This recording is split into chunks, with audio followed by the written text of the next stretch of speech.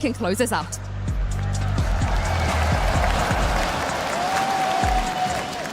We're going to see how this first map all shakes out. Time's already ticking. These players are eager to get back into the fight between each other. Fnatic and PRX. What an end to that half, though, for PRX. I mean, if there was any team with momentum here, it would be them. Take a look at the Coinbase Econ report and see if you can pick out a player for PRX that would be looking to try to invest heavily in the defense half. This is not a map that you expect them to be going too much towards the operator. You know, they eliminated Ascent, for example, which is where something's going to be going heavy with that. But here, it's more to do with them playing as a pack, playing as a death ball. And I think Jing and Devi have been great at being able to set up those tip of the spear moments with Forsaken either coming in behind or setting up lurks. And they've just all had phenomenal impact so far. Really feels like they've settled into the rhythm of this map. Yeah. I was worried at the beginning, Josh. Can't lie. Yeah, I mean, I think, listen, they're a great team. They've got deep in a lot of tournaments, but winning has eluded them. And you gotta hope that they don't choke another, I think. Yeah. At the moment, though, set up in a great position on a map they should have been favored on. Running around occurring. PRX are stacking A towards the 4 players. Early setup. Creeping and crawling forwards. Chronicle has to be the player to receive. It's an off angle for him. Damage! Done and more! Chronicle and Alpha, I mean, they just put those players in their backpack. Toxins going up. Something's going to try to recover this one. Actually might have caught a timing. Back around the backs, but scurried away. Chronicle and Alpha live to fight another day. Alpha even going re-exploring. Yeah, he's going to have to take down Flight. It's not clean. Any stretch of imagination. Something dropped down to 10 health as a result of it. Scanning ahead. All needs to be broken now. Clearing the way. That doesn't clear most of it, though. This is an impossible scenario for Fnatic. A pistol round in their sights. Already control. Tripled up. In through the back of the site. Main is theirs from Kron. Last player standing. Lurking into the fray. Patman is the last one left now to stand against this. What can he really do? The rookie. Not a lot. Revealed up. It's a classic right click, simple enough. So both pistols in this map going the way of Fnatic, but really very few rifle rounds. I mean, one, if you could even call the bonus round that in the first half, going the way of the EMEA team. Did I kill you? So we'll see if that trend continues. Fnatic got a great start out, and they just couldn't convert any further. But PRX, that same gap that Fnatic were trying to exploit in the first half, like sending flanks, pushing mid, that gap does still exist here on their defense side, that lack of information. For example, in this round, how open market is. Deep control, PRX. Just disrespected them, really. Flushing a nade, trying to earn up some ults. The slower that Fnatic play, the more that PRX are going to be worried about those gaps. And it means that PRX themselves have to be pretty proactive in the defense. If you play against PRX and you just hit sites over and over, you make their job very easy here. Because they don't have to worry about the lurk, they can just play for the retake. But when you play slow, the way that Boaster calls, there's going to be worries in the back of Forsaken's mind. And they'll have to take timings like this to re-clear mid and then spread back out. Deploying drone. One of that 3-2-1 swing. But I'm getting maybe there, at least for the due diligence. Clearing out the way. This is PRX looking to try and flood their way back in. They've only got pistols. Trying to make the most of it right now, but again, bodies topple and fall. Complete collapse onto the site. Patman. Yeah, not live for much longer. 2 now. And this half here for Fnatic, looking to see if they can convert this bonus. It's going to be a healthy one. And PRX are going to play to try to flood. They love playing quickly. As you put the spike down, they're going to be running back into sight, trying to deny you.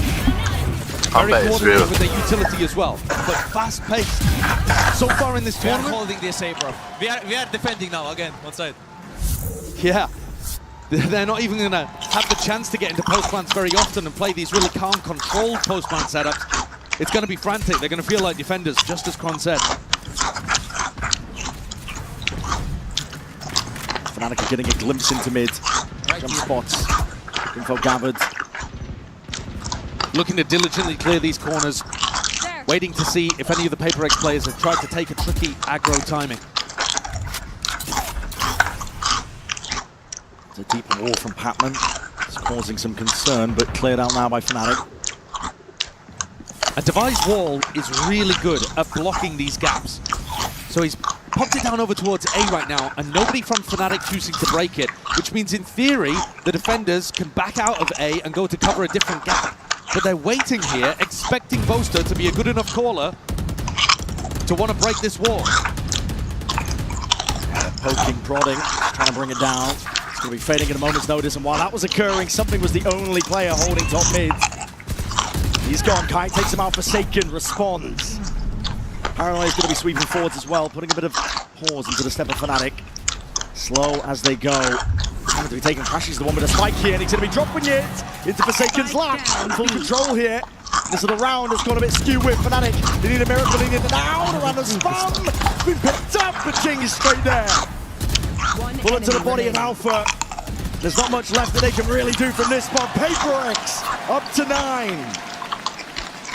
And Forsaken does such a great job holding market, forcing Fnatic to pay for every inch they take in blood. Even though something falls, Forsaken is not willing to give this up. Even with a drone in his face, he chooses to challenge, to fight. One enemy remaining. And then catches even a timing on Don't mess with me, crashes. bro! Don't mess with me, okay? And that kind of conditioning is going to cause Fnatic to use more utility, be more cautious, always doubling up. Forsaken steps forward again. Oh, he's been caught on the other side of the wall. Yep. Going to be dropping down in front of him, and Alpha just drops him in instead. That's rough. He was trying to break the cam there and still get back into market in time. That's a fumble. Too dark to clear this way. Ball's going to be pumped up. We can expect it to still be slow and steady by Fnatic. And this time PRX do what I was talking about, where they wall up and leave. But they're pushing the other side of the map, getting Patman in a pretty deep inserted position in B. It's looking like a B split. Boaster has that B main control for him. A very important fight going to be occurring on both sides. Here's something. Just drifts right into the crosshair place. Jing! Like a rocket man, but the bodies are toppled anyway. Fnatic find the advantage on the edge. Just left to Patman. Scrambling, running right into the sights. Chronicle.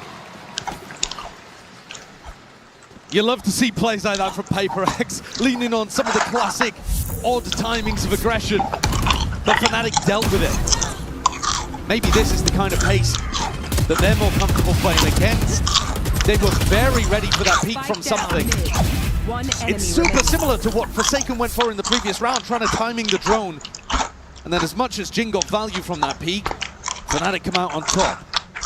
Another good start to a half. But that didn't stop PRX from coming back and getting 8 in a row.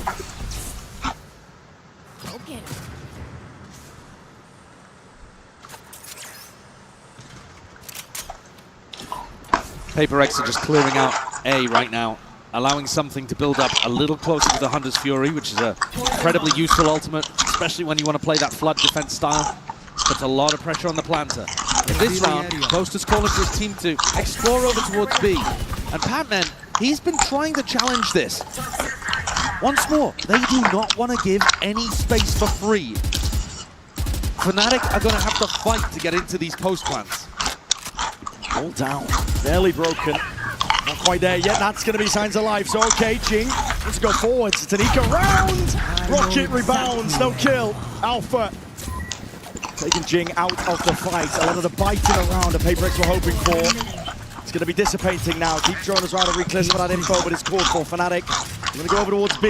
Forsaken and Patman. The only defenders, the only players to try and put a stop to it.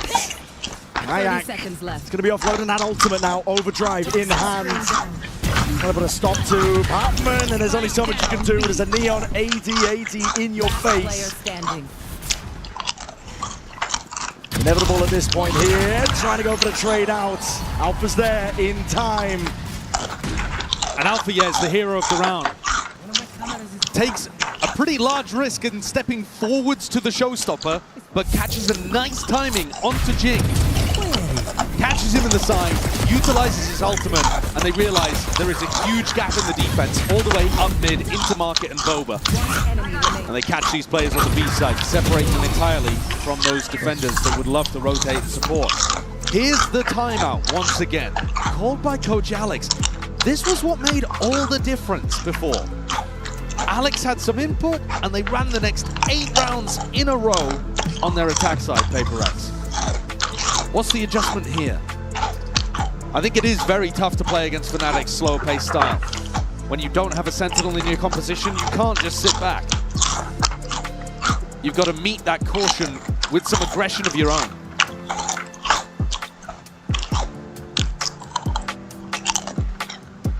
To some degree, I think PRX today need to be playing fast and cocky, yeah, but they also need to be playing smart. They need these adjustments coming through from Alex to be able to tell them the right times to go aggro, the right ways in which to play the retake. We can see from the money situation, Devi opting into the operator, might still stick towards it. This goes here. Change his mind, but maybe a central piece to try and hold together this defense. And I think the interesting component of that too is he's the Sage, and the wall is also an essential component of their mid-rounding defense and their info game. So is he going to play for the wall early and then in the mid-round get posted up with the op, or does he try to take early angles and ignore the fact that his wall could be finding them good value in the mid? Wall in his face for now. We find towards the top. Sakam taken out, and a double phase! Destroyed! Oh my, obliterated! And so now you've got no op, no wall, no res. One of your most important players hits the deck so early. PRX are left wandering out into the open, but Alpha. Good pick. Best that they could potentially find. He might have even seen 2 on the minimap there as he died, because it looked like something and Pac-Man were doubled up. So PRX have brought it even, 4 versus 4 now, and another 3-2-1 into the space! Kayak! That's disgusting work. Beautiful. The neon movement as well, to just glide away from the trade. He's sharp, confident, and starting this hit into the B site. Yeah, PRX, I mean, they don't even have the tools, the funds here to contest, frankly. They've scrambled away. Might look to try and save some of the guns. Operator perhaps, but they're drifting in like they want to try and take a chunk out of Fnatic. They've got 4 players that aren't going to be able to buy in the next round. Unwise. I think they've realized it. One of the players could go for something. If they found a lurk, if they found a pick. But Pac-Man, he picks up the operator and they just play for it into the next round. 2 opportunities for PRX to be trying to find an early pick through mid. One with the op and one with the double face, and both dismantled. Really sharp shooting here from Fnatic. I'm going to be drawing it level with that one. 9-9 for Fnatic. That experience, that grit. You talk about drawing in, though. Look at the net drawing in on these players trying to save. They got to save them. Forsaken steadily being overwhelmed at this point. Like this Gaps, they're going to try and run him down to the final moments. No respite. No saving. No consolation prizes. And yeah, no money. Like you said, Josh, this is now a dire circumstance. God, what a shot. That's beautiful. Barely sees a glimmer. Healer kill. And then the Kayak 1v2 afterwards is spectacular as well. Something doesn't get much of a chance there. I helped you, bro. Standing ahead. PRX are willing to take the risks on rounds like this, and it's Forsaken who goes straight down with the... Already the deep TP, but he's surrounded potentially there, and it's just offset immediately. Pac-Man going down. Clears up a series of unknowns. Fnatic can start to slowly get a grip on what's going on. They Viper walled for mid, so the Forsaken could push, but that meant that Pac-Man didn't have his own Viper wall in B main that he's been playing around. Forsaken still stanced up, but okay, can't avoid that one. Kayak is sharp right now. Fnatic are doing a great job of dealing with all of this defensive pressure, and like I've been saying over and over again, PRX have to do this. It might look like PRX are just kind of walking into their demise, but their composition relies on them getting active on defense. They can't just sit back. And Fnatic are not giving them an easy game here. They are not hitting sights and execing until the very final moments. And by that point, PRX have already given them a pick. Find that even pressure across the board. Something re-exploring. To head ripped off, but immediately again the answer back's 30 there. seconds Market left. is open and accessed here for Fnatic. Something's being squeezed. You know where both of these players are, though. Boaster's just calling the full rotate over towards A. Something got a kill. Divide threw out a slow orb. Divide even getting picked over towards Boba. And they've got a great idea of where something is. Yeah, and time It's a whittled down. 4v1. 10 seconds left. No real opportunity here for something. Maybe feeling like he has to do it all. Spike planted. So I planted on A. This is a dire circumstance for PRX. Forsaken only has 800 credits too. So this is just a slam dunk save. Something's entirely on the wrong side of the map with no information, and I don't think he's going to keep a weapon. Alpha spins 90 degrees, decapitates something. Fnatic take the lead back. It's been a while since we were able to say that. Yeah, that string and run of rounds that PRX earned in that first half. Offset now, Fnatic. There is no denying that resilience. They've showed it all tournament long. One enemy remaining. There's only a few teams in the history of VCT that have completed a lower bracket run. They would love to add their name to that list. One of those legendary lower bracket runs, FPX at Masters Copenhagen denying PRX the trophy when PRX came through that upper bracket. The first time that PRX ever had a chance at a trophy. Another slow beginning from Fnatic, never allowing PRX an easy round.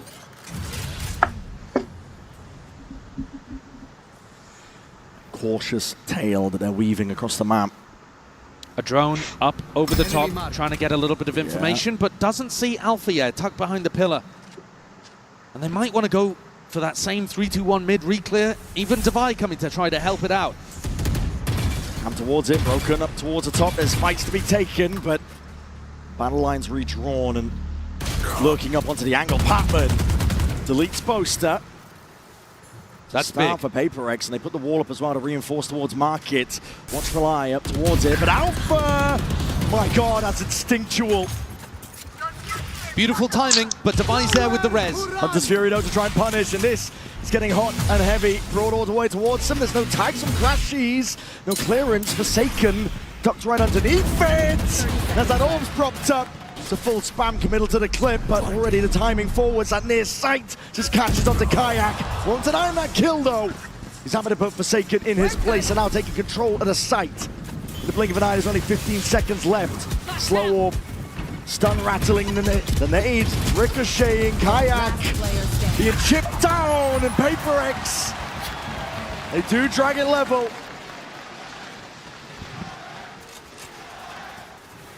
So tough for Fnatic to be able to get this fight down in that situation. Not only was the time against them, but something still had the Hunter's Fury in the back pocket too. Boaster going for the fake there and just completely whiffing the teleport. Mechanical error. Seen a couple of them today from a few players. Enemy remaining. I think that showcases the nerves that can hit even the most experienced people when it comes to the grand finals. The game level though, and PRX with a really critical one to win in that prior. They still have massive ultimates that if they can run the time down are going to be super important. That shock dart is supposed to break a trip. And the lineup just off. Rattling. Handshake with the bullets. Forsaken. Forced to respect it when the Viper orbs up. Drop down with a double face through the box. No damage done. Forsaken though is always going to be re-challenging. He's super aggressive. Trying to take that fight, and he has put the rookie in his place. Kayak. There's no more. Chronicle going for a little bit more. Again, these smokes causing issues. Forsaken just cannot be dug out of these spots. He was doing the same thing over towards Market to win PRX around previously. Look how much Fnatic are struggling to be able to even get information over here. They're droning in towards B, trying to pull defensive rotates. Boaster might be the playmaker up mid. Yeah. But Forsaken is here again. Moved in, drops down though. Whiffy! It is Whiffy. No control over the rifle in that 30 spot. seconds Something left. puts a stop to it in a 3v5 scenario. Fnatic still looking to see if they can test towards that A side. Jing propped up. Missed the timing onto the cross. Barely alive there. Just threaded back and forth with the bullets. Fnatic have access towards it, but Hunter's Fury is let loose to try and deny the plans. It's giving them hot feet. Crashes up for mid, but there's the connection they were looking for. And PRX take back control of momentum of this map. Two crucially important rounds here towards the tail end, where it looked like Fnatic had properly clawed their way back in, and I think so much of it is down to Forsaken. The space on the map that Fnatic want to try to take, it's impossible. Forsaken is everywhere. Enemy remaining. He should be respecting utility. Most players would. They wouldn't be willing to take this level of risk, but Forsaken is, and he's constantly re-challenging, trying to get back on the angle, playing on the very edge of the risk that he can take, but not getting punished for it. And he's just making all of this map control feel impossible for Boaster's calling. That's why Boaster had to make that play up mid in the prior. Once again, it is only Forsaken defending this spot over towards A. And yet they'll have a hard task going through him. He's not keen to give it up. They do have a camera that they can pop. They should be able to get a tag and push him off potentially. Scanning ahead. Yuto's going to be sent flying forwards though to TP. Evacuation back to the side, Paranoia. And the dart up and over towards the top as a smoke to play in. Forsaken, he's safe for now! Responds to the rocket! Forsaken! Just sidestepping all of them. Deploying drone. Enemy mark. Reinforcements have arrived. PRX trying to hotly contest most of this space here, but they have given up all of B in the process, and now a mad scurry and a dash. Fnatic making moves over towards the opposite side. They've got enough time. You can see PRX doing a re-clear at the moment, and that has informed this rotate for Forsaken. He gets down in the anchor spot again. He is everywhere. He is everything. And Fnatic look like they've given up on this one. Yeah. I mean, is Boaster waiting to maybe teleport in if Crashies had managed to open up the site? This just looks like a pure save. No time left. It's whittled down. And PRX. Look at the impact, Brent, again that Forsaken had here. He was impossible to get through. They had to use a cam, a recon, huge amounts of info. The Neon ultimate as well to push him back. And all that happened was he teleported back and played inside of his own smoke. Used the Paranoia, got 2 kills, and then teleported to the other side and made them save through sheer aura. The anchor play is phenomenal from this guy so far. Insane confidence. And all the smiles. A little bit concerning. I was saying, perhaps Fnatic are the villains to PRX's protagonist anime arc, and yet, with that chuckle, maybe Batman's the villain in disguise. The Riddler's in the building. The Joker, take your pick. Forsaken, though, has just been storming up the scoreboard in these last few rounds. Kayak and Alpha Year were doing huge work for Fnatic on that run in the 3rd quarter. And now that we're getting towards the end of the game, PRX up towards map point. It really has felt like the final boss is Forsaken to get through. This player that plays everything for PRX. The glue guy, the leader, stepped up as a caller. The evolution of Forsaken has been remarkable to watch. When they were first stepping onto the global scene and contesting for trophies, he was a bit of a W Gaming duelist player. Kind of crazy, chaotic. Won them rounds for sure, but also lost them quite a few. And now he is pretty rock solid. It's difficult to watch him put a foot wrong. 1 round away from that first stepping stone the PRX are looking for. Deep hold again. This is aggression though by Fnatic. Hold up. Bit of spam into the box. Instantly calling for the retreat. Looking to try to put the pressure on early, maybe anticipating that that's where Forsaken was going to be playing. And the cam up above the pit, not going to spot Pac-Man. Remy's timing something. He's going to be handed that surely. A fight to be taken. A lot of damage on the Crashies. The stun ricochets perfectly in place. The divide topples. Something trying to fill up those gaps though. Straight from behind, Spike dropped down. Smoke up, Bakai's ahead of it. It's all down to something in that 1v2. He knows the Boaster's going to play for the ultimate. He knows that he doesn't need to defend the spike. And so something's now found a much earlier timing into market. Head of it now. Here's the plan. This is the best timing for it. He can isolate a fight. 1v1 Alpha! Safe pair of hands. He saves Fnatic. That could have been an unreal play from something. He's been struggling to hold on to these gaps in the map. He's got a really difficult job trying to hold on to mid. And here Divide gets overwhelmed by his stun, and something caught up. Has to turn, pivot in a moment and catch his Chronicle. Almost made the magic happen. But still Fnatic, with that grit, pushes to the final round of regulation. Can they give overtime in map 1? Paranoia forwards already. PRX. Very fast play indeed. That's it. And the Warlock. None. The bloody Razor. It's a bloodbath in towards the bottom section. And Palmer now looking to try and put a stop to any of it. No more funny business. PRX. They want this first stepping stone and they want it bad. The perfect time to pull out a set play like that. Leaves Chronicle and Crashies in a tough 2v4. Boxed in on sight. PRX, this first map feels just an inch away. Viper's Pit offloaded. A blight onto the site that's given them that safety net. Fnatic trying to play through, but immediately it falls. And PRX take out #1.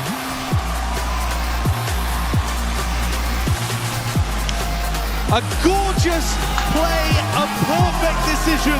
The tactic, immaculate at the end. Alpha left wondering what the hell happened and where he was being shot from. That map was favored to PRX, but they ended it with style. Big step in the way. GB and the analyst desk, of course, breaking it all down. You don't want to go anywhere.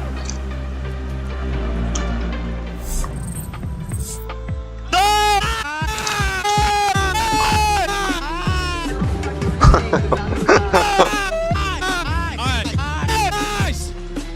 Let's go, boys. Good job.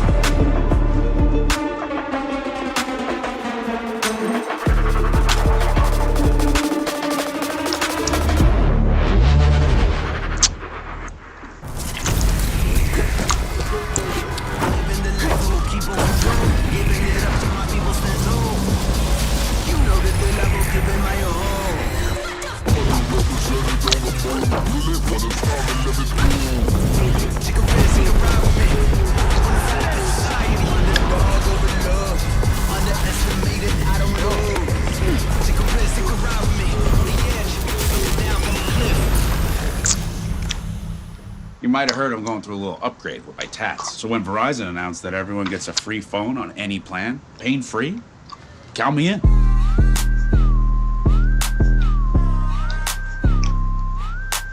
Try and beat it. I'll give you a sec.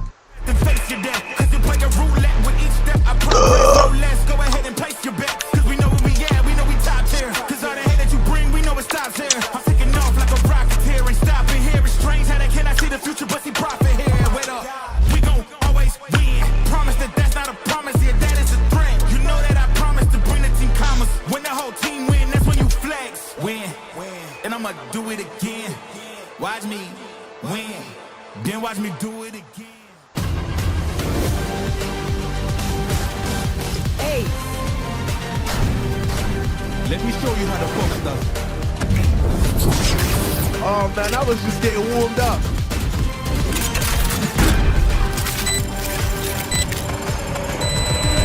spike defused.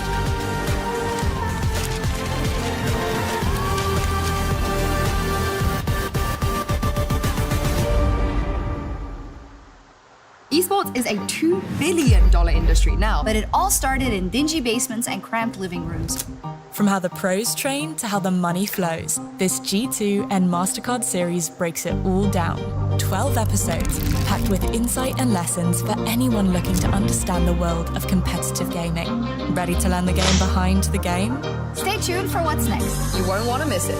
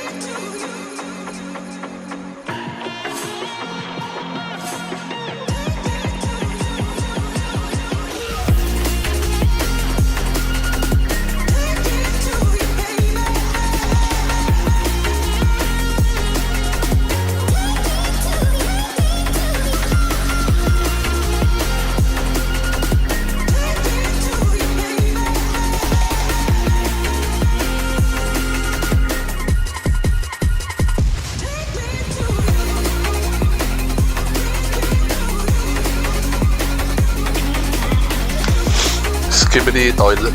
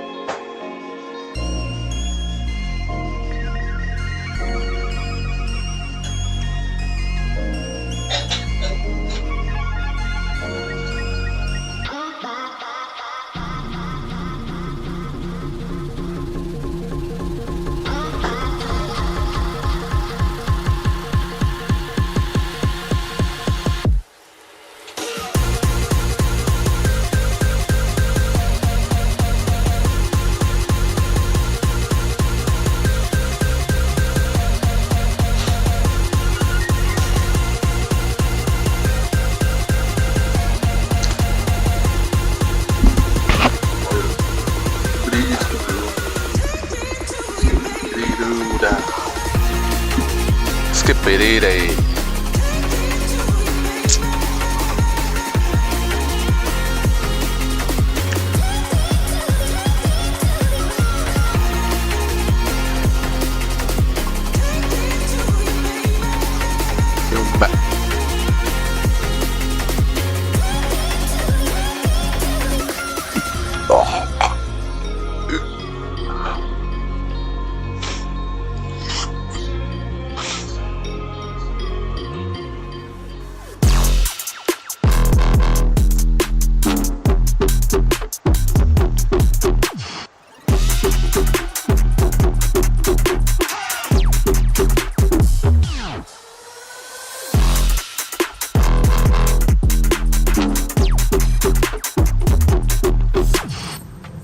What a way to kick off this grand finals. I'm now joined by PRX's head coach, Alex. That last round has got to be one of the most outrageous things we've ever seen on a stage. Was that you during the timeout? Was that Divide, JJ? Where did that come from? It's definitely not me. We had it in our bag a long time, but we were running out of timeouts already. It was, I think, Tsing. I think it's his favorite move. So haven't shown it. Finally, it's out. I can't wait to see more of that. Good luck. And we loved it. What a way to wrap up that first map. And he ended up getting PRX winning, and that almost went to overtime. Fnatic made that sunset quite challenging, but that of course brings us to our HyperX Reflex moment of the day, because it's got to go to Forsaken. And he's giving the credit to Jing for bringing that game back, but I think you have to give a lot of it to Forsaken. This guy who's stepped up much more as a leader coming into this event on this entire run. And despite him saying that, hey, I'm IGLing now, I'm not shooting as well as I used to, he's still putting up numbers in the server. This round was incredible, and his impact in that second half too was just out of this world. Forsaken is just defined by the impact. You might look at the statistics, and like you said, maybe it's not as much as the golden days, but now the kills he gets are so important. Like a 3v5, I thought it was over, but you can never count PRX out. That's right. And also, Mel's on the desk, everyone. Give it up for Mel. She's here with us here to talk about the game for a little while. But yeah, let's continue this conversation here, because it really did, Mel, feel like Fnatic at the start of that game were in the driver's seat. 4 rounds straight, you get the timeout, and then from there you started to see PRX gain that confidence and come back into the game. Yeah, this game felt like the definition of streaky and momentum. We saw PRX, they were down 0-4, and then boom, they collect 8 rounds back to back, but then they swap sides, and then it's Fnatic that ends up taking the lead. And in this first half, PRX, I think some of the lack of experience playing on this map for Fnatic show. They've only played it twice in officials this year, lost both times. So what PRX does a lot is they love working into mid, trying to fight up, and then split one of these sites, stage walling the other side. And that's so tough for anchor players to deal with when you're trying to fight into main. And then 3 players are splitting through mid, isolating you there. And then the rest of the team is going to be completely cut off by that wall. And they were so successful with those rounds on attack. Yeah, being an anchor, you already have to hold several choke points, and you add that third when the other team is abusing mid control. And I want to say at the bottom there it said off guard, and the thing is, we talk about their attack, it is so off guard and surprising, but on defense we saw the craziest combination of util to get, I think was it Jing up on that sage wall at the end through the window. So I have cool. Never seen that. Yeah, that was cool. And like Alex said, it's out there now. Everyone's seeing it now. All right, well, let's go ahead and jump over to the coach of Fnatic to get his thoughts as we get ready for map 2. I'm now joined by Coach Milan from Fnatic. Now, you know how good Forsaken is. We know as well. How do you deal with him for the rest of the series? I mean, you just gotta keep an eye on him, you know, see what he's doing. They're always in your face. They love to get in your face, get aggressive. And I think if we take it easy, allow them, like absorb their aggressiveness, we'll be fine. Well, I hope that game plan works out. Thank you very much. All right, well, there you see map 2 coming up next. It's going to be Icebox here, picked by Fnatic. And this is one of those maps, Mel, where it is statistically looking good for the boys in black and orange. Can they pull through, though, is the question. It is Fnatic's map pick first in this series, and it has been really dominant for them. They've had great wins on it where the other team barely even accrues like 4 or 5 rounds. And they just run a super standard comp, and they play the map in a way that really sets up their play styles well on the team. They have Alpha here on the lurk. Notably with an Outlaw, they have a great jet player in Kayak who really popped off the last time we saw him. This map is going to highlight the difference between how these two teams want to play defense. PRX is a team that loves playing flood retake, heavy fighting onto sites, putting tons of util into their anchors. Whereas Fnatic, when they're playing the Sage comp, you're almost always going to see them back up, play these set retakes with the wall that they're super highly successful for. So I think a lot of this game is going to come down to PRX in their post plans, how much space they can take to deny those strong Fnatic retakes. And when you say that, I mean, obviously, are we going to see something taking those aggro fights? But notably, Jing on the Omen, the difference between these two comps is the Sage passivity and the Omen aggression. And I'm going to be looking at Jing, seeing where he's playing in those post plans and what fights he's taking. How does that Omen really shift the game, right? Because the smokes are very different than just a solo Viper comp. It really opens up everyone to take fights, because when you have that second controller, now the Viper's like, okay, they don't really need my wall for the post plant too much, because if I go down, then the Omen can smoke. And that works both ways, right? If the Omen goes down, the Viper can play the wall. So it opens up actually everyone to make all these aggressive fights, which is just so good for the PRX style. And it's also Jing playing it, so you know he's going to be a guy who's going for those individual plays as well. It gives some of that kind of opportunity to double TP and go for your own stuff with the paranoia too, outside of just the strength the agent brings. All right, well, Mel, thank you so much for joining us here. But for now, let's send it back over to your casters and see if Fnatic can come back into this one and tie the series 1-1. Back over to you, Brennan Sideshow. We're about to find out here on Icebox. It's territory here for Fnatic. You can think about it in a certain sense like that. It is a best of 5, and the double map ban advantage is on the side of PRX, but they're not done yet. They've shown that resilience, that grit. They've dug deep this entire event to make it here to this point right now.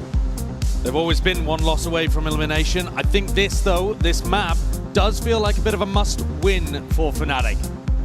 The one after this, Pearl, which is Fnatic's permaban, is where PRX are taking us. So Fnatic have got to get out to a good start here and equalize the series if they want a serious chance of picking up another one of those trophies.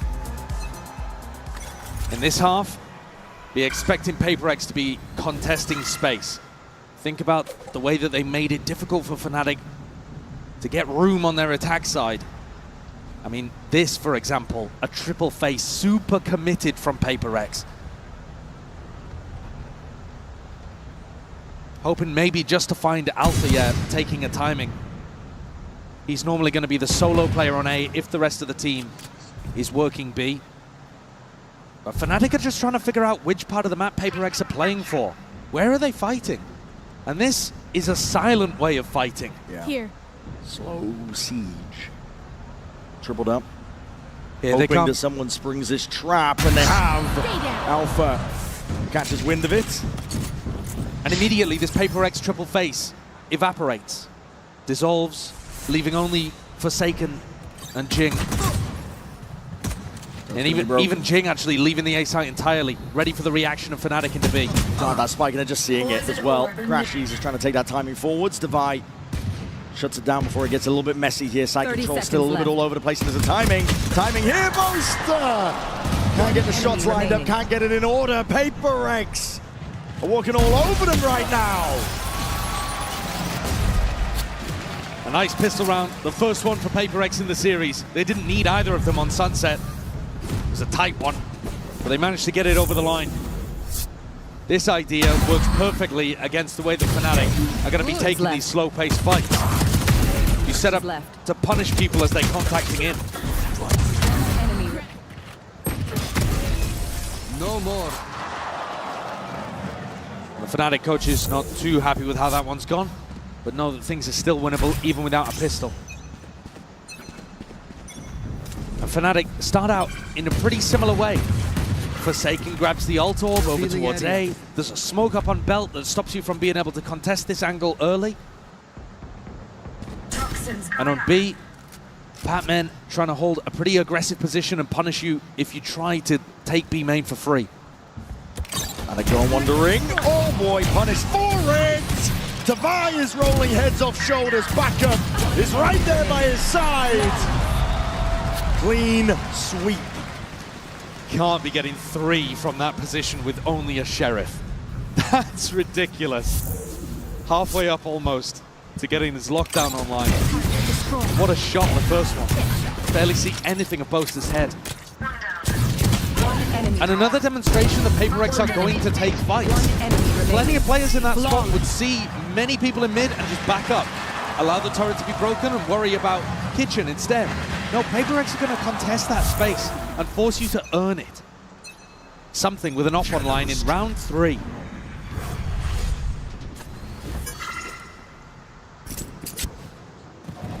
Something walking up with the op in round 3. Want to be held here off angle. Could be shots rattled, and yeah, one to the dome. Something is the one. Dropped in his place. Boaster calling for a pause on the rest of the troops. No more exploration. It's a massively important kill, but Boaster's got to know that there's another player behind that. Deploying drone. Drone being used by Fnatic. Clears out a lot of the site. Jing, though, is laying in wait. Time to strike might be nigh. There's a wall up onto the one side, a bit slow, rattled. Walls up though, time to fight! They're just trying to tip-tap, Guardian in hand.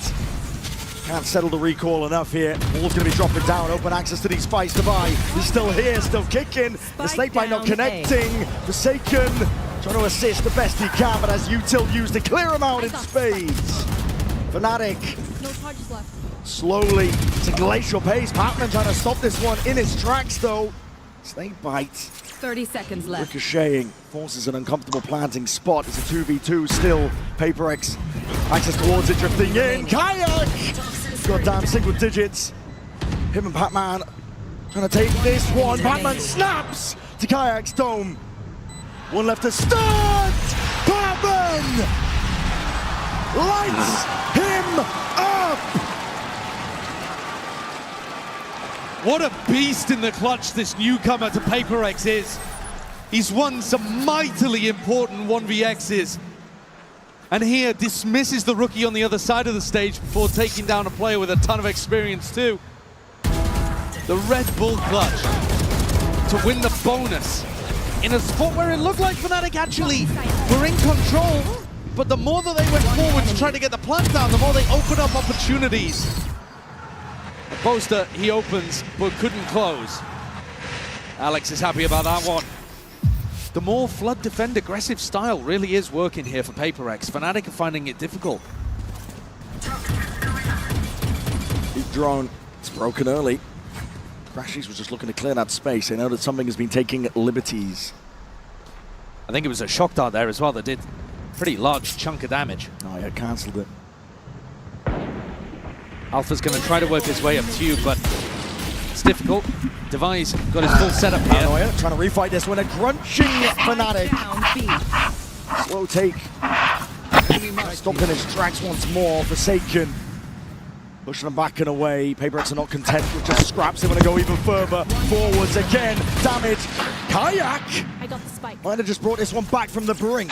His weapons abound, but 8 HP to do it all. And Defy not eager to lose that chance. Another spot where Kayak probably isn't anticipating Device swinging. And most people are going to play a 2v1, a lot more cautious than that.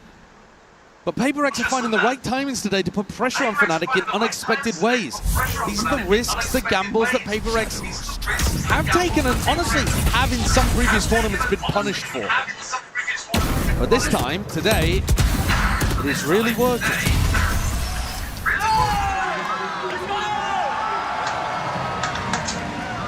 Fnatic's coach is already deciding to take a tactical timeout. We are seeing these really early on in the halves.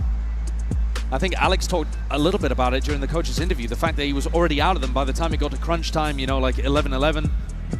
kind of stuff at the end of Sunset. The pressure hitting early on.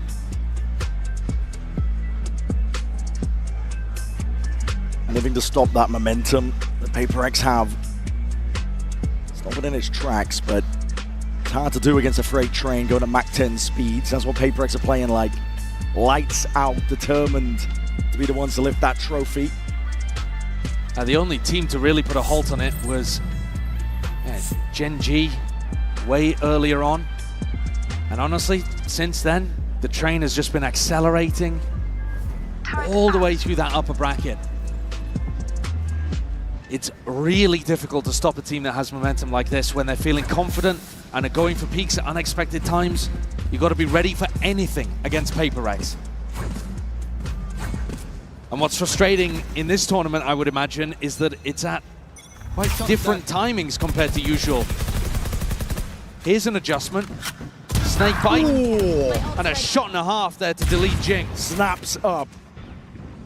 Jing is gone. So they've denied Forsaken getting that Hunter's Fury online and found themselves in a 5v4. Couldn't ask for a better beginning for Fnatic. Push, that's a cheeky one, Patman. I don't want to overstay yourself though. Drones forward, something's going for another bite of the apple! And he evens the score. I don't think that's too bad though for Fnatic. They do still have a res to be able to work around with. They're droning. Boaster's taking a little bit of space in mid. This is a risk. Yeah, and he's pre-aiming the wrong spot here. Just spotted it. Something seen it. Out through the shoulder, dart against it.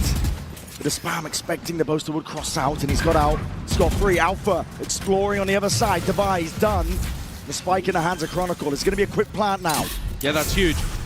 Fnatic were anticipating that PRX would be denying the res, and so B would be more open. Instead, Devi was holding it and got deleted. Still a player advantage for Fnatic in the post plant. An ADS stop, Alpha yet. Top form. Really trying to drag that first round on the board here for Fnatic. Brute force and mechanics.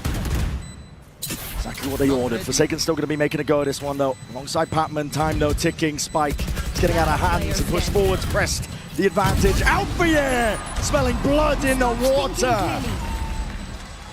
If he gets online, could be a very different game. I mean, he still played fantastically in the first map, don't get me wrong. But we've seen matches that Fnatic have been playing, honestly, not just at this tournament, but at the end of stage 1 too, where he just took over. In my opinion, probably front runner for MVP at this point, Alpha yeah, but competing alongside Jing, maybe even Forsaken for that kind of title. They'll need him though. PRX still up 4-1. Few ults online, Fnatic. Another bit of util, gotta respect that. Yeah, that constant conditioning of taking the ult orb early is just forcing some level of utility to be used for Fnatic. This round, they decide not to use a snake bite, but have to use a slow orb instead. Patman, here's a drone. Side steps out of it, looking to take a timing rather than breaking it. Yeah, he wants to play this aggressive. Again, think about the way that Forsaken, for example, was playing on Sunset. You want to force Fnatic to earn every inch. All up, all down. Boaster sees an advantage and a spot to try and play in, but the first shot just missed. On either side here, smoke up in your face. And PRX re-exploring. A completely empty here, Brent. PRX have got the right read to play it for retake. Down through mid as a dash active. Kag wants to try and go with it. Updraft over towards it. Alpha, my God, tapping away and snap into the domes of any adversary. It's remarkable the consistency that he's got. Had to deal there with a player in a pretty unexpected position at bottom tube. Forced a 1v1 and came out the better end of it. Something's in a fairly unwinnable position, and again, Alpha yeah goes hunting at the end. He is thirsty. Got his lockdown online. Soverall as well on both sides to try to deal with it, so the Killjoys are not in a perfect position to be able to get value out of their ults. But this has knocked PRX's economy back after just 2 rounds. And the plays that they're going for, getting shut down. This one, not necessarily set up, but a pretty reasonable timing for Devi to go for. Trying to take an unexpected peek, knowing that was probably a 1v1. but just gets sat in his place by the Turkish aim god.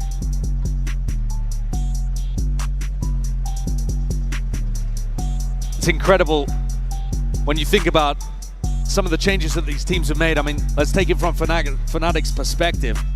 Trying for another trophy without Leo and Durka, which I think people would have talked about them being absolutely fundamental parts of the reason that Fnatic were able to go back-to-back in 2023. But still able to rely on pillars of the team like Alpha and Boaster's Calling, Chronicle 2.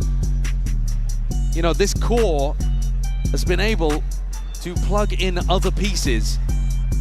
A rookie of Kayak, a player looking for redemption like Crashies, and still have a chance, another chance at glory. A testament, I think, to the quality of the core on Fnatic.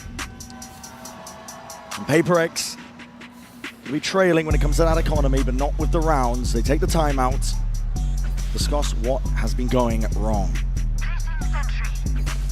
And I think, really, the type of fights that they've been going for, there's still a decent chance of success in these spots. But it's about getting Fnatic in situations and timings that they're not quite anticipating. Well, quick dash though, this is Fnatic. Way faster. Way faster. No one from PRX to really receive. They might be able to get a few pot shots in potentially. Swinging wide as I say that, Devi. Around the corner already, but he's looking for that open sideline. Not going to be given too much. Just spots the one, even that repeat. Rattling shots off. Updraft now, knives in hand. Something we're going to clear the way and cleave a path to victory. Kayak gone. Cut out the picture now. Swarms. The nano swarms themselves locked down, even being committed. PRX are using this ult on ults. They realize it's winnable. Up towards the top though. Boaster needs to be managed. Bullet to the side. Sheriff's there, and he needs to try and break this one. No, Bullet surely is just there. And one detainment on it. Something sticking. Ult just yanked out of the back pockets. Anything to secure this round for Fnatic now. And they need it. Something trying to play his life to the final moments. The right click to no avail. And a round win for Fnatic, though a costly one on an anti-eco. Having to use some pretty large ultimates there. But a lockdown utilized on both sides. Definitely felt winnable when something came in over the top. I can understand why PRX would want to send it. They did, in fact, manage to break the lockdown coming through from Alpha. Enemy remaining. Unfortunately, weaponry just not quite good enough and not enough people caught in Devi's lockdown. This round, though, Forsaken, the end result of all of that, has that ult to empower the rest of his team to flood defend, and something with an op. Deep push by Jing as well. His op was amazing earlier on in the tournament. We got to see him pull it out on Ascent, and he was working magic with it. I have the spike. I get his chance again, but hard to tell where Fnatic are looking to lead and end. They're throwing down a slow orb over towards A, making it feel perhaps like they're taking early A control, and then Boaster leading them back towards B with three, sorry. Making sure that they're grouped up, able to trade out Patman if he goes for something wild. Spotting Alpha. Just him even going for a bit of a fight towards Taken. I mean, he's lucky to be alive there. That's so bold. Top it up onto the box. And the read is only coming in just now. PRX realizing potentially a little bit late. Scattered bodies, but are going to hit the wall now. Realize that they've missed their mark, potentially. Snap towards the top. Patman's still alive here. Something from the side. And Alpha wants to try and slink in himself. There's 28 seconds left, and they're getting cold feet. They're going to go towards A. It's all on Alpha. Alpha's found a beautiful timing here. Might be able to catch something in the back, and he's already calling for Boaster to make the rotate around. Absolutely, and he bides his time perfectly. Just deleting adversaries now. There's 14 seconds left. You've got to get a move on. He's going to be able to get spiked down here, though, Boaster. It's going forwards as a TP back behind as well, obfuscating the intent. Jing can really just put a stop to all of this right now, but Alpha is through mid, traded out, cleaned up. One left onto the site. Boaster is to try and put a stop to it, and the reflank as well occurring. Crashies drifting all the way in, and backs towards him. They are none the wiser as I say that. Device shut me up. And it's left down to Boaster, being squeezed onto the site. Devi and Jing tightening the net, spamming away, and they find their mark. What awareness there from Divide towards the end. Crashy's knife out, trying to find the timing, almost perfect. And Divide just thinks to check behind for a moment towards screens. They haven't seen the Sova in a while. Look at that play though from Patman. Working his way forwards again, aggressively challenging as the plank goes down. Always forcing Fnatic to work for it. And inside the pit, great coordination from Divide. And Forsaken, I think it was towards the end. Just closing the net.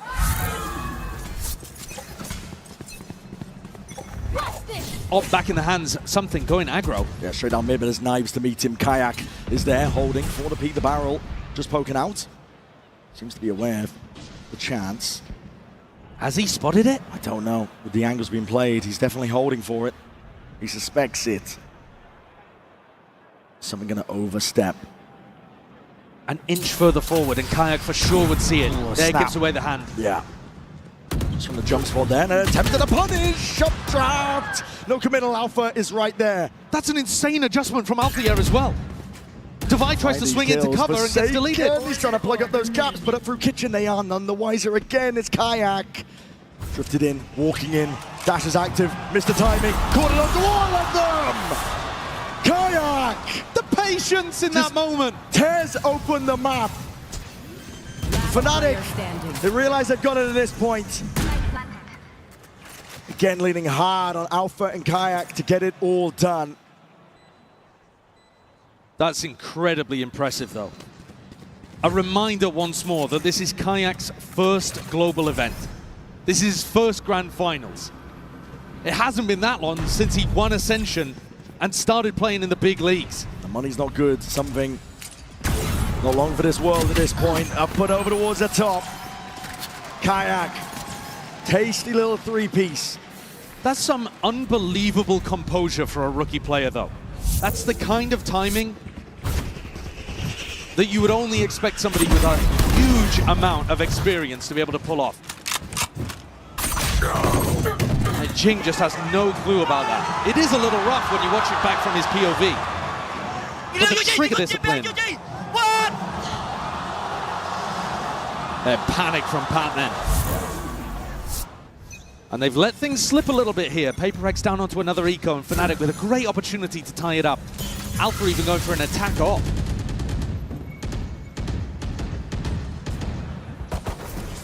You know that in these kind of rounds, PRX are going to be trying to challenge you. Trying to bait out that aggression from the defenders and punish is all about what Fnatic are going for here today.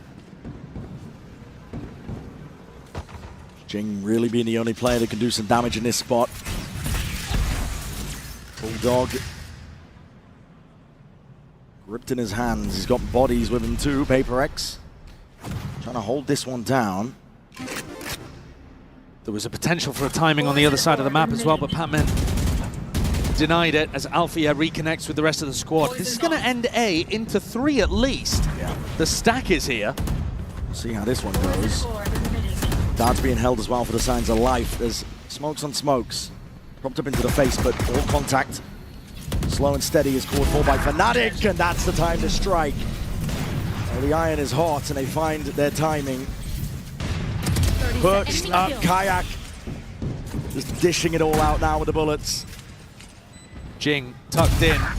Patman deleted on the flank. There's not much that Jing can really do from this spot. I mean, surely, yeah, just a bulldog. Can't quite get it under control, and Kayak is the one online now. Take a look at this player. You said it, Josh. You would not expect this guy to be a rookie on this stage. But Icebox is his playground. It has been all tournament long. Now you look at the two players that have been at the top of the scoreboard for Fnatic today. It's the same in map 1 and map 2. Alpha and Kayak finding their opportunities to be the playmakers as well. Opening up these rounds. From the entry and from the lurk. A reminder that Alfia brought an attack off into the previous round and he still got it here. So looking to try to shut down something if he was playing on A Rafters. A pacey opening as well though. Taking this exec space quickly. Trying to punish Divide, for example, if he was going to be playing for the Orb, or Patman as well. Jing has been prone for a little TP play or two. Alpha, slow as you go. Big boomstick in his hands. He's been lights out.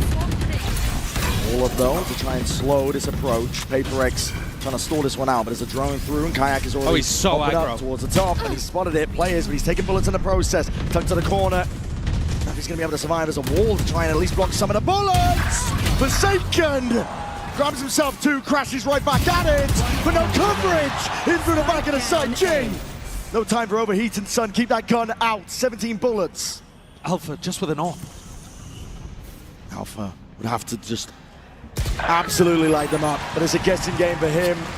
PRX at least keep hold of this lead that they've had, at least for most of this map. These are the timings I'm talking about though, Brent. You watch Crashy's POV here towards the replay. He throws out a recon dart, which means that Chronicles alone get in the plant. He does an amazing job of picking up Divine and Forsaken, but he then thinks he has a timing to send utility, and he's not ready for Jing's fight. PRX take timings that are just slightly off, and they do catch teams napping. This is gonna be fun. Can Fnatic tie things up at 6-6, or are PRX going to have the lead off the back of winning that pistol early? Omp v Omp. Kayak. Jones going to be spotting it. Clears something off the line. Patman. Looking to clear, but yeah, reposted back up. What a read by Fnatic. Now that is gorgeous. Hunter's Fury pulled out. Jing, he's in their spawn. He's already taken out Alpha yet. This is PRX offloading everything at their disposal now. Locked down, drop down. But a plant down without any problems. Fnatic going to be retreating. Crashes in a prime spot. In theory, Chronicle could actually go for this res in mid. Smokes up in their face. Kayak barely forwards there. Divide, will he look to the side? There's a res in mid. Bringing these players back, but the Paranoia is already sweeping forwards. PRX, they take that timing and they take it themselves. Striking straight at them. And Fnatic have to rely all on Crash. She's up from the high ground, half on the defuse. Forsaken, surely he's earned this now, but he's in that 1v2. And Crashies dominates from the high ground. Crashy, so much experience in these big moments. The last hope for North America in this tournament, and he comes through huge for Fnatic there with his positioning on site. PRX knew that the rest of the players from Fnatic were stuck in mid, and he had to do everything from that high ground angle.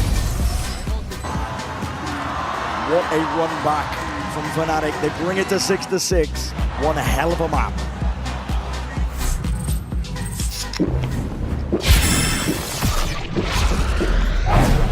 Red Bull gives you wings. An update is required. Financial system updating.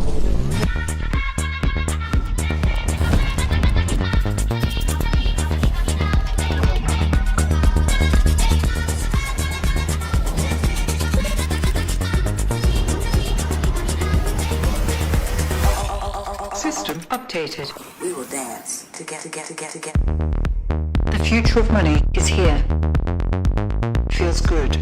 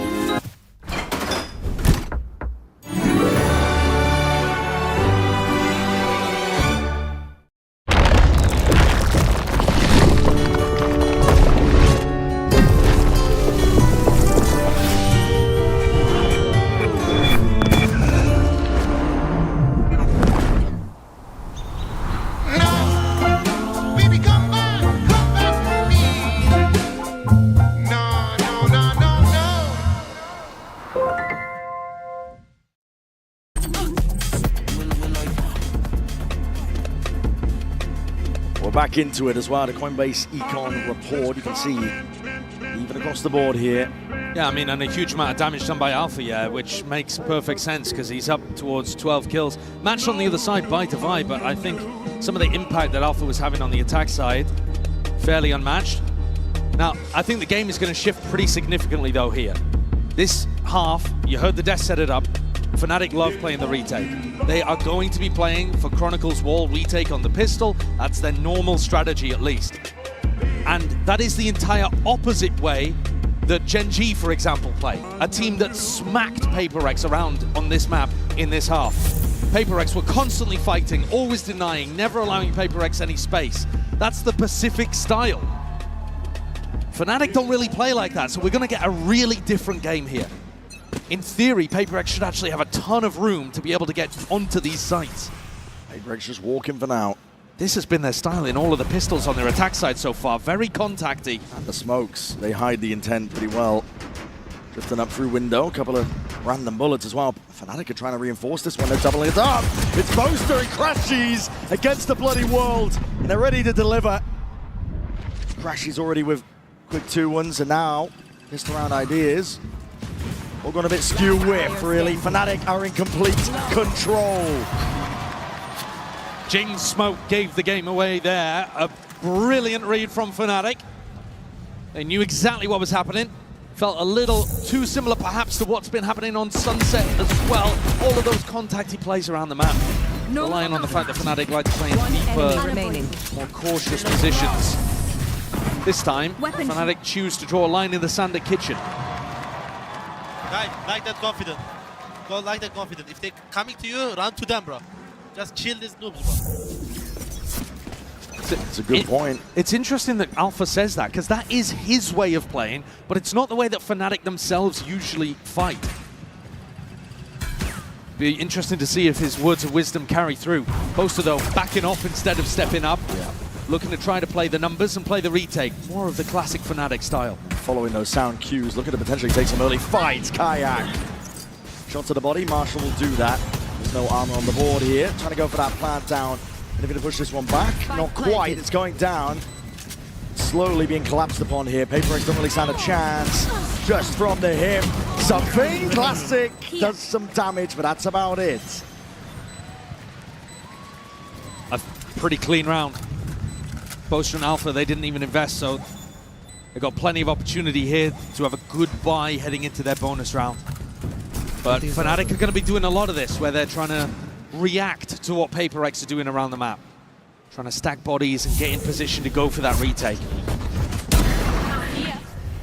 Kayak, though, is contesting as the plant goes down there. You know, Fnatic might have a bit of an adjustment. We've got to hear it from Alpha. One enemy remaining. But it will be very interesting if Fnatic decides to take the fight to PRX. Kayak picking up an operator. That's come out of the Boaster bank. Okay. It's a good job we're not doing the econ report now, I suppose, at the end of this one. But yeah, Boaster, always the selfless leader. Kayak trying to post himself up. Well, the supports, and wow, something. Eager to try and take that fight, Kayak makes him regret it. Shoulders just poking out here. This is Fnatic. Going out. Pick advantage. Precisely the place they love to be in. Jing's down to go really aggressive with this Omen. I've seen him teleport onto screens before. Ult into crazy spots. In a playmaking situation like this, down 4v5, you're wanting Jing to step up. Hunter's Fury pulled out of it. That's early. Crashes. Been earning his kills and his orbs up through mid. Another lurk happening. Jing is gone. Patman had to delete that turret, and Alfier's right there behind him. Avenging poor Timmy. Devi and Forsaken, you might have got this plant down. But how the hell are you going to dig yourself out of this one? Mistakes need to be made, and Fnatic not in the habit of making them often here. The dart against the back. All is revealed, and Forsaken can't do it all. Fnatic overall in this tournament are playing about 2/3 of their rounds for retakes, but you see here, they're not all even 5v5 retakes. Finding picks as the attackers work their way in. Destroyed. Both from the operator and from the ultimates, applying that pressure and creating an easier retake for themselves. An almost impossible situation for those final two that were left alive. And I think they've got to be better at dealing with getting onto the line to fight Kayaks up. That was a pretty lazy way of trying to get onto that angle. One dart that didn't even land towards back yellow, and something swings at the same time. Aggro here with a slow orb just to try and deny that belt space. Both teams fighting for belt space and the ult orb. Pac-Man, hold on, walkabout, Sheriff in hand, he just can't quite control it. Alpha lucky to be alive from that spot, but still claims the kill. Definitely would have been a punish on a rifle round. Now regrouping up, Fnatic have got bodies ready to receive. They can fully aware of this one and how it's going to be landing, but that's a sideways swing. Sets up Divide perfectly. Placing swarm grenade. Stinger in hand. Plan can now go down here. They brought this to a 4v4. Most quarters weaponry. PRX are going to be looking to try and take this fight towards Fnatic. Oh, playing offside for it. Fnatic still grouped towards screens. The rifles looking to try and dissuade any chance of PRX getting away with that funny business. Grouped up together with the discipline. Chronicle, lights out from him. So dependable, so reliable. Very good reasons why he's the winningest player of all time in Valorant. A win here would be utterly incredible for Chronicle's career, but everything has been the whole time. Crashies did not like the way that he took that fight. Shot bullets at 3 separate people that ran past him. Had to bail out of that one early, but got bailed out by the rest of the team. This is now 4 rounds in a row for Fnatic to start the half. It was dead even as we went into the pistol, and now PRX are going to take a timeout. They've been taking a lot of these timeouts early on. Yeah, second one now. Final opportunity for Alex to have a bit of input. I mean, aside from later on if Fnatic decide to use one of their own. But it's got to be so stressful in his position too. They're still just settling into the BO5. It's a long way ahead. You can honestly afford to drop a map like this because you have Pearl coming up. You've got 2 maps that you're fantastic on later, Lotus and Split.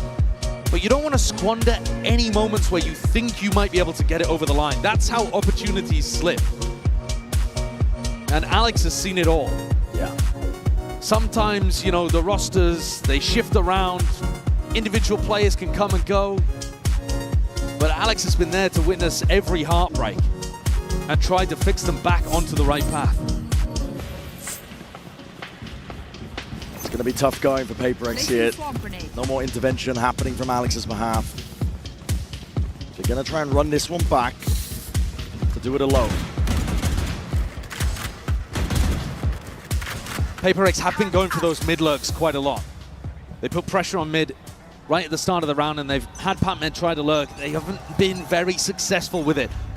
At some point, I wonder whether it puts them off entirely. Couple of stray shots there, Sheriff in hand. Already trying to dash straight up. An attempt of a punish. PRX are making this one fast and loose. Playing it forwards, risks to be had. This is that PRX of old. They're just missing the top of nest. They're timing each other. Alpha still active here, trying to drop back as well. He needs some safety and he needs some backup. But something is the one delivering death. All out to the opposition. There's kills happening all over the bloody place. Something's got to hold off a double flank, but Jing might be the playmaker over in Snowman. Still player advantage, not for much longer. There it is. Something. He's evened it out 3v3, but for the repeat, all expected. Kayak. 2v3 now. Jing was just... Jing was begging for people to come towards him, and really nobody has. Jing's positioning was cute, but no one's coming his way. Yeah, and Crashy's brought back into the fold now. This is feeling inevitable.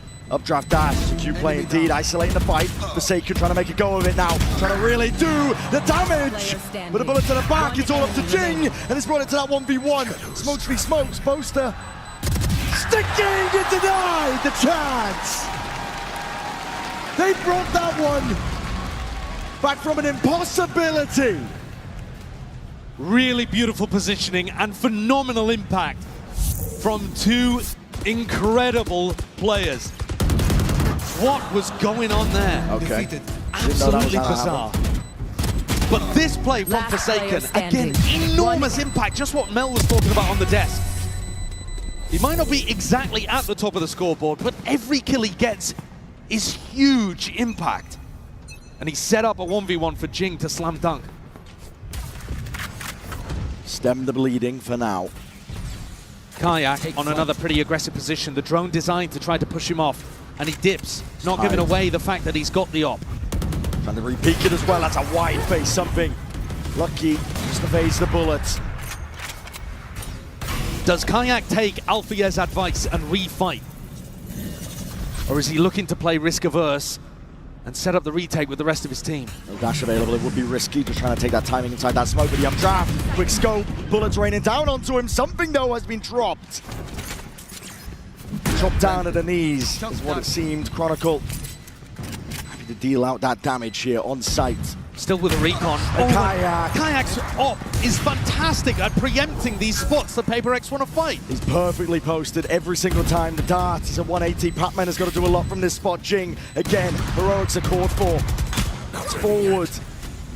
The positioning, they're looking to try and stunt it, trying to stop it. Knives in hand. PRX drawing blood. But again, that re-peek. Playing into Fnatic's hands. Divide. Chronicle already on the defuse. He's got to start swinging and he's got to do it now. It's all safety. Flame 4 crashies, watching for that peak. These rounds are going to be tilting Alex in the coaching booth, I think. It's just not good enough for PRX. Look, and in the replay, how often they're fighting one by one. Forsaken on his own. That was a bit of a double fight together, but here Patman swings with Divide having no real support. PRX need to be coming up with ideas of how they want to fight together, or what timings they want to take together in the post plan. Because Fnatic are essentially just waiting. Yeah. They're not even really scaling on the retake, they're just holding. Knowing that PRX are going to run into the more. It's a large reveal. PRX are all grouped up. Well, they've got a massive ultimate advantage in this round, Brent. So if there was a round to try to do something quick and hit them hard, hit them fast, it would be this one. Fnatic are just giving them all that space again, like you said. Post-plan lockdown would be crazy good from Divide too. Updraft over with the knives. Looking for a target, looking for a sight line. Util just comes out swinging, rebounding. Finally, Forsaken can commit. PRX do have ults of their own. Yeah, my eyes immediately go to Divide, wondering when he's going to try to use this. There it is. Smoke's dropped down. This is Fnatic trying to make it go. Lockdown's there. Already in. This is Fnatic trying to make a play for this. Kayak. There's no stopping this guy. Disgusting work, but a lockdown cannot be broken in time. Alviedo found himself a pocket, found himself a window. And Forsaken is going to do it all. Offload him with the ult. It's time ticking, really. That point. Found the kill. Running him down, though. Forsaken will be finished. And Kayak on the fuse. That's close. That's so damn close. Oh! Less than a second on the clock of Fnatic. Perfectly execute a really difficult retake.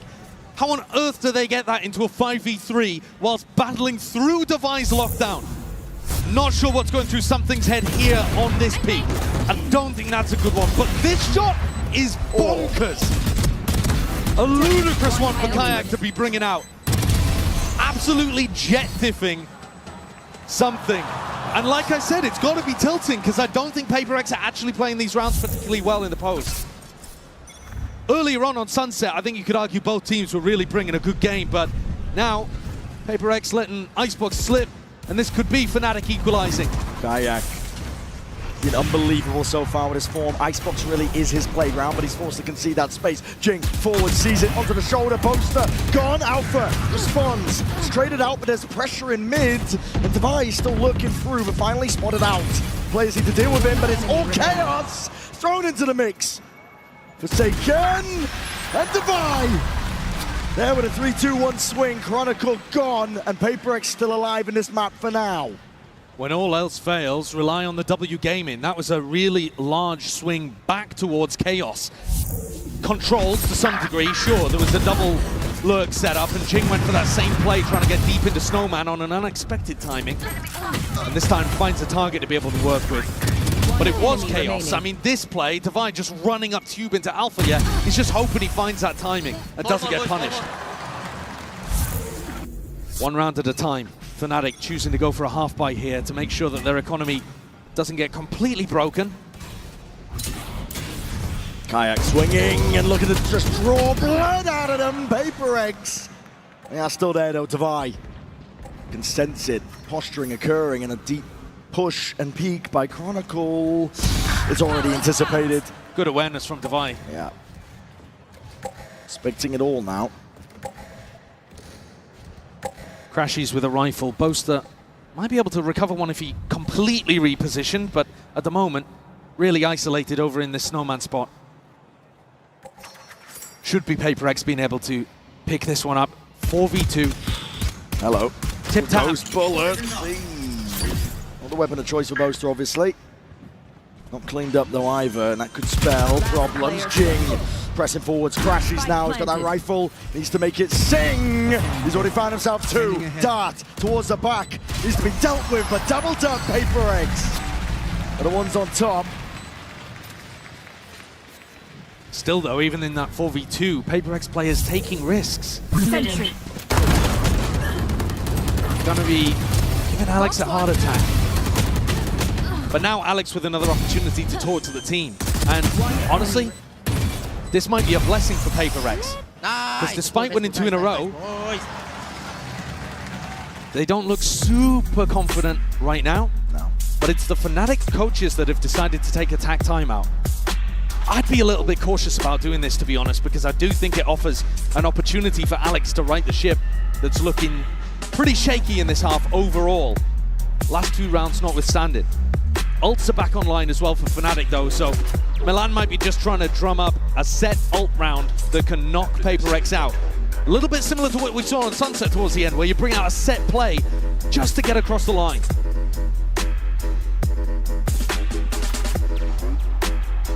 And Fnatic do have depth.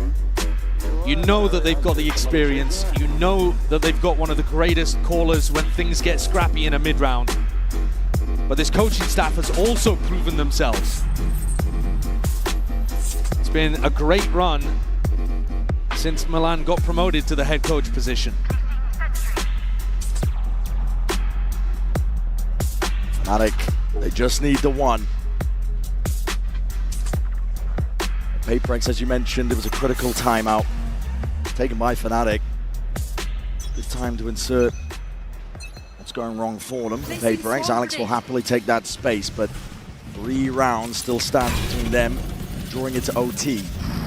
Jing going for another really deep push. Forwards, crashes is good. Ajao with a movement still. This is going to be rapid. And Jing's all the way round towards the side. One more TP. Try and get out of dodge there, but committing that paranoia. And Kayak filling in the pieces. Alpha tip tapping with the movement. That's huge from Patman, being able to pick off the 1v1 fight against Alpha and trade Chronicle. It's all over the place. Patman can't reconnect with the rest of his team to really pop down this Viper's Pit on site. Just tried to adjust, missing on either side. Planted. Opening down though into that 3v2 Boaster. Might have just caught eyes onto Patman. Patman tucked up close, but Boaster is wise to it. He's just trying to delay for as long as possible. Actually, maybe he didn't even... the high ground! Oh, what an off angle. God damn! I thought for a moment there, maybe he hadn't realized that Boaster had spotted him, but repositioned into a spot that he was going to be favored on. And this round, I think, again, another reason why I was a little bit worried about Fnatic taking that attack pause. Because Jing immediately comes out of it with a really unexpected way of pressuring these players over towards the mid-split. That recon dart that got thrown over the top from Forsaken. Oh, and the timing here as well. And this operator, it's critical to Fnatic's game plan. And this sets us up with a strong potential for overtime. The Fnatic economy is in a really bad spot now. And so, one more rifle round before OT. This play, though, I think huge credit given to Patman. Jing's in a pretty horrible spot there. And Patman has to win the battle against Alpha Year through Duke before he can go and help him. Take a look at the buy, though. Yeah. Knives, okay, huge for a Kayak, but 3 stingers to support. The rifle and a lot of bolts on top of it. Kayak can't even escape. I mean, that's insane from Jing just running through, but he has full trust in the paranoia. Oh, it's full aggression. They're not stopping now. The PRX are bold. It wants to rear its head. The leash has been cut and snapped. There's no containing them. Like a pack of rabid velociraptors. Hungry for more.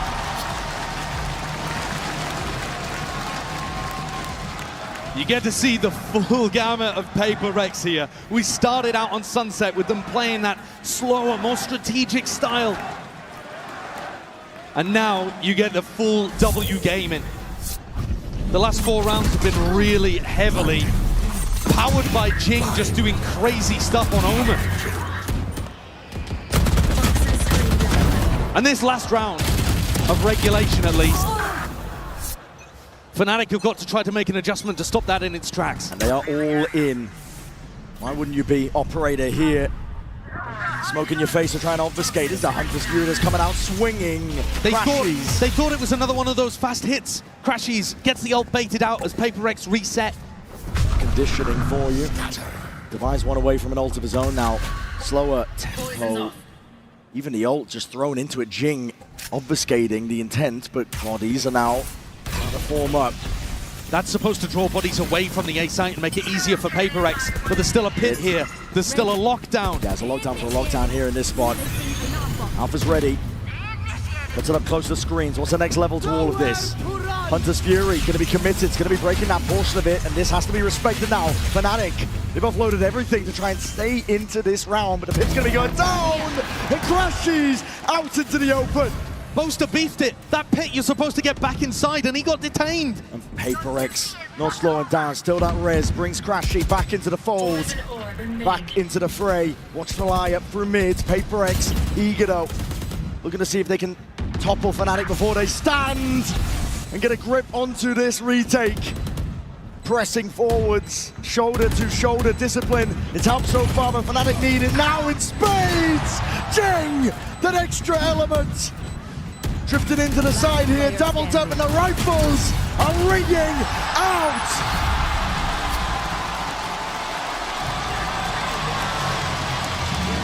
PRX grab a 5th round in a row to take us into OT. Felt like an inevitability on Sunset, to be honest with you, but here on Icebox, Fnatic take a timeout and it goes straight back in their face. PRX dial up the tempo, something on a high ground. Jing deep in heaven, getting into aggressive positions, unexpected spots. And even though Alpha dealt with the lurk, there were too many threats. The stress on both sides. And again, a reminder that when you look at the map pool, it feels a bit like a must-win for Fnatic. Next one is their permaban. Standing ahead. Smoke on the corner, something. Glass cannon operator. Opted into heavy defensive setup here by PRX. Fnatic again, you're going to see that caution played by them. Tiptoeing around, a bit tepid, but trying to dissect the map. Thrown overhead, spots out the jet. Yeah, spotting Kayak there gives you some decent information. An idea that it might well be ending A, so you can keep these 4 players, the trust they have in Patman, just to hold down B if their read is wrong. But it's not at all. Forsaken with exactly the right idea of what's happening here.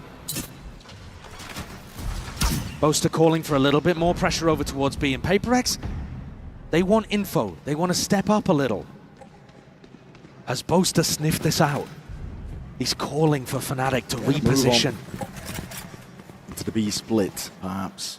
And this is going to put Patman's head on a swivel. Yeah. And maybe Patman's head on a spike. They're going to be turning up the heat. 25 seconds left down to the wire. Patman still has a snakebite to try and deny some space.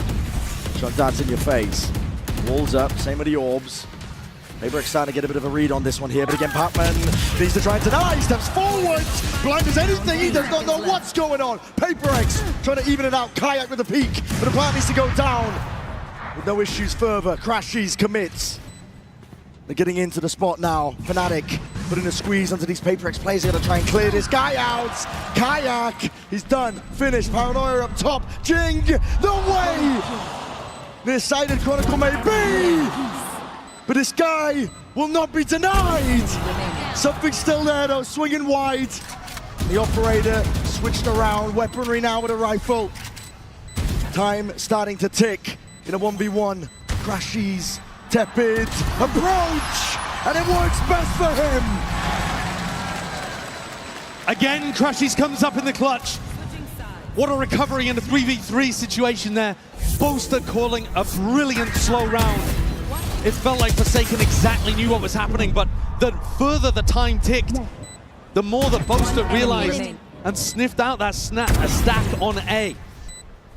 Chronicle to Legendary in that top nest position. And Fnatic once more have an opportunity to close. Forwards, Kayak. Trying to fill in their space here. Oh my god, the pure disrespect. The dash is there. Boaster needs to try and stop them here, but he's isolated onto the corner and caught out wide.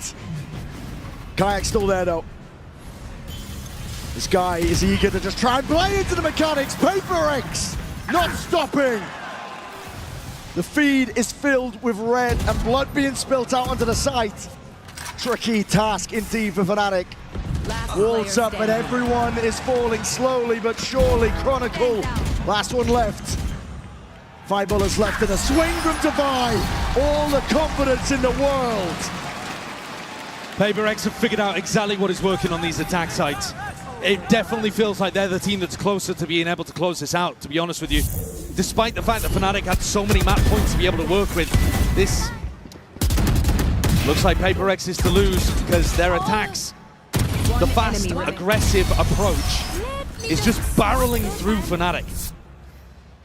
Something, again, that pulls out the operator, and Fnatic, they got an extra timeout to use once things go to OT, and they're going to use it fairly early on. 13-13, and Milan wants input. Every player, by the way, on Fnatic, over 20 kills apart from Boaster, who's only got 7. That's a little bit rough. Struggling to put up the numbers. At the same time, though, it does show you that the other 4 players are all having very good performances. Yeah. Because all 4 of them have had huge rounds, big moments. And Boaster's calling has still been finding impact, even if his rifle isn't. That's what Fnatic are leaning on here. To be honest, Brent, I think you look at the other side of things, and the player at the bottom of the scoreboard there is something. And if he can find one round, just one, with the defensive off, that will right all of the wrongs of what he's been up to in this map. Because PRX have already got the game plan for the attack side, it's working. If he can find a big operator round here, he could well put his team up to a maybe insurmountable lead. Placing swamp grenade. Fnatic taking his time to recuperate, breathe a little bit. It's a slow orb that could have been thrown out, but Forsaken, no, he's just, I mean, okay, scot-free. Yeah, he was playing for that pretty heavily in regulation. Less important, arguably, here in overtime because everybody starts 3 away. Don't know if you noticed that Nano Swarm as well that was put down on top Jenny from Devi. That's where Kayak's been pathing to almost every time. So they've got a very specific counter plan here. Look at Jing holding that paranoia as well. They know exactly what they want to do to counter this Fnatic A hit. Primed. Ready to pounce here. It does feel like these timeouts have been helping Alex and PRX more than Fnatic. That drone's broken. Deep control towards B. Any posturing by Fnatic is put to an end. And now, eyes set over towards A. Triple face, alarm bell. It's going to be gone. Jing there with a paranoia! Oh my goodness! It works perfectly. The game plan, absolute perfection. Cut them to shreds, and Fnatic now left scrambling for options. There's the op value as well. Devi tucked onto a position that's really tough to clear. And Kayak is going to try and win that. Final bullets left! Spike down. Mid-animation, Boaster, the captain himself. He's going to right the wrongs of the round, but on top of the ropes, the purest form of disrespect, PRX. And that was the round that they needed. Every attack round has been going well for them. They won the last 5 in a row to close out regulation. One enemy it's been pacey, it's been fast. W Gaming and the train keeps on trucking. Let's see if Fnatic have an answer, because all of the pressure is now on them. Oh yeah. On their attack side, PRX are sending it. Revealing area. Grouped up, deep dark paranoia. They're making it feel like it's that fast B pressure. And Kayak is taking liberties, taking risks. Him versus Defy finds it. That's huge info as well. You see Defy on this side of the map, you know at least that they're defaulting. You don't know for sure that they're coming back over towards A, but you know it's not that fast B hit. And look how quickly Alpha just takes all of this space on B. Yeah, deep push. Mid-round information going to be given up here. The rest of his team, an attempt of a punish at a jump spot. Boaster, the acknowledgement he was looking for. I mean, what a decision from Forsaken to try to fake. Yeah, he's creeping in through the back. They already know he's there. Patman really anticipated. Bodies out wide to the open. Patman just sidesteps it. Alternating with the movement, but tucked behind Dice. Forsaken is creeping forward. Off of that contact, Kayak. When is your time to strike? Deep dart, dash active, wall up into your face. Thrown into the corner, clears him out though. We'll have to use it to disengage. Chronicle can step in to cover that though. PRX still, even with all three players here, have got a difficult task. 3v4 wars down as well, out to the open. Jing! He's dropped. 30 seconds left. The Fnatic have found it. They're footing the foundation. A safety net now, all the pressure's on Patman.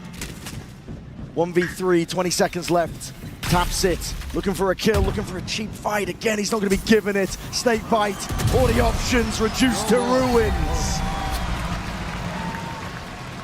I respect the balls to go for a fake there. If it had worked, we'd be calling Forsaken a genius. But actually, he just deviated away from the game plan that's been working for PRX. The pace, the aggression, Fnatic did not have an answer for it. And instead in this round, maybe overcooking things slightly.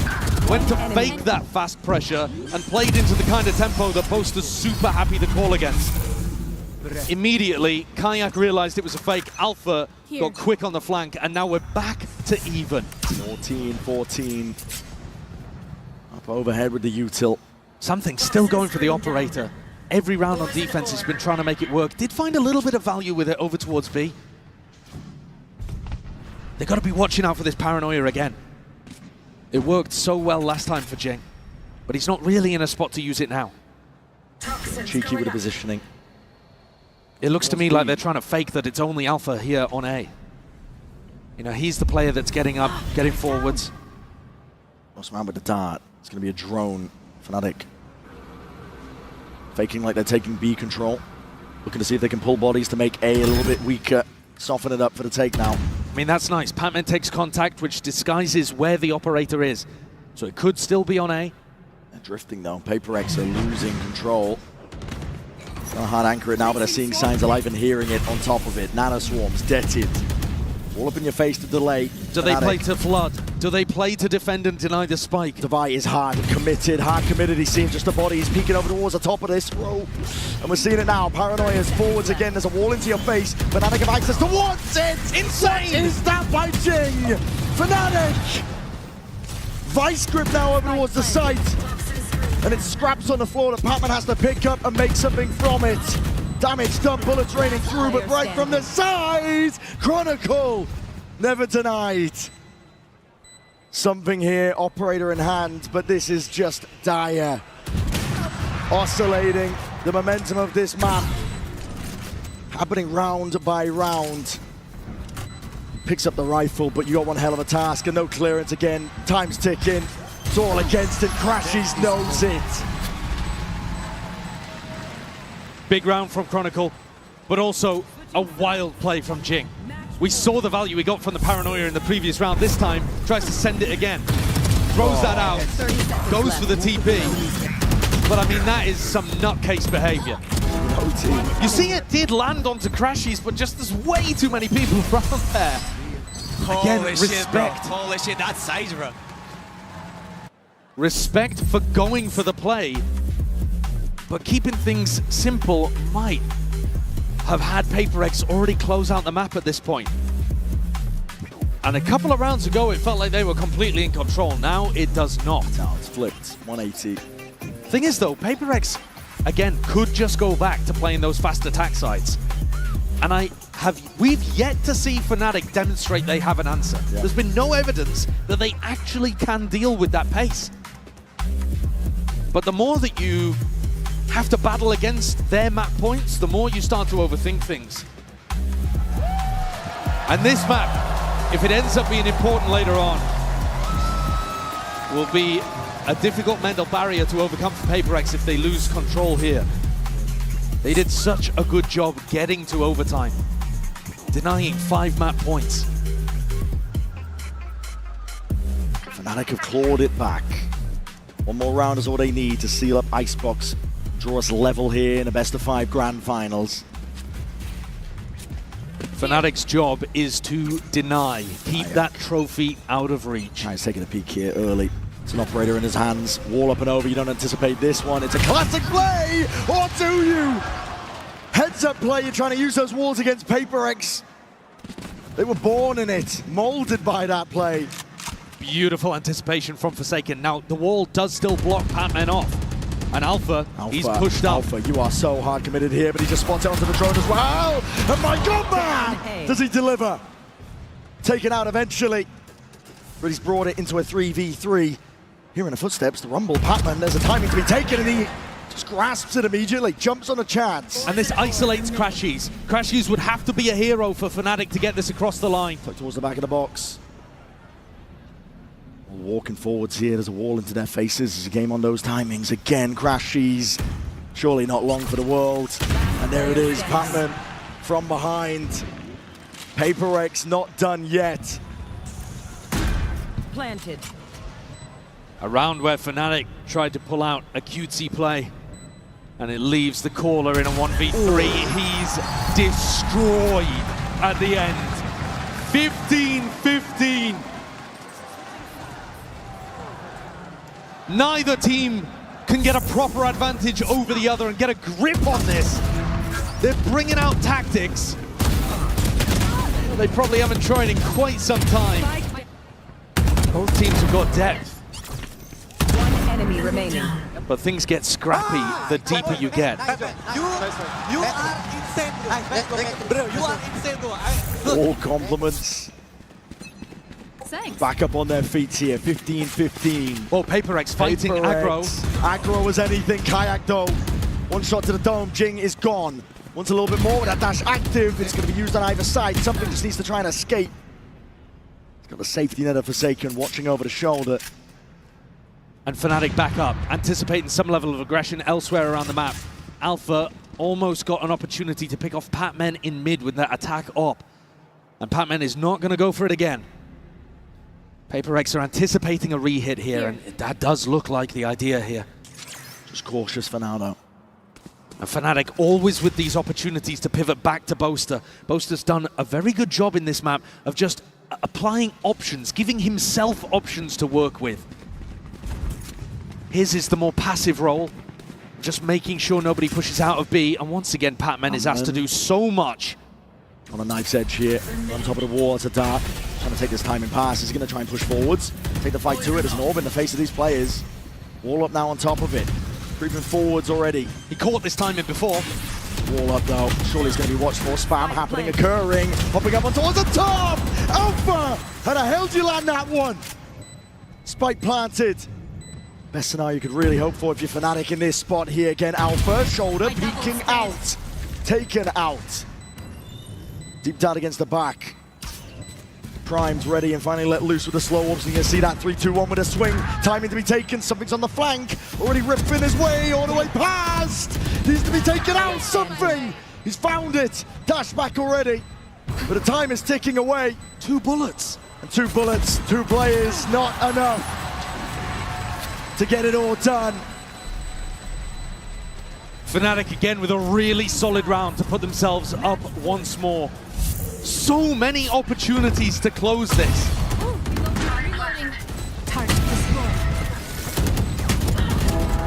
The timing that Patman tries to take, he was rewarded for it previously.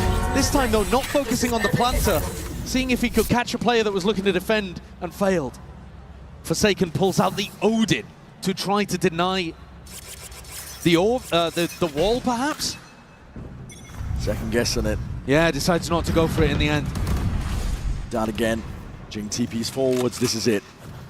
Fnatic Trying to lock in, trying to step up to that task that's ahead of them here. And there's the player that's been driving the train forwards.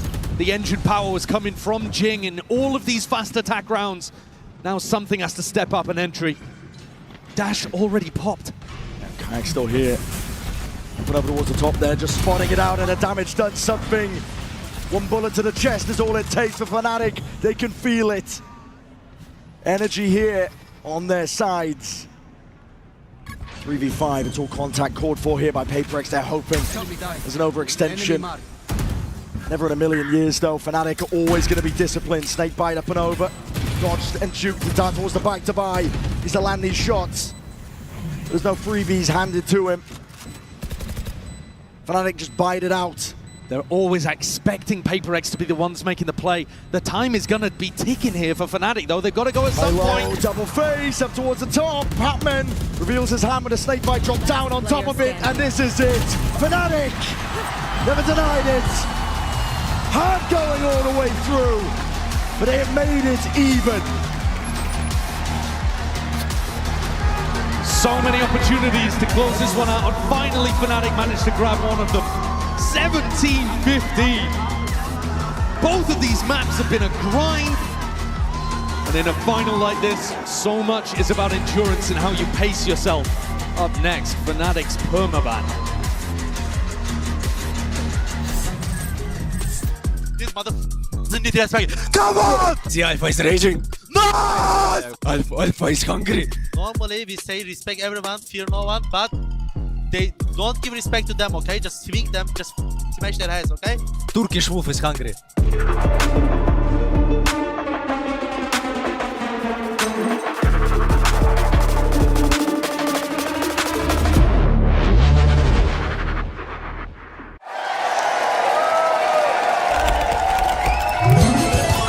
Red Bull gives you wings.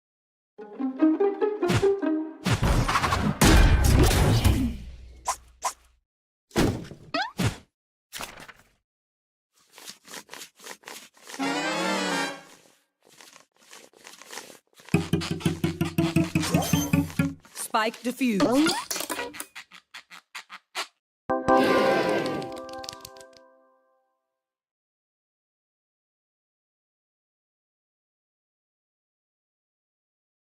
The human body was built to move.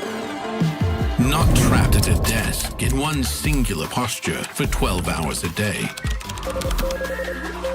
It's time your chair evolved.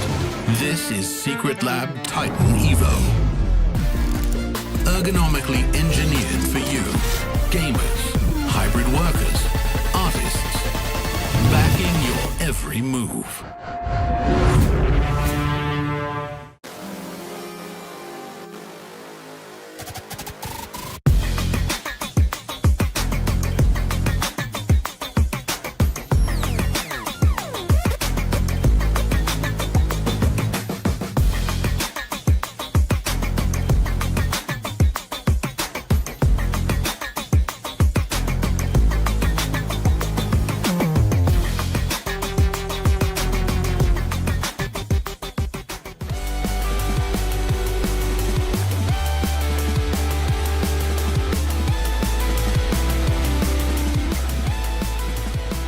What's up, everybody? Vansilly back on the floor right now. Well, you know what time it is. When I'm at the bottom of the stairs on the stage, it's time to play a game. It's time to play pop-off. I'm still waiting for my contestants to come on. Actually, let's bring them right now. Let's bring them right now. We actually have Abigail representing Fnatic and Kat. Please come in. Everybody, Toronto, give them a hand of applause. My friends, it has been an intensive game so far. How are you doing? I think your voice is almost as gone as mine. Yeah, I'm out of breath. Awesome. And for you, Kat, are you going for PRX here? I'm pretty sure it's a 1-1 score line. You think they're going to win it all? Oh, for sure. Awesome, awesome. Okay, Kat, I had you coming on. I was like, hey, do you know what we're doing? And you said you have no idea. So the premise around this, it's popping off. So I'm a bandwagoner. I don't know who to go for anymore. I don't know if it's going to be Fnatic or PRX. So you guys are going to help me predict. So you're going to lace on to these apparels that we have. Apparatus. There you go. I got my English right. And then we're going to have you pump a balloon. And if your balloon pops, that means it's going to be your team winning the next map. Are you ready for that? Okay. So we're going to get our cardio in. Are we good for that? All right, yeah. Let's go. How many steps do you do a day? Oh, like 5. How about you, Abigail? What? How many steps do you do a day? Not sometimes. 0. This is gonna be intense then, I guess. I don't know how many steps we're gonna take here, but we're gonna get the helmet up. Let's get the helmet up. Kat, you got the Paper X with the balloon. Abigail, the Fnatic one, you ready for that one as well? Too much hair. We didn't plan this really on trying to get the helmet on time. Yeah, make sure you have your balance right as well. But Toronto, are we gonna try to go here for Abigail with Fnatic? Or how about Kat with Paper X? I saw the votes up there, and it looked like there was a lot of Paper X fans in the audience and around the world. So, all Paper X fans, louder than Fnatic. Paper X, make some noise! And Fnatic, make some noise!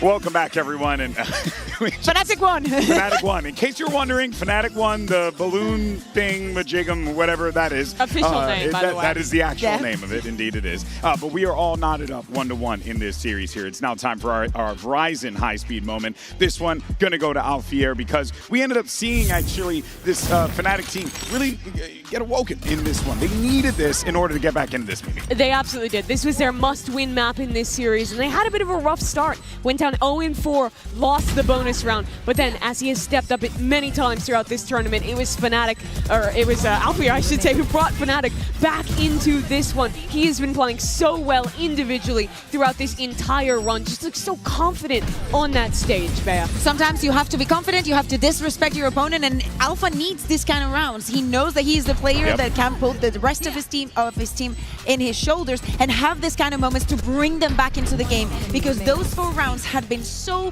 successful for the side of Paper X that if this hadn't happened, we wouldn't be where we are right now. Yeah, and if it would be different. If we're thinking ahead to who might put on that bracelet and be MVP in a couple hours, I think the top contenders for Fnatic right now are Alpha and Chronicle, both of whom had really big impact that game. Yeah, but let's not forget about the rookies, though, right? Because we've been seeing Kayak as well as Patman step up a couple of times here, Bea, and it's been great to see the rookies take to the stage like this. It's so important. We had clutches coming in from Patman. His lurks were on point and an absolute pain in the ass to deal with for Fnatic. Kayak also 11-3 in opening duels, and we were seeing it round after round because of the approach that Fnatic has in this map. Yes, they're very good at retaking and whatnot, but against a team that doesn't really have that many means to get the spike down, Kayak needed to be the one actually spearheading from the defense, making use of that operator that he's so good at, Mimi. What impressed me the most of his defensive opping wasn't even when he was going for forward peaks. It was when Fnatic was flying back and getting set for their retakes. He would pick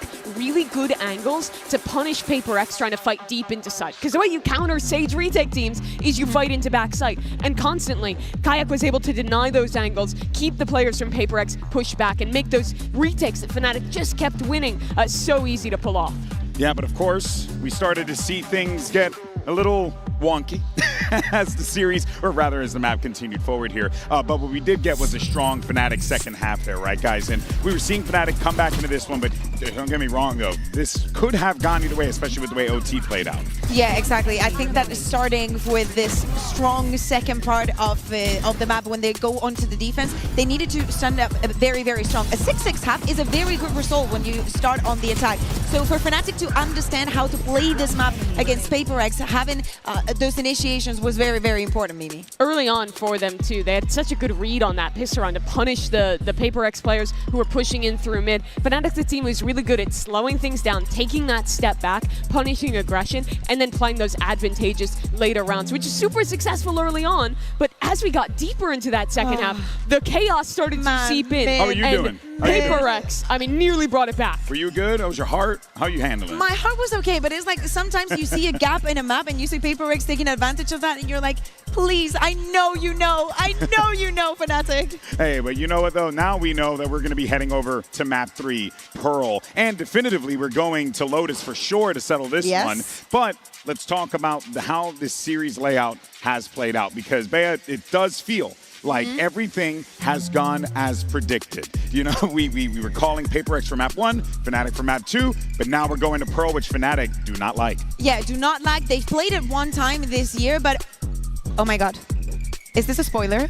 He's hovering the neon. Alpha Year, are you doing this? I was going to say they've only played it once this year. It is a map that Fnatic hates.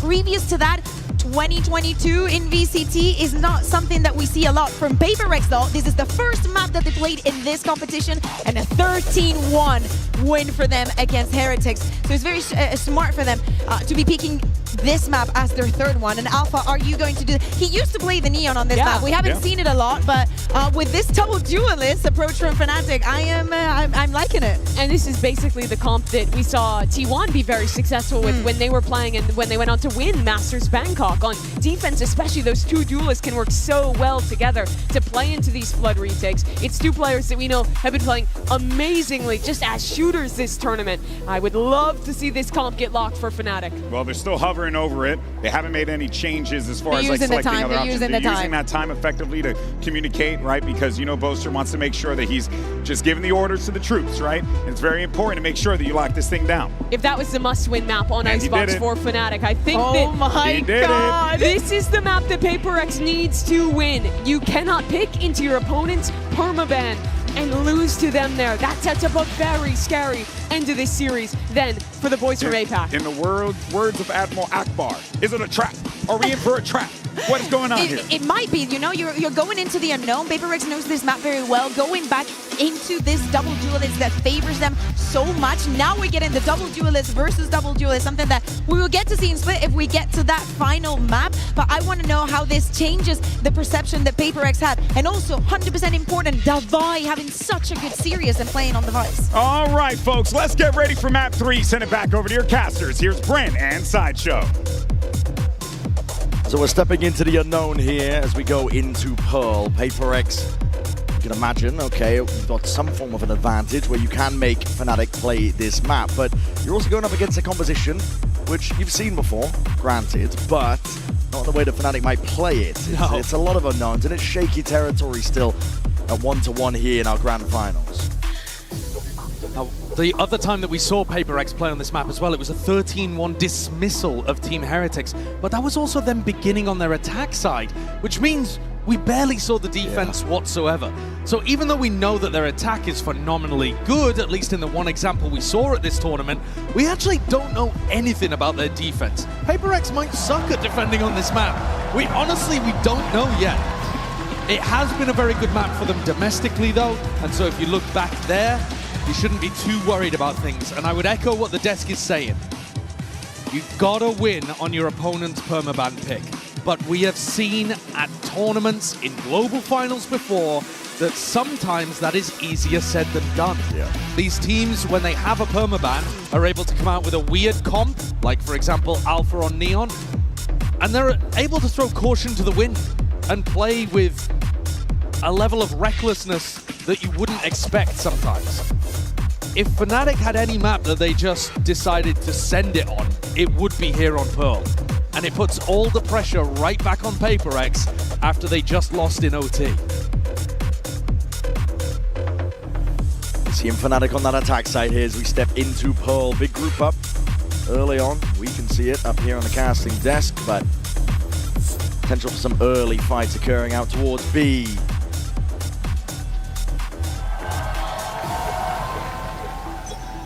Map 3, where things really start to heat up in a BO5 grand final here. Something and Divide looking down B long, wondering if they want to take contact early. PRX trying to fight over both edges of the map. And now spreading back out again to make sure they collect any timings like this that have gone missing. But exactly as Chronicle and Boaster go to take some art control, Jing was backing up. Posted now. Oh my goodness. Forsaken, not to be outdone. First kill immediately evened out from Fnatic's side of things here. But that Sheriff, yeah, short work is made to the opposition. Fnatic now cleaving the map into partitions, and they're not going to be denied this plant. Divide would have to go absolutely crazy. Spike planted. Chronicle 3-piece. to get things started here on Pearl. Something we haven't discussed too much as well is how much the first kills are going the way of Fnatic. First map, I was looking at it and I was like, wow, that's kind of ridiculous actually. They're getting a ton. And then it happens again, pretty much the same way. Even though the maps are close, Fnatic is dominating in the first kill department. Across these first two maps, they're up plus 14, now plus 15 after that pistol. So PRX are constantly having to battle back from being down 4v5. Now sometimes they do get those trades instantly if they're deathballed together. But it's worth keeping in mind here. Time to jump. Every player apart from Boaster, very positive in the first kill department. Oh yeah. And Chronicle, he had massive impact in the pistol round, and now with just the Sheriff is able to go wandering, he's got a little more freedom. Players are posted, getting into spot and position. They're seeing signs of life here, but immediately eviscerated. Dubai doing backflips towards the back of the site, and rifle in hand. Okay, Kayak trying to test himself a little bit. Sharp with the aim of the first shot, but step forward, stall anticipated, and recovered when it comes to the weaponry. Throwing down the spike as well to make sure that they prioritize Crashy's ultimate. Nope, giving it over instead to Chronicle, who's a little closer to the lockdown, which is a pretty huge tool that you can work with. Forsaken comes through, spanks Alpha, yeah? But he's only got a Frenzy to be able to work with. That's not much. Would be a ridiculous 1v4. I don't think the chances are particularly high. Unlikely. Fnatic trying to keep it clean, putting the rifle into Chronicle's hand as well. Forsaken's not going to be taking any peeks here, so a strong beginning for Fnatic here on Pearl. As we said it, and we set it up, series of unknowns on either side. Yeah, so much to wonder about. I mean, the EMEA teams in general don't really love playing on Pearl. But Fnatic, no exception to that. Not a team that's had even historic success, particularly here. But also, they knew 100% that they were going to be playing it here today. So the two maps, in my opinion, if I put myself in Fnatic's coaching shoes, I'd be prepping hardest for Sunset and for Pearl. One enemy remaining. Go, go, go. Sunset, they put up a really good showing. There was a possibility that they could have taken that one, but this, we'll have to see. Boaster with the attack op. Okay. Round 3. I mean, it's not like he's never done it before, but round 3? Yeah, bonus round. It's when you least expect it. Quick little glide and dash to the side. Fights to be hard. Jing, he loses his out. Instant dismissal. Alpha, you might be getting a bit overzealous there, but a stun's ricocheting. It's random spam. Over the shoulder, finding that gap. Something snaps down, and Boaster's done. Pings it out as well. I think even spotting out that they did invest into that operator. Yeah, so they might be expecting that Fnatic will go back and try to recover that over towards B. Where's that one going? I mean, I don't think Surely that not thinking Kayak's about ever it. going to actually take that one. Certainly not with Divine watching it like a hawk. No. Alpha took a lot of spam when he was trying to get a little more aggressive and push his luck in A main. So it's going to be tough for him to get too much impact. This round, probably on Kayak. Through connector. Both. Okay, well, Forsaken is doing a lot of work. Last player. Deadlifting that portion of the map and taking it fully away from Fnatic. And yeah, Alpha's like, wait a second. Go, go, go. I mean, his job here might just be to try to collect the operator and something. Exactly. He's got it on lock. Dealt with Boaster early on. And Closes down. down. So he was aware of it even. We just saw there, obtained the upgrade of himself. So there's going to be a defensive operator now to worry about if you are Fnatic. And I think they might have just given a really lovely gift over to the defenders. It's a questionable decision, I think, from Boaster. Especially the way that he was trying to get set up with the op. So now in this round, Alpha, yeah, the player with some of the sharpest aim in the entire server, is going to bring a judge out. Well, we'll see what he can do with it. Get up into their faces perhaps already, and he's going to look to do that over the Wanted! Nasty stuff from Forsaken! Takes control of the rifle in his hands. That's a hard target to hit. And Alpha, yeah, denied immediately. Maybe trying to push his luck a little. Not a duelist that he's super familiar with. Bits and pieces of util now. I mean, it's going to be held into the hands of these Fnatic players, looking to see if they can take a bit of mid-control. Clone. Short. Oh, got stuck onto the corner. It doesn't even trigger the wall. I mean, The season and aid. Oh, these combinations are cooking!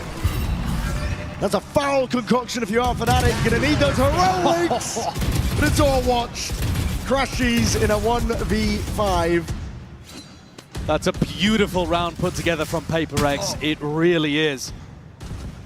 And a wallbang even all the way through mid, putting a little bit of damage onto Crashies.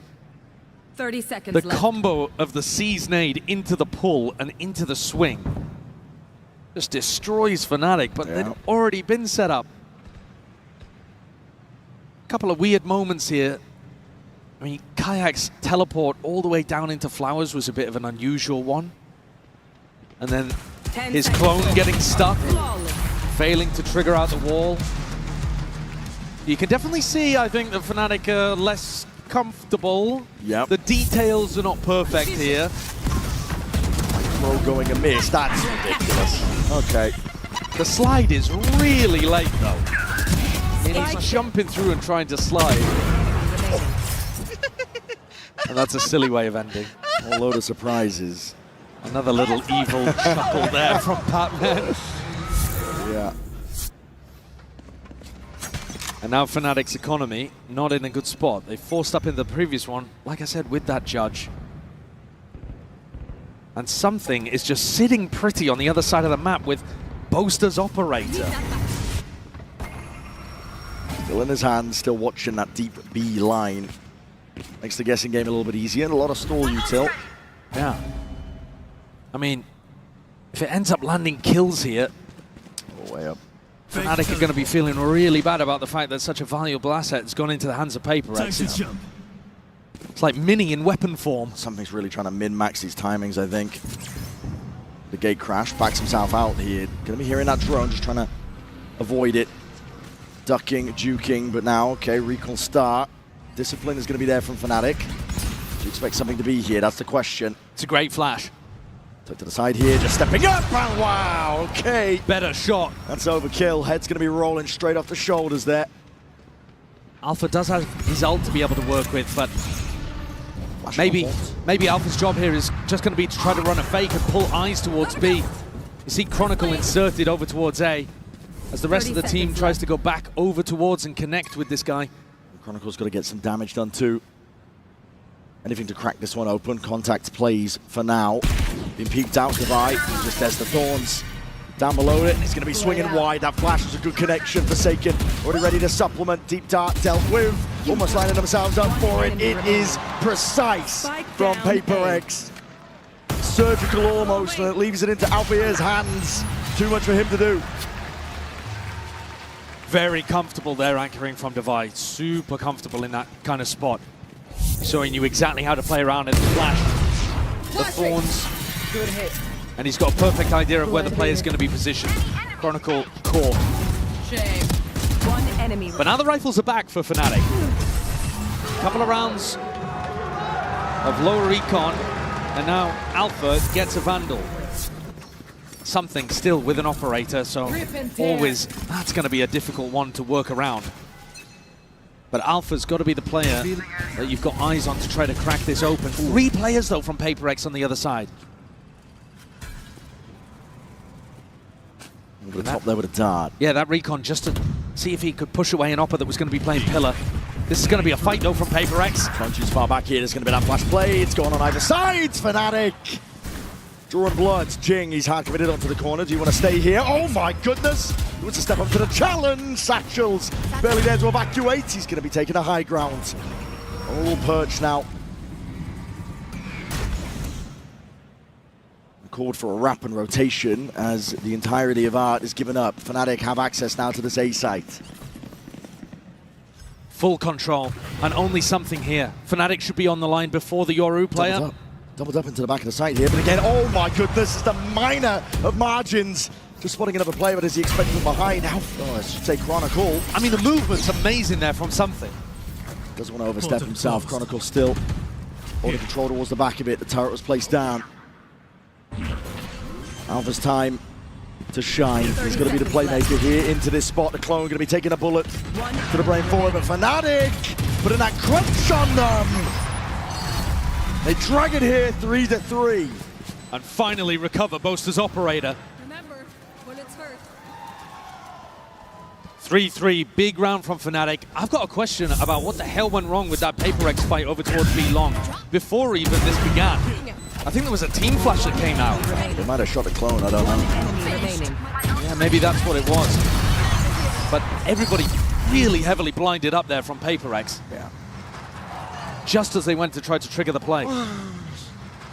Frustration on the face of something. Go, go, go! Op v Op. It's actually Alpha, yeah, who's going to be running it this time as they try to take space towards B. Crashies is hearing this. Something with the peek. Punished. Insanely brave. And Crashies does punish. It's about as deep as you can get in the first 10 seconds over towards A main. A ridiculous angle for something to be fighting towards. He was hoping it would be unexpected, but can't quite hit the flick. And now in a 4v5, once again, by the way, Fnatic getting the opening pick. PRX are going to be incentivized to go for some kind of info peek play around the map. And that's where Alpha's op could end up working its magic. Flash got acknowledgement. Yeah, you don't need to go for the active info just yet. You should run. You can feel it here with a lockdown. Drop down and defeat a Fnatic. You want to clear this one out cleanly. Wall up. I'm trying to take this space. Pulled out a lot of util in the process, and you have to respect it. There. Alpha throwing the operator over to Crashies as well, who can just play post-plant with that weapon and his Hunter's Fury. He's incredibly pushed forwards here, but okay, just spotted out there with the info. Shorty of his own Hunter's Fury. Hold on. Ton of connections. Crashies looking for a little bit more, but just the one tag. Lights up a few of them. Showstopper. It's going to be committed. And Alpha trying to hold his ground down, but like a rocket again, Jing, this time, unable to get that value he's done prior. Weapons taken away with a Steel Guard, and Divide looking to try and reclaim some of that space. Boaster not removed, Kayaks from behind, full control, containment is ordered, and Fnatic have got it all under lock. Divide towards the end, caught in a mess of smokes and ults. Couldn't figure out how to navigate a tricky situation. I think they needed Jing to be able to pick up that kill in backhauls. But the duelist taking some wild fights. Alpha deep pushed up as well, just trying to play off the back of Crashies' ultimate.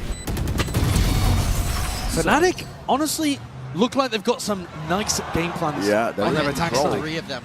I had 3 of them with my ult. They're definitely in control. And like you said, Brent, there was a huge connection with Crashies' ultimate the first time he ripped it. Got 3 players down to 70 health. That definitely helped Alpha.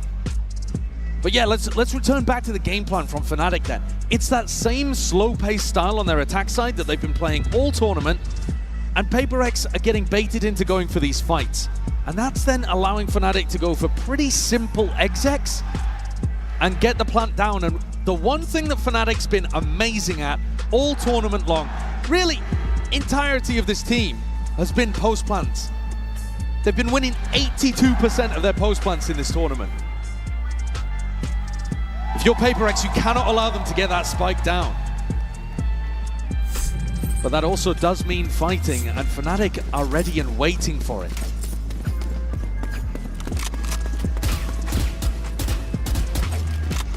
PRX can feel this map potentially slipping out of their grasp. Has been back and forth, to be sure, but Fnatic are stringing together these rounds nicely at this point. And this next one could be massively important, because you look at Forsaken, Devi, Something's operator, they wouldn't have any of those weapons back online. Money again, Deep Horn. Not going to break this one. Alpha looking to get posted. It's him versus something. Oh my goodness, that's immediately. The clone going to be taking that bullet for him. And Alpha instantly gets on the line. Doesn't see a repeak though, and Boaster's calling for this regroup on A. Jing, danger player, tucked. Forsaken playing a bait and switch. I think no, don't. His A main control is going to be lost to them prior. There might be a timing drone forwards. Jing just swinging out wide. It's all anticipated. With open arms, Alpha is turning you into mincemeat. That's a crazy play from Kayak, and Alpha's there again. He's just playing his team in perfectly. Put your body on the line, because at this point, what could stop him?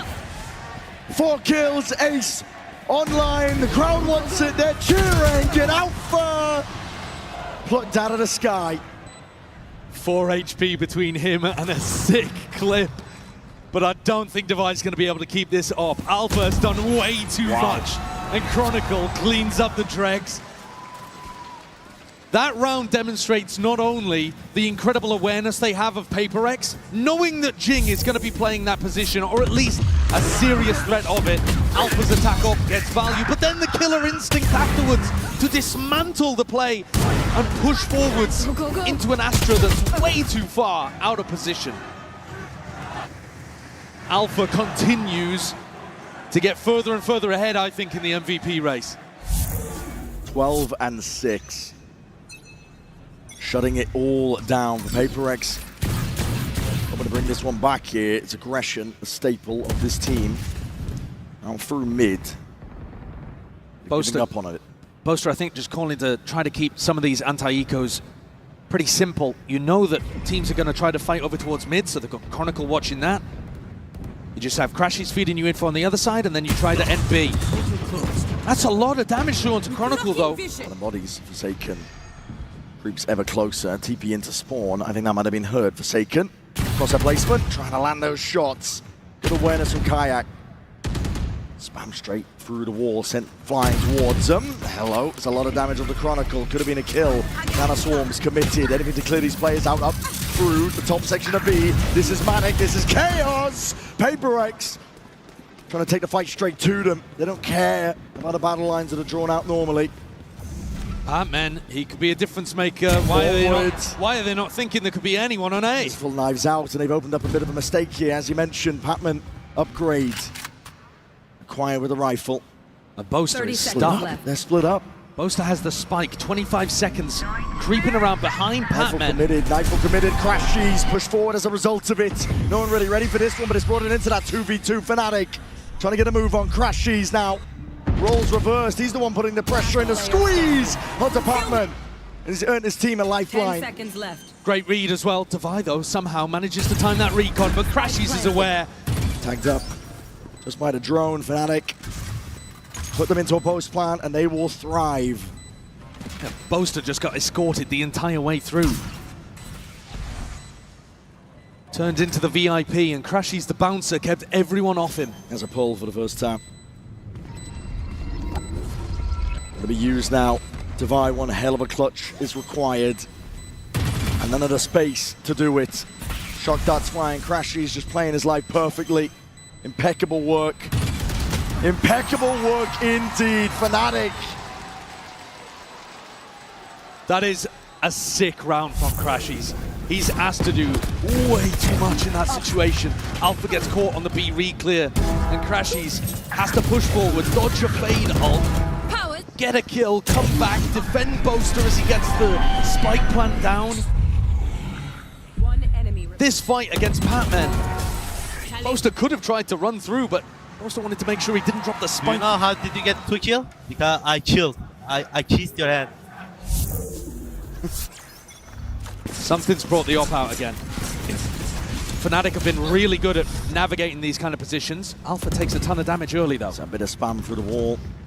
Dart overhead. Clone not broken either. The utility's been really strong, though, at stopping something for being able to go up for these peaks.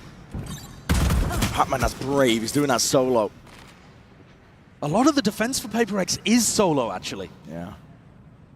Trust in the raw aim and mechanics to carry them through. And okay, Chronicle going peeking Jing with the swing. That's nice support. Now something's going to take a risk and go for a peek into Kayak at B. Fnatic bait out the wall. Devi gets a little bit of info. And this fight... Sorry, I said peek into Kayak. It's Alpha. Time to jump. Alpha and something kind of staring at each other through walls. And Boaster's making the call to come back in this direction. They might not know that something's on the line. Here. Oh, he spotted him. Oh, the ping's out. Deep position and target acquired. Alpha gone. Call for a pivot now by Fnatic. That was the backup policy. With Alpha gone, you got to try and set your sights in a different direction. 30 seconds seconds left. Where are you going, Patman? Taking a peek. That is uncalled for. Looking for some information. Fnatic, well, they're just taking that timing now, but with 20 seconds stalled out by the Thorns, and you got to get a move on. Sidestepping through, brought down to the brink. Weakened, damaged as anything, in a flash and a repeat. Devi delivers. My ultimate's ready. They clean up that 5v3, never in danger when Devi's in an anchor spot. He does look so comfortable dealing with Fnatic when they actually finish on his side. The issue, I think, for PaperX has been that sometimes they put themselves in too difficult positions. But this time, player advantage, and Fnatic are trying to head into a site with time not on their side. Something keeps the operator over towards B. He's been very stubborn with this placement. Fnatic have been mostly working around him pretty well. Last time he caught Alpha, yeah, he's going for it again. Past it.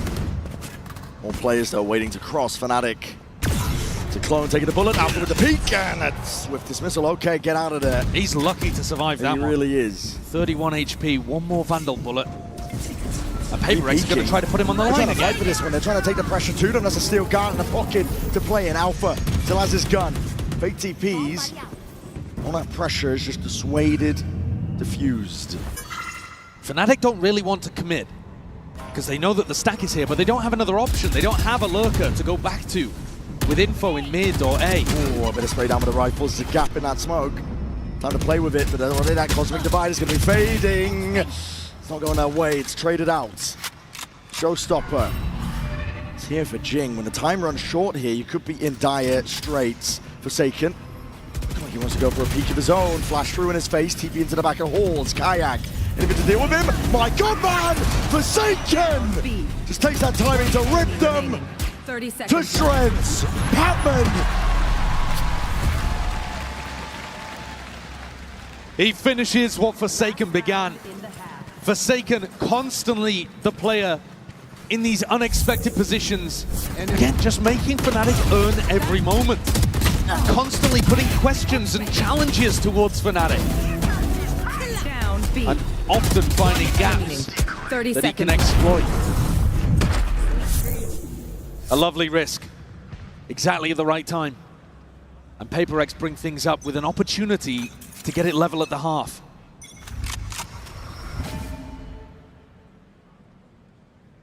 Jing's very fast with a haunt up towards B, but Fnatic don't know too much about that. They're on the exact opposite side, facing Devi. And Devi has been excellent anchoring A. Runs forward, dimensional drift, extra info gathered, and a peek from Devi, forcing the ult out into the hands of Alpha. Good tracking. Locks onto it, something. What the hell are you playing at? Alpha is taking over. What is going on with PaperX? I mean, I know they want to play that aggressively. Here's Forsaken again, looking to try to make the play. Hold on, he's busted up as well. Chronicle. Spike Bullet down A. to the back of the head of Forsaken. Shuts it down. Spike planted. Running on site now into that post once more. It's the last chance here in this first half. It is planted as well for Secret. It's a good setup from Fnatic. PaperX trying to get a move on. Jing almost lined up for him. Just the one, though, and it leaves it to the rookie. He's been the glue for this team, but in a 1v2 already, players playing their lives, just spotting signs of life. Fought through. Tap, left guessing, but now spotting. Half on the defuse, might be earned. Patman holds it down, but again, just a peek and crashes. Deliver on to death. Fnatic getting huge value out of the operator in this half. A really nice anti-strat to deal with PaperX, where they go for these aggro peak timings. But I think PaperX kind of lost the plot a little bit towards the end there. The ultimate from something bonkers. The swing from Devi, unusual because he was anchoring those spots passively so well. This is Fnatic's permaban map, and they are up 7-5 at the half. You're so good, bro. It's unreal scenes from Fnatic. You're seeing smiles across the board for them. For now, though, we're going to send it down to Vansili, standing by with some of our co-streamer friends. Thank you so much. We're hanging out here in the co-streaming booth where I'm actually joined by legendary French casters Kitty and also Renaud. Kitty, Renault, welcome to Toronto. I just want to ask you your experience first, starting with you, Kitty. How's Toronto been for you so far? It's very good. I love the food. And yeah, the matches have been amazing, so I really enjoy it. And for you, Renault? Yeah, it's the first time in Canada for me, and Toronto is a nice city. I'm having a good time. And the games are actually pretty awesome so far for this grand finals. What's your take so far between this PRX and Fnatic game? I think PRX can take it. I thought it was hard on Icebox, but they managed to come back, and I was not expecting this, so I think PRX can take it today. Renault, what about you? For the moment, everything is here. The game are tough. Fnatic is fighting back on Pearl. I didn't expect that, so it's just amazing to see that we have a very nice grand final. Awesome. And now that I have your presence with me, is it okay if I practice my French? I'm going to start asking you a question in Avec French. plaisir. So, what do you guys think about the new map Corrode? Comment trouvez-vous la nouvelle map Corrode? Je m'attendais pas du tout à ce qu'on ait autant de petits angles à check. Les bons sites sont très surprenants et donc je m'attends juste à énormément de gunfight sur les points, les choke points. Et donc ouais, moi j'ai juste hâte de la jouer tout simplement. That's actually pretty cool because now you're saying basically if you don't understand French, all the words were in English there. So choke points are cool, bomb sites are awesome, spike sites, there's going to be a lot of quick gunfights, so I'm looking forward to that one. What about you, Renaud? Moi, la chose qui m'a surprise, c'est les wallbangs partout. C'est vrai que la map a l'air d'être conçue pour ça. Et j'ai hâte de voir comment les équipes vont jouer comme ça avec les Odin, les Guardians, etc. Alors, merci beaucoup. Désolé, on n'a plus assez de temps, fait qu'on va retourner avec le match. Thank you so much, everybody. Let's get back to the game. Let's head straight back into it. Vantley just flexing, really. And I know. Lorax is on board. I mean, does the Lorax speak French? Do the trees speak French? I don't know. Don't ask me. Maybe they do in different parts of Canada.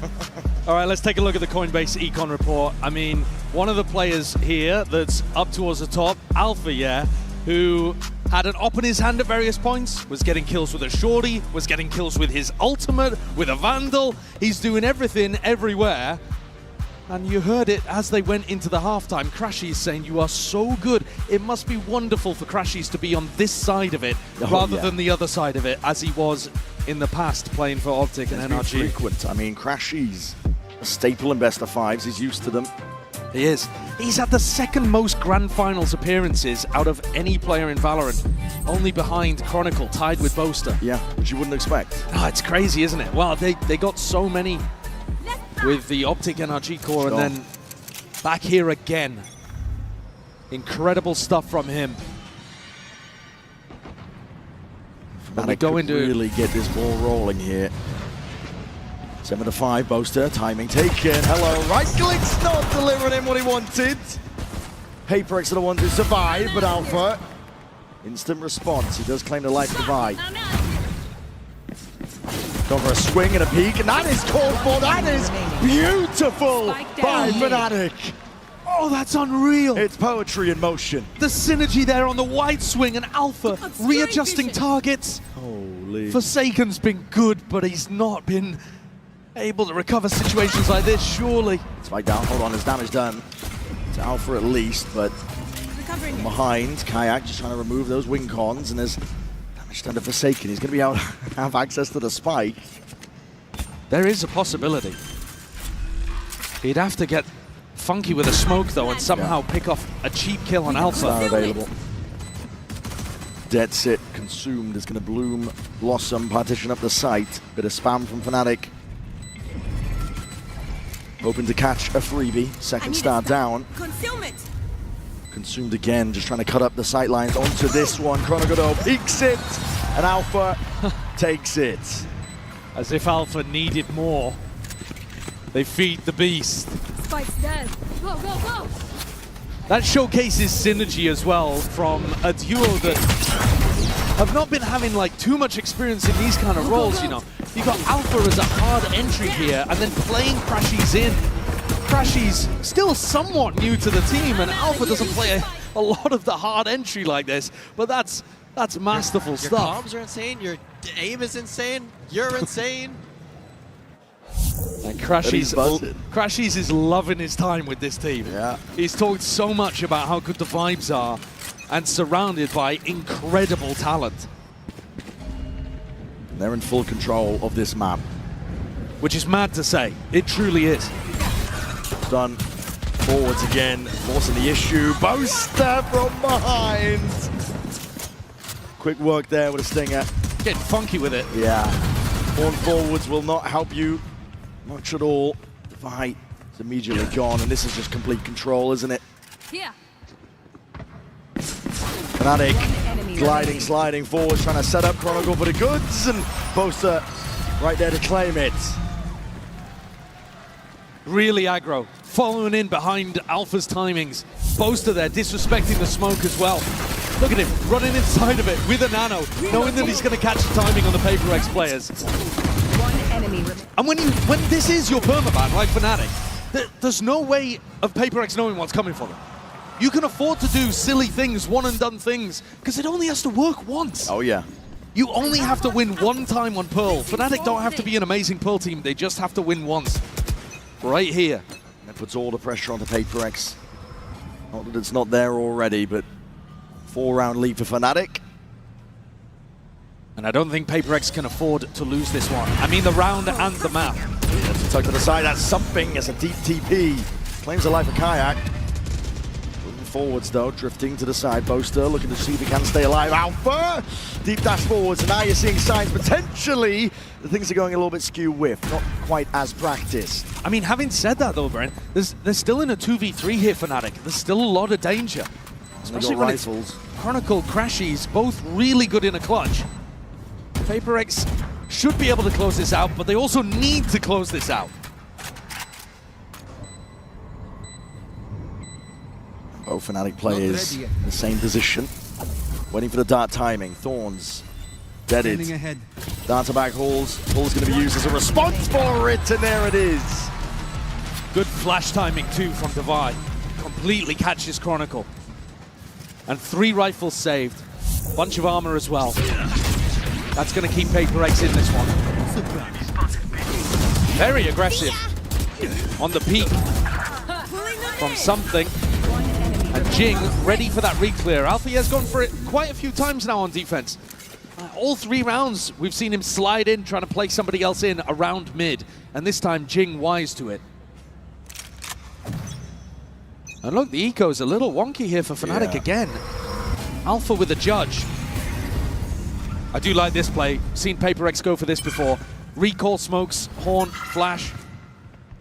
Allows Jing to get set up. Very difficult to contest A main against that kind of pressure. And then PaperX, they threaten that they could have left somebody inserted. And they're going to go back to contest Kayak. And they're probably going to find this timing just as the gate crash starts to expire. Yeah, puts pressure on the Kayak. Either take it or you renew another one. Spots the body. Yeah, look, just as he has to throw out another gate crash. Flash overhead. Layers down his retreat a little bit better. You're going to see another flash. Spawning bodies and looking to contest and contain. PaperX though. Get out scot-free. Now you're seeing it. Cosmic Divide is going to be splitting up that site. Already a fast blood attempt is going to be called for. Alpha is in your face for Judge. And my God, man, he's caught out into the open still. Kayak looking to see if he can help them out. PaperX. They obliterate them though. Util and Chronicle was looking to just contain up through mid. Not for much longer. Crashies. We'll have to concede this space. And almost certainly concede the round. I mean, one of the weird things here is that Crashies, I'm sure he'd like to try to go for it, but the economy is still not in a great spot for Fnatic. Didn't manage to win the bonus, and then had a judge to work with here, and okay, it's a great shot onto Forsaken, and nobody else really trying to hunt him down. So Crashies is going to be able to escape with this one with the rifle in hand. I don't think Fnatic looked that great when Alpha doesn't have a rifle or an op to play with. I've not really liked the way that he's been trying to play with the judge. Now in this round, something also hit a great teleport towards backside, and it just put Alpha in an impossible situation. But both times that they've tried to play with that lighter weaponry, it hasn't worked out. And PaperX crawling back into this one. 2 rounds the gap. Every map has been on a knife's edge so far in this game. That's what you expect with 2 great teams. 2 teams that have placed deep at tournaments many times before. Look at it, drag it out a little bit further. PaperX only trailing by the 2. Fnatic with a heavy group up, their money taking a tumble just to stay to their bye last round. This is a spot where Boaster might try to catch a teleport from something. They are ready to fight them on B. Warning shot from the judge from Jing, looking to see if they can claim some of that space, but it's a wall up and over towards the top, and it kind of reveals the hand. Fnatic are stacking this. Yeah, a little early from Alpha there. He thought the PRX were going to be committed really fast, really heavy. Instead, jumped the gun a little. The spike's making its way over towards A, but I think that's just so that Patman can fake like there's a little bit of pressure there, because all of these players are still set up for a B re-hit. Still danger lurking. On every corner, Kayak ready to try and respond. He has that rifle. And towards it, flash in your face though. A lot of pressure in through mid. It's definitely split up a lot of the bodies, but 3 still left to stand from Fnatic. Looking to try and put stop to this approach. Push coming through though. PRX not pushed back, it's a haunt. The double jump in, Jing! Goodness me! Absolutely filthy work. Rolls out the red carpet for the rest of the team to follow up on, and crashes with just the Sheriff. It's a nice shot to open, but PRX now just trailing by 1. Really good utility pressure. C's came through into back halls, caught onto Boaster, and then there was a stun afterwards as well. So this, it may have looked like it was a Judge versus a Bucky, but the stun was just wearing off there on Boaster. He couldn't really get into a position and fire off that Bucky shot in time. This is what we saw, if you think all the way back really early on in the tournament. PRX played against Heretics. They won on this map 13-1, and a lot of it was based on that double duelist diving into the back of B site. It's really tough to deal with. You have a teleport that can go almost anywhere, front or back, towards halls. And then Jing's pathing can be anywhere as well. He could go with something, he could go the opposite side of something, he could go to heaven if he wanted. It is so tough as a side anchor to try to figure out what the pathing is going to look like from these double duelist dives. And then you have great util coming in from Forsaken and Patman.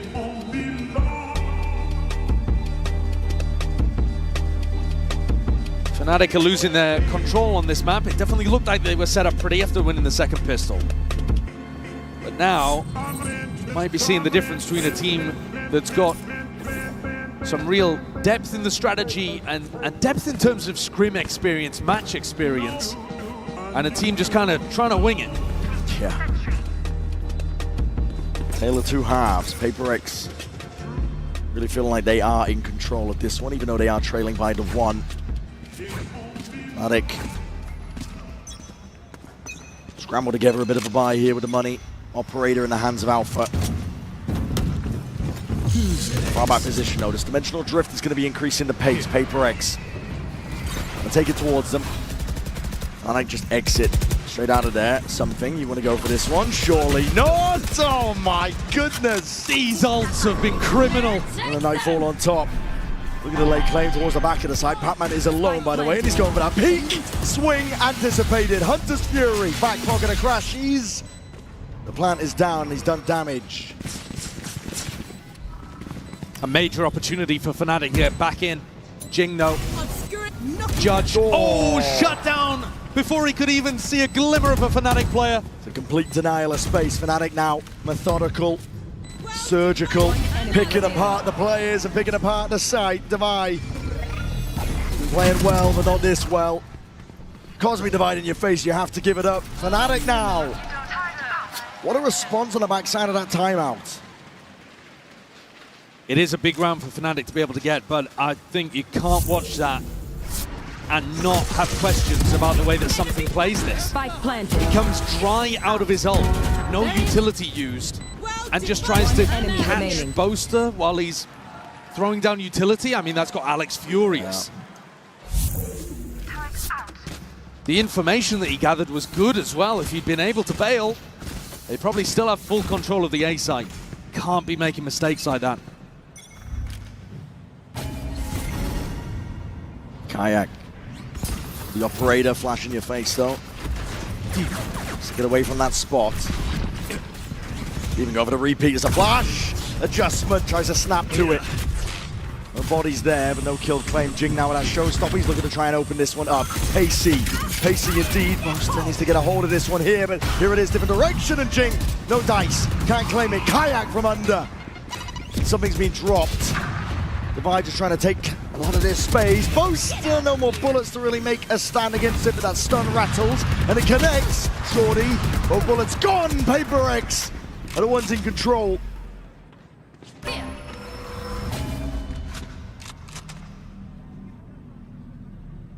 Spike not planted. Chronicle and Kayak still with a small opportunity of intercepting somebody before they get there. Seeing it, waiting for that util to come back online. Kayak trying to play the luck of the draw of a shot like that. Already backing away for the save. Fnatic gonna give this one up, and PRX are now one step closer to trying to draw it level. I think Boaster needs more assistance anchoring in back halls there. Whether it's from his own utility or whether they can get Kayak deeper into that spot with a teleport out. Finished. My ultimate is ready. Boaster just looks so overwhelmed in those kind of positions because, again, like I said, it's super difficult to tell what the pathing is going to be like for PRX. They explode onto the site and they can go from left or right side into back halls. Chronicle, though, with a lockdown, maybe Fnatic will be incentivized to play a bit more of a retake style on B. Kayak took so much damage from that, but did manage to get a freebie. Boaster, though, like I said there, is just under enormous amounts of pressure. I do think he needs somebody else to try to alleviate that to some degree. This time, Alpha is going to choose a different op position, taking it instead of Kayak as well. So bait and switch setup over towards B. If PRX want to end there, they're going to have to go through Kayak and still think about Alpha playing the Neon off. Chronicle is going to be feeling that heat. What a flash and what a find. He was the player with a lockdown. Alpha. That operator wants to get reposted. PRX really do cook with these flashes through smokes to set up Jing. They've got so many of them. It's something that he's amazing at. Crash is desperate for that info, just spots it. Overstays it, but still gets out. Spots a lot, but is worried about Art. I was going to hear about it. The rumble here. Thinks he's being squeezed, going to be playing it close. Tug, we've seen his angle, get value. Stuns forward, Fnatic have responded. Players are waiting for it, and Crashes could be that playmaker! Time to deliver it. Just the one before the trade is through. 50 seconds left. PRX moving forwards now, seeking to try and at least split up this side. Plant down, committed. Something relocates. Boaster moves forwards. Smoke, though, kind of cuts his options. Yeah, that's crossfire setup still. PRX have options in this spot. A bit of spam. Forsaken! What a swing! Alpha's gone, head clean off Boaster. Let's see if he can do a lot here. Him and Kayak against the world. Flash forwards, good connection. Operator picked up. Still with that util though. Patman, not to be removed, not to be outdone. And he's locking this one down for PRX to bring it level. PRX need a little bit more of that, relying on that extra experience they have on Pearl. Look at that flash. Beautiful setup. They've got a couple of those over towards A main, and there's one through mid. Crashies did the best he possibly could from that pressured position. But the rest of Fnatic not with quite the same kind of protocols as they hold angles for each other, looking to retake. Their retakes look really clean on the rest of the maps in the pool, but here, a little more unpracticed. And PRX rely on that, lean on that, and force Fnatic into a timeout. They also force the economy down the drain. It's a tough one. Nobody expected Fnatic to really be able to put up a fight here on Pearl. It's their permaban. The Alpha Neon tearing people apart, honestly. But PRX, the more we go, the deeper we get on this map, the more we're starting to see them pull out into the lead. And it's a good job, because we were talking about must-win maps. And Fnatic on Icebox, this one, the Des was talking about it, it is a must-win for PRX. They've been in these kind of situations so often when they're in a big final and something goes wrong. They can't quite get it over the line. The must-wins become could'ves and should'ves. This one cannot slip out of their grasp. You never know how many more chances you're gonna get. They've already had so many. Time to jump. Up to PRX to make their own destiny at this point. 10-10. The money is knocked down for Fnatic. Trying to put Alpha in a position where he can take a fight and still have some level of backup. And Alpha, he does have the hot hand. Jing's going to be looking to rain down some destruction. There's a full group up. PRX, they're going to be committing to this. Flash through, Boombot's there. Satchel's in the back pocket. This star on site could be pivotal for Boaster to be able to play around if he can get inside it and dominate it. They're already in. And Kayak is no more. Deep flank position. Fnatic needs to get some value with this one, but a stun. It's not quite ricocheting, not quite landing. Forsaken under that pressure, but already his team going to be backing him up, helping him out. Something One enemy lighting the remaining. world on fire. And another clean B execute for PRX. Crashes can't even get it done. 4K for something as well. That'll be a confidence booster. Almost gets another Yoru ult online. Should be huge. I mean, his execution of it's been a little bit wobbly, but you always want that tool to be able to use it if you can. And the variation in terms of how they're pathing he and Jing is putting the squeeze on Fnatic's brains. They need a timeout, and they've just used one. You know what I want?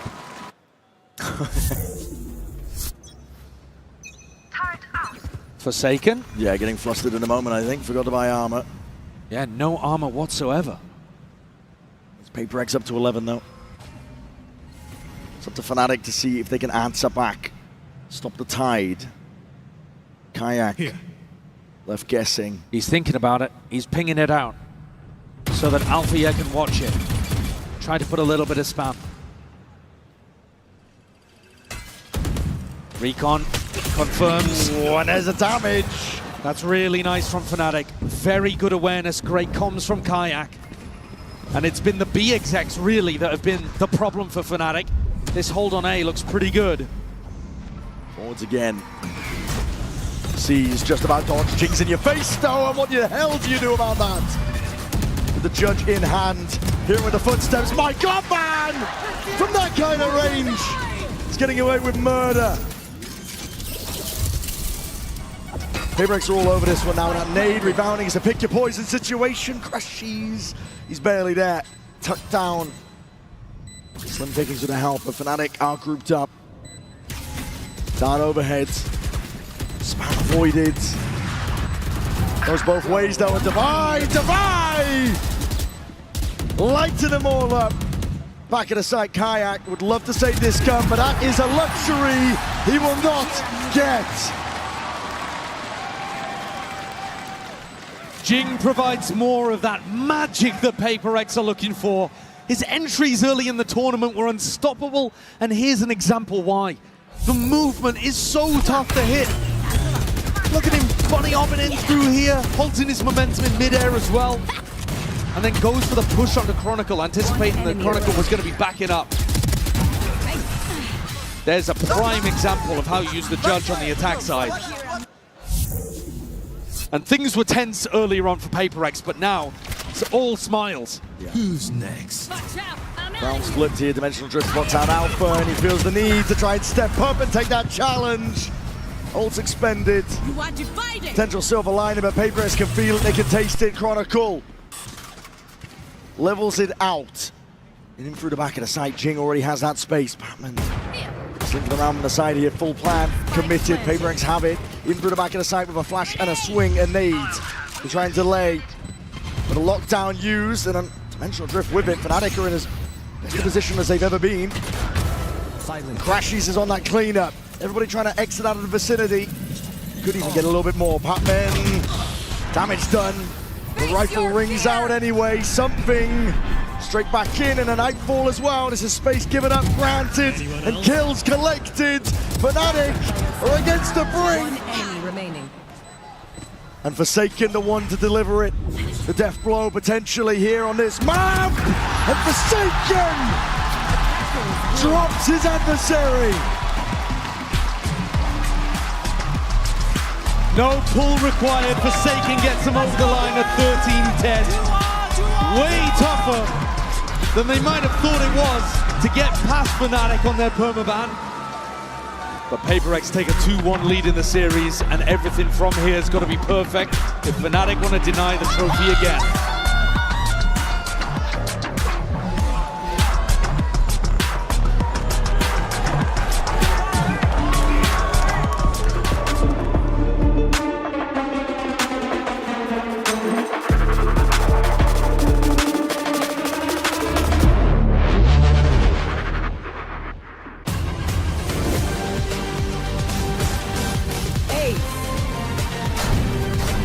Let me show you how the Fox does. Oh man, I was just getting warmed up.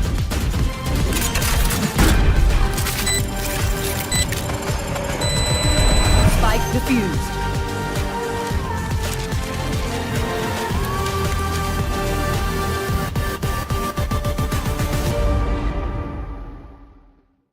Then face your death, cause you play a roulette with each step I progress, no less. Go ahead and place your bets, cause we know where we at, we know we top tier. Cause all the hate that you bring, we know it stops here. I'm taking off like a rocketeer and stopping here. It's strange how they cannot see the future but see profit here. Wait up, we gon' always win. Promise that that's not a promise, yeah, that is a threat. You know that I promise to bring the team commas. When the whole team win, that's when you flex. Win, and I'ma do it again. Watch me win, then watch me do it again.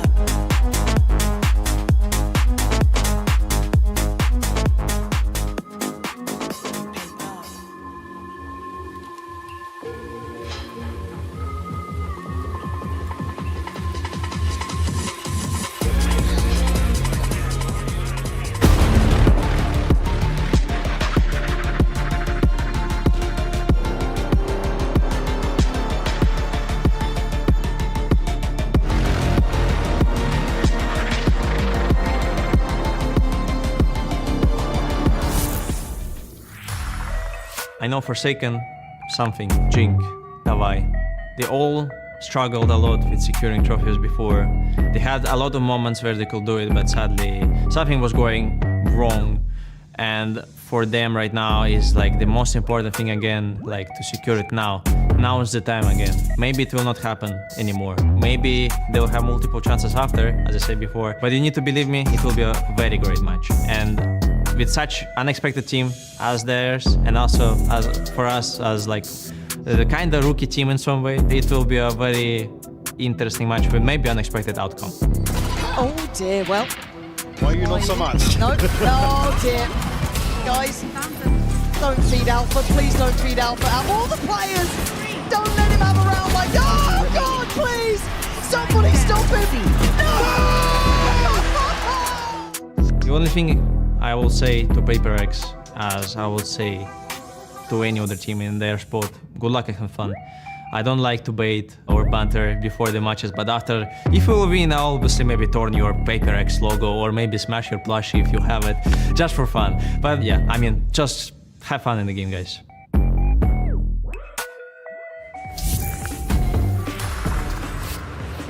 PRX are now one map away from winning their first ever global title in their third grand finals. I'm Mimi, and I was listening into the comms of both of these teams during that critical third map. And going into things, it was one that I think PRX expected to win. This is Fnatic's permaban, the one that they were supposed to take easily. But it was anything but that. And a lot of the questions around this PRX team have come down to the leadership. In the past, when you've asked them who's running the ship at PRX, it's been all of them. We're all adding ideas.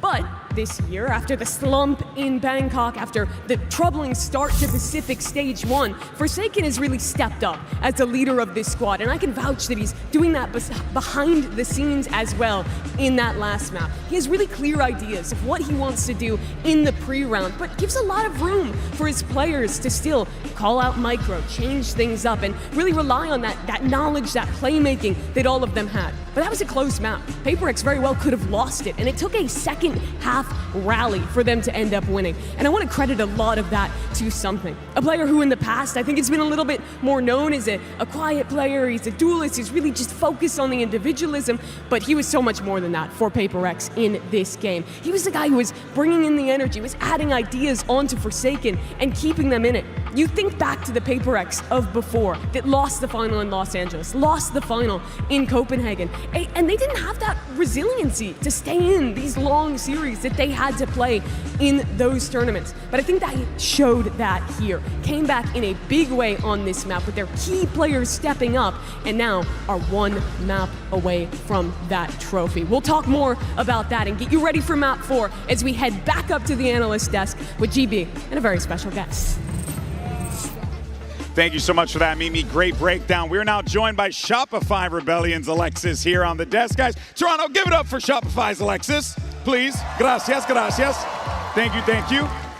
Alexis, a pleasure to have you here on the desk. Yeah, I mean, what a game that we just saw there. If you're just joining us, which, by the way, I mean, where were you? It is now You've missed out. You missed out, now for sure. It's 2-1 in the count now. PRX, one map away from being Masters champions. But Kakuka, we talked about what this Pearl map was here. This was a map that PRX needed to win because this was the perma for Fnatic.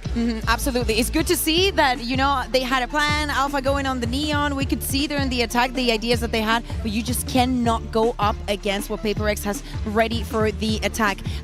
You see a lot of Jing going in with the Judge, was funny enough. It's probably what we anticipate coming in for Lotus as the next map. We see something that Mimi was mentioning, a huge turnover from first half into the second one, because I feel like on the first one he was not finding the impact that he could have or that he usually gets to have when he's with the operator and whatnot. I feel like it's not often that we see a permaban map be that close. It was really obvious that Fnatic had an insane plan, especially Alfiar's op. I feel like his pressure with the attack op was insane. But I feel like Divide kind of handled it really well. I feel like his Vice was insane on the A site, that they had to keep pressuring B. The half ended up not in their favor, But then when they swapped sides, it looked really good. Yeah, you could definitely tell here, Alexis, that Divide, there was a lot on his shoulders here, especially with those, the Steel Gardens needing to make sure that he was there to ensure that he could lock down these sites properly. How important is it for Divide to be popping off at this time? Because it seems like he's on another level right now. Oh, it's super important. His util usage was incredible. The timing that he was popping his thorns at was completely stopping their hits.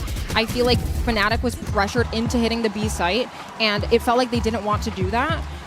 But it was impossible because you can't get through device site. And it's so important that we speak about him, but because for the past 2-3 series, Divide has been an absolute difference maker for the side of PaperX. And to me, if I had to choose right now, I would give that MVP bracelet for him. He was one of the people keeping that in that Icebox game. I think that the win from the day before yesterday was not only, but I think in huge part due to him. And having him play the Sentinel roles, the going on the stage, thinking that he might not be able to find the impact that he would, he still does it. And I love also the fact that in a team that's so cheerful, so loud, so about being very explosive, he's always very calm in every scenario. Yeah, and for context as well, right now in the series, Divide currently sitting plus 19 over the rest of his team. No one else on PaperX is positive right now, just Divide. That should tell you how good he is. But on the other side to that, you have Alfier. My man just crossed the 70 kill threshold right now, and on top of which, Bea, we are seeing this dude just, he's going into the Neon like we've seen him do in the past, but he just is such a reliable hand for this freaking team. Yeah, he's having a day. Alpha's having a great performance. It's not being enough for the side of Fnatic, but it's good to see that they still had it, that they know they might have not been completely favored on this map. But Alexis, what do you make, not only of his performance, but on playing Neon on a map like Pearl? Alpha is farming. Not only is his Neon insane, his attack up has been deadly, absolutely deadly. Oh, yeah. If I was them, I'd be avoiding him. No matter what, like the plate, I'd be hiding backside. I would not be looking for him. So he's been insane. His Neon tech is insane. His stunts have been perfect. He's incredible. You genuinely couldn't have asked for a better player in this situation. Alfier, it kind of reminds me a little bit of Trent in Bangkok, where we were talking about how like this guy would have been the MVP if they win. Well, yeah, it's the same kind of conversation. It's like Divide, it's Trent. Oh, sorry, not Trent. It's Divide and yeah, Alfier. Trent, you can still win it. Apologies. But it really is something else, and that does, of course, bring us to that MVP discussion right now. You were talking before about what you were looking for here and who you think were the players popping off. I agree with you. I even said it on the Val Comp Reddit, by the way. Shout out to those guys. I was like, Alfier, Divide. Those are my two MVPs going into the finals, and I'm glad that I wasn't disappointed because both of those guys are playing incredibly. I still think that there are people that can make an impression. For example, Chronicle, we've been speaking about him and all the records that he has and that all the trophies and whatnot. I think that if he's able to make that difference into Lotus, take us to that last map, he could still be in contention. But to me, I fully agree with you. I would also love to see Jing just sending it. In this last half that he played on Pearl with the just satchelating in, making a huge difference, especially with Fnatic starting on the attack. I want to see how that converts because I feel like he's not having his best day, and it makes me very sad because it's Jing, like it should be his MVP to actually lose, no? Yeah, it's fair. It's fair, but it is a team sport after all. It's a sum of all the parts, right, Alexis? Absolutely agree on your point on Chronicle because we know that he has what it takes because he's proven it so many times already.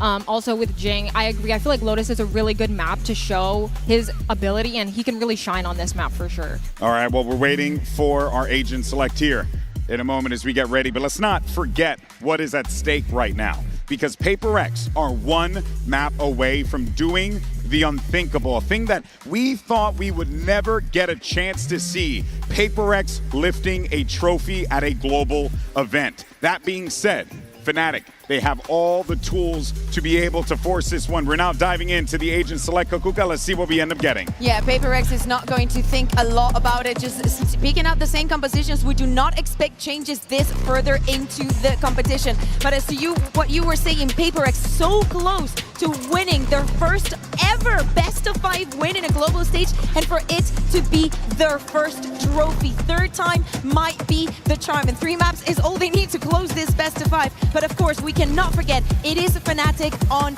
Lotus. They love this map. Yes, they lost it the other day, but they also have very clear tells, the Odin that they love playing. I think that they were struggling a lot to to fight and control a Rebel. So Alexis, if you had to give some words to Fnatic to very focus on this map, on this Lotus, with them starting on the attack, what would it be? I would say don't wait till 2.5 seconds to get into that bomb site like they normally do. Ain't that the truth? If they do want to do that, we need to bait out the Vice Util, or else the Vi is just going to keep farming. So I would say bait out that Vice Util, maybe hit sites a little bit faster, maybe do some more pop hits instead of just, you know, the normal defaulting that they tend to do. Yeah, that's what I would say. No, that's a good call there, but you know what? I do got to look at the rookies in this situation. Kayak, Bea, a lot on his shoulders here as the tip of the spear for this squad on that raise. Yeah, I do not want to see, I think that he was a little bit lost or maybe put in a situation that he was not very comfortable on Pearl, something unlikely that we have not seen from him throughout this tournament. And with that MVP conversation, he could go from 0 to hero very quickly. All right, folks, can we get to a map 5? I know this crowd wants to see it. Let's go ahead and send it back over to the casters for this one. You got Brennan Sideshow on the call. Map 5 all sealed up entirely here. Toronto, let's get loud here.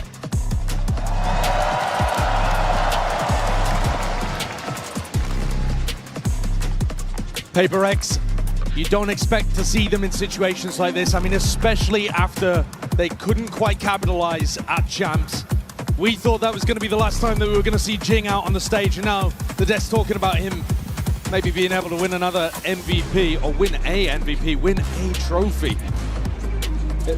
To some degree, it feels like PRX versus that trophy. They are the best team that has never won, and they could change the entire narrative here. In their previous Grand Finals as well, they've not been in a spot like this. They've never led a Grand Finals, even though they've been in 2 of them. This is their 3rd. They won map 1, they're now up 2-1. 2 opportunities to close here on map 4 and a map 5. Oh God, what a beginning.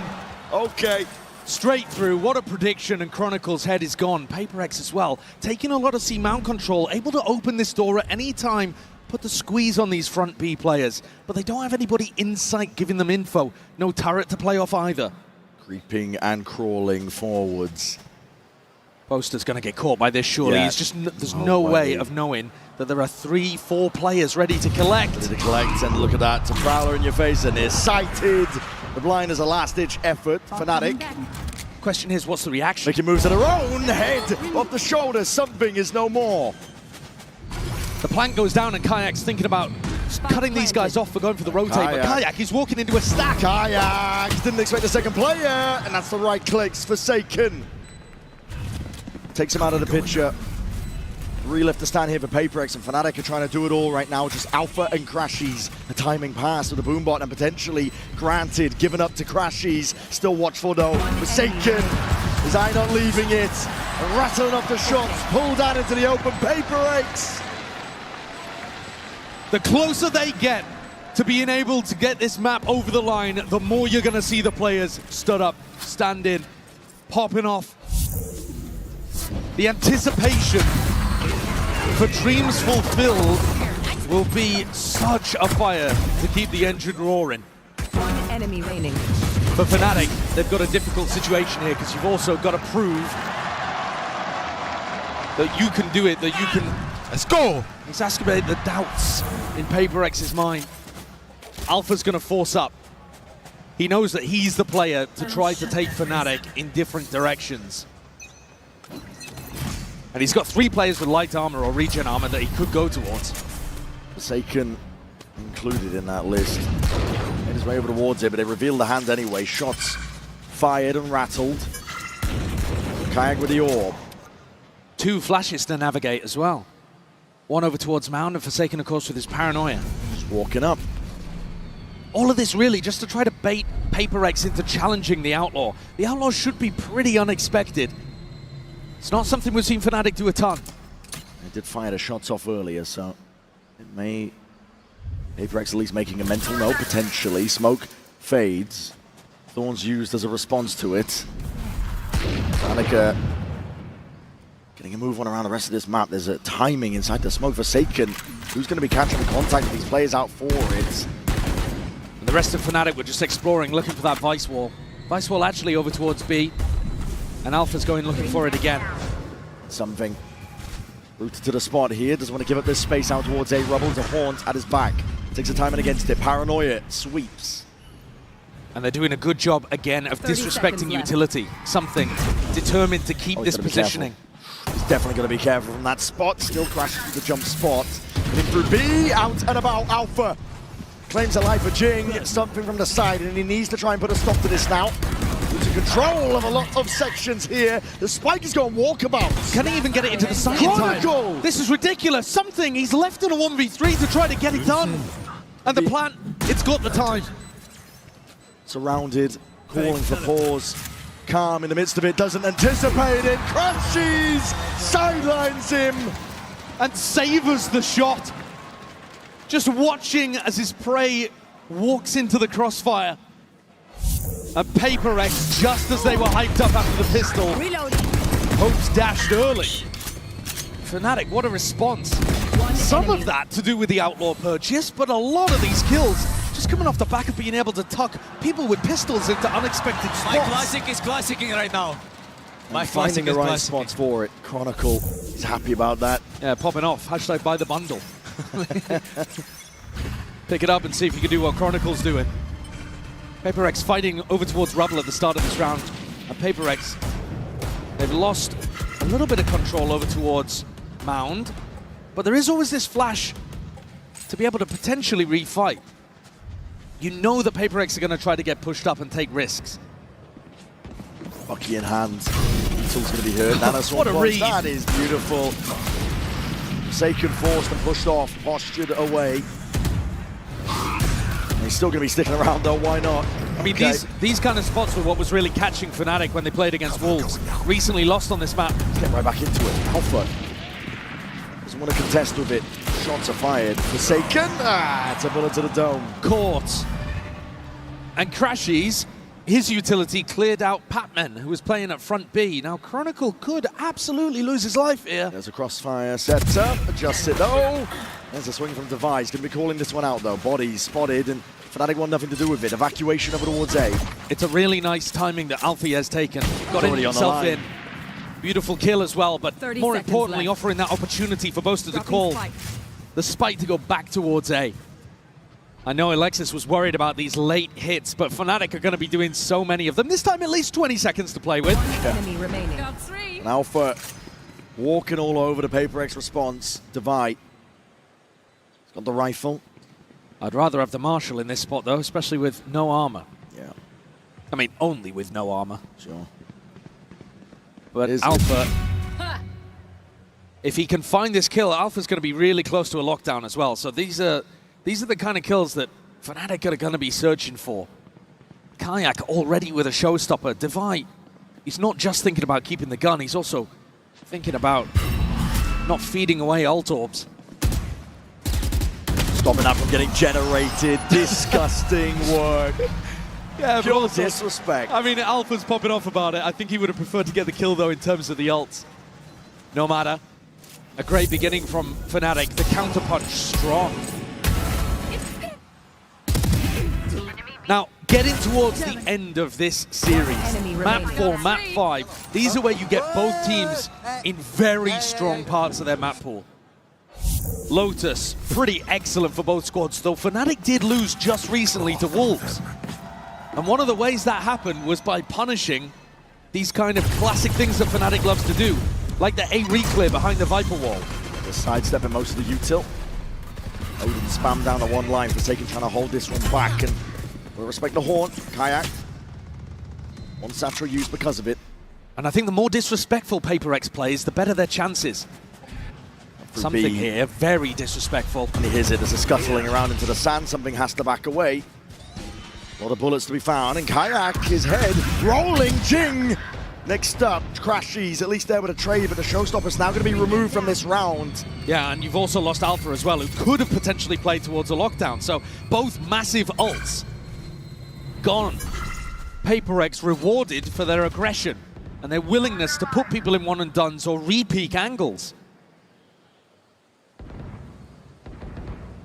Classic reclear here for Fnatic, going over towards where Forsaken's jiggling. Takes half of his health though. And Fnatic might well realize that A is open for business. Doors opened up, they got no choice though.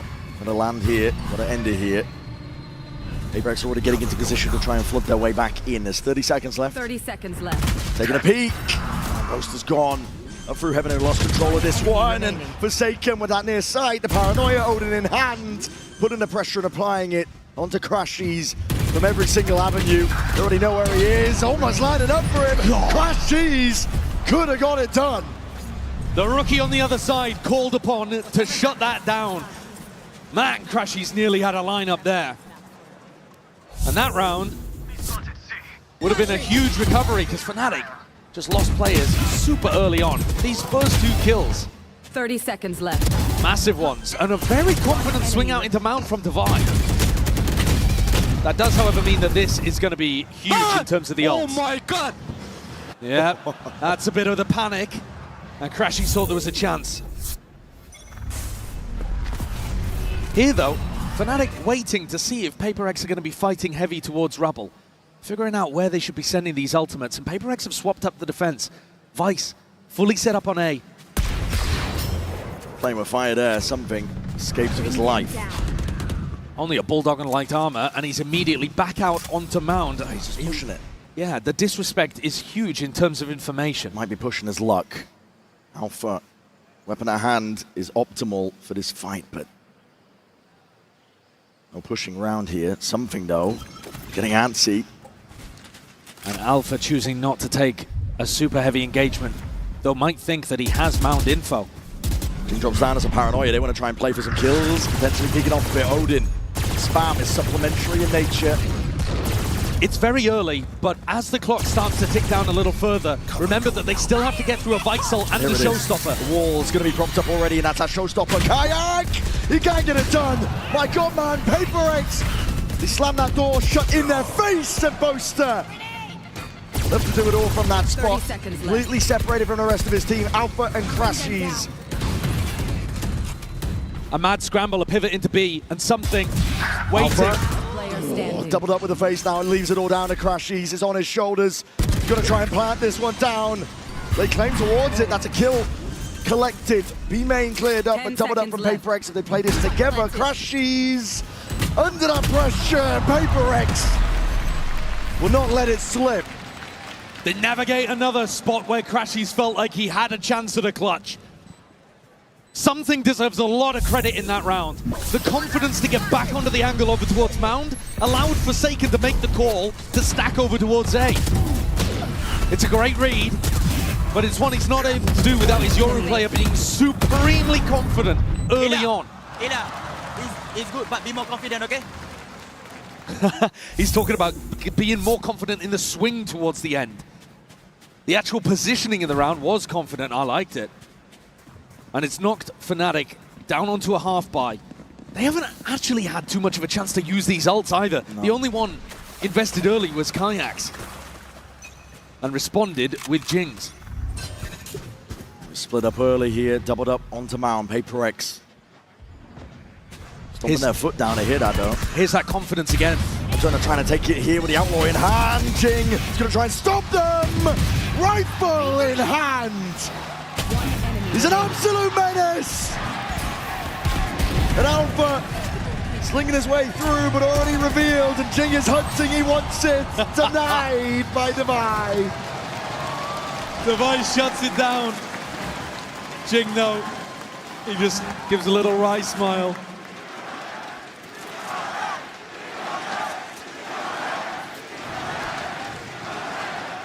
I've seen that look on Boaster's face before.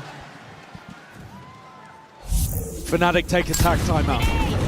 They're getting destroyed by this disrespect of utility. The PRX players peak before the util lands for Fnatic. And Fnatic, they expect them to fight. We've seen it in previous maps. We saw it in first box. Divide wants a bit more confidence from his team in terms of going for those fights. Easy to say when you're the only player positive on the squad. Yeah. He's been absolutely tearing people apart today. But Jing up even above him after that round.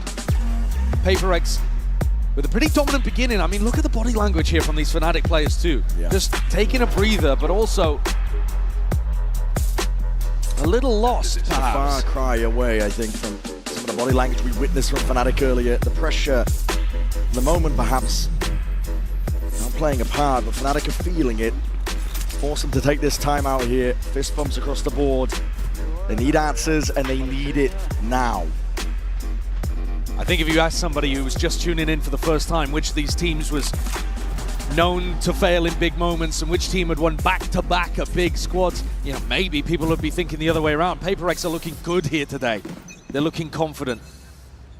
They're looking down to take the fights to Fnatic.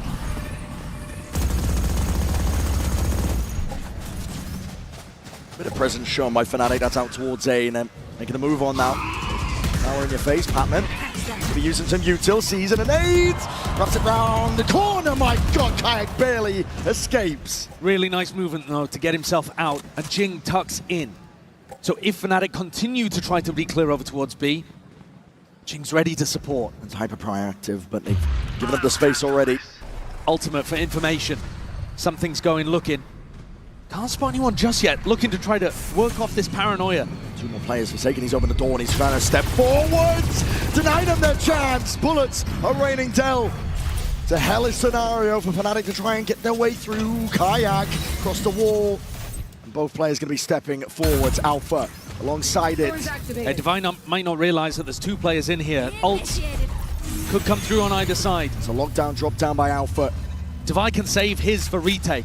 You already know that they're going to be coming back through the Nightfall. Pushing forwards, Alpha pushing forwards. Has to give up that space with a prowler in his face. It's a good plan. Open for Mound, but Forsaken. Kayak trying to hold on to the back. There's that Nightfall, and here it is. The pressure mounting. PRX trying to put on that squeeze once more. Coming into this one with a little bit more fire, but off onto the mound. Against that Odin spam. Nothing to hold them back. Fnatic, we're in the comfort zone. They're immaculate in the post plants. They know how to play those situations perfectly, and the one round the PRX actually allow them a bit of space on site. Fnatic deliver. Once they can get into those comfortable protocols, things are looking fine. When PRX respect the util, respect the ults, Fnatic look comfy. So the whole game plan for PRX has got to be to continue this level probably of got fighting. everything possible in the game, bro. Nice! Bro, good job, boys. Something has a glass cannon up to pull out. No ults, though, for the defending team. Watching for it. Alpha holding, slight angle, alarm bot placed. Spotted out. And it is Alpha's job to try to put pressure, or at least get information over towards Mound, and he's going to ping right into this, right into the op. He swings into it. Something's handed a freebie, an easy one. Toxin screen down. And look how aggressive these setups are. Something getting posted on this angle. Forsaken deep over towards Rubble as well. Fnatic have no space on the map. Oh, and PRX are eager. Deny them every single inch. Pure proactivity. Yeah, I mean, look, Forsaken alone holding towards A and doubled up on B and C. A tight forward choke point positions. Might be about a media's match though. That's Util going forwards and that paranoia. Hold on, sidestepped. Kayak's hard committed. Was near-sided, vulnerable though. He got to step forwards. He just barely dodges. Double TPs to get the hell out of there. But Jing immediately reinforcing the position. Tucks himself into a bit of a one and done. But if Jing does get one, Showstopper is online. Patman meeting Boaster. Oh my, Boaster! 30 seconds left. He's cracked the code, I think, perhaps, of that. But look at the clock. Less than 30 seconds and 3 players defending A. Pivoting back over towards B. It's walled off, something's there, but the operator in hand has to dodge and juke and hide away here. There's a seize, just keeping him locked into place. Showstopper against the back wall. Jing! That's it. He's a menace!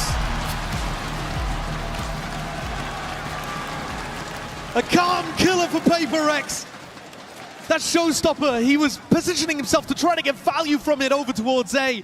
And instead, a bank shot splashes it off and picks up 2 with the AoE. What a player. Rocketed Jing to the top of the scoreboard for his team with a play like that. And a 4K earlier on, Bren. I mean, 2 of these rounds have just come straight from him. Yeah. Head in hands for the Fnatic coaching staff. But it's so predictable, these late round pivots from A to B. It's what we've seen day in, day out, and look at that! What are you going for there? On the anti-eco of all of all rounds. To be going forward is relentless. It's the PRX of old. I mean, it's a mad play. They don't want to give up any sort of space whatsoever, but they have given up something's life. And they've also given up the operator. Alfia picks that one up. I'm not sure if Devi would be happy about that because Ilya was confident or hoping he did it on a different timing. Blue room's been opened up as well on top of it. I believe could be some damage done towards it. Bomb grenade out. Alpha with the operator. Attack side round called for. Slow, steady. But it's this control over towards Mound that's just killing Fnatic right now. Crashies just jump spotting. Sees signs of life from Forsaken. Forsaken is overstaying. Finally backs himself away. 40 seconds left. Yeah, but then Forsaken just jump spots and realizes it's a fake, and you keep the defenders over towards A. And Patman with the peek. It's Kayak gone. Spike drop down! 30 seconds Raining left. down with the bullets. No punish in sight. Crashies is isolated on a bloody island. Patman, the rookie, with Jing by his side. And they are getting into a rhythm. Partman with a nervous twitch in his seat, but they're up 6-3 on what could be the final map here at Masters Toronto. PRX have been staring at that trophy all match long, seated between these two teams. A culmination of years of dreams. And the hunger will be fiercest now as they're closest to their trophy. 3-round lead for them. Again, aggression is the name of the game, but it's likewise for Fnatic. They're not slowing down here. All the way up through the gun. TP backing away. Kayak tries to get it done.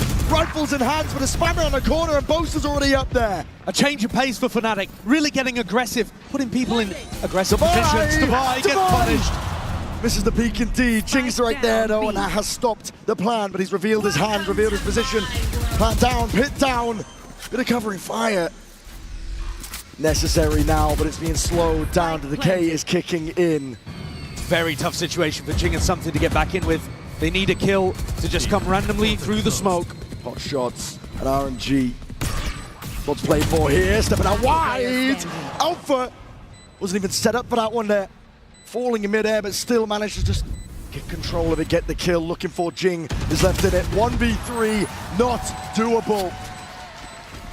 A really nice shift up for Boaster. Calling a quick round, instantly in on B. He knows that they've been trying to post people up aggressively over towards Mount, stacking towards A. The gap should be in this middle site. A great turn on the flash from Alpha as well. Crashies, just a piece of bait. But Alpha and Chronicle clean that one up. Still a chance for Fnatic to draw this half level, and I think that would be a major win for them. Showstopper, lockdown, big tools to work with. And they're going to try to push back these defenders on C early on. The C information has been a nightmare for Boaster to call against. And it's Devi. Full speed ahead. The Showstopper already pulled out. Kayak. Got to pick and choose your target well here, but already Devi's going to be revealed. Out towards it. Still that fuse. Waiting for it. Something gone. Taken out. Chronicle. Watchful eye towards a flank and a timing and opportunity missed by Forsaken. And the faster pace that Boaster's called is working wonders. Throwing Kayak in with his Showstopper. Devi pinned in place over towards Pillar. And the horn from Crashies getting huge value as well. PRX need to make an adjustment. Their game plan is excellent against the normal pace that Boaster's going to call.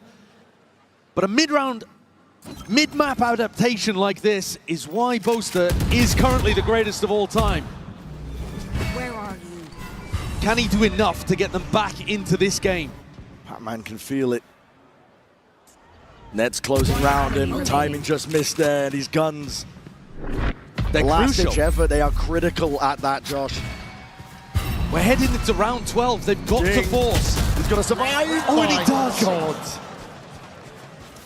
Not able to keep his armor, though. Not that they had the money to be able to drop for a teammate anyway. Fnatic have set themselves up for a nice final round. Big rifling advantage. But ult's starting to get on the board for PRX too. Devi caught out there. Felt like he had to go for the play. Swing in front of the Showstopper. And there's the horn, grabbing value too. Alpha, top of the scoreboard again for Fnatic as they try to claw back into this map. Elimination on the line. The pace, it doesn't stop there. Fnatic are trying to take it all the way to them. Put a stop to it. Try and draw it level. Jing is down. He's earned his ult. Alpha! What a shot! Plucks him out of the sky. Plucks him out of the picture. And he's not stopping there. There's something. He had to do it for them. It's a mad dash now and a pivot over towards C. Boaster's got the info on where both of these players are, so he knows it's free, he knows it's safe, and Fnatic's protocols are excellent in post plants. Chronicle, he's looking for the flank. Something and Pac-Man have just got to do this without too much to work with. Haunt might come back online, but Chronicle, he's hearing this. It's knife out for Pac-Man, he doesn't have the gun ready, doesn't have it at all. Chronicle and Boaster play time, play their lives far back. And they're just waiting for something to play into their open arms. Something! Something! Disgusting! He tears Fnatic's post plant to pieces. And he's made it to the defuse with so much time. He had one way of being able to deal with that 1v2. And he took his timing and delivered. A player that sometimes struggled with nerves in big moments, but a deep breath and a big play. The Red Bull clutch pushes PRX ahead 7-5 at the half when it looked like Fnatic was about to draw things level. The pressure is on the shoulders right now. Could be the final round, final map that we're looking at here. PRX are on the very cusp. It's up to Fnatic to answer back.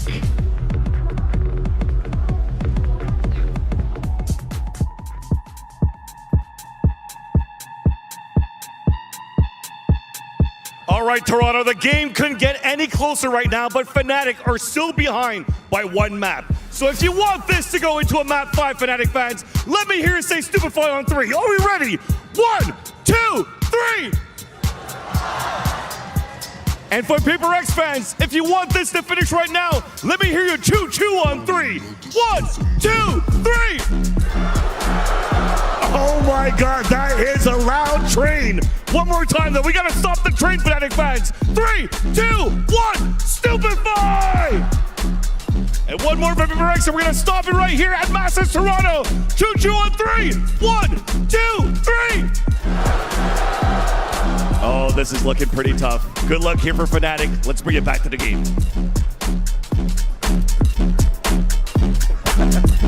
You guys are fucking awesome. Thank you so much. Full speed ahead is PRX. They can feel it. Momentum behind them. There's no stopping them right now.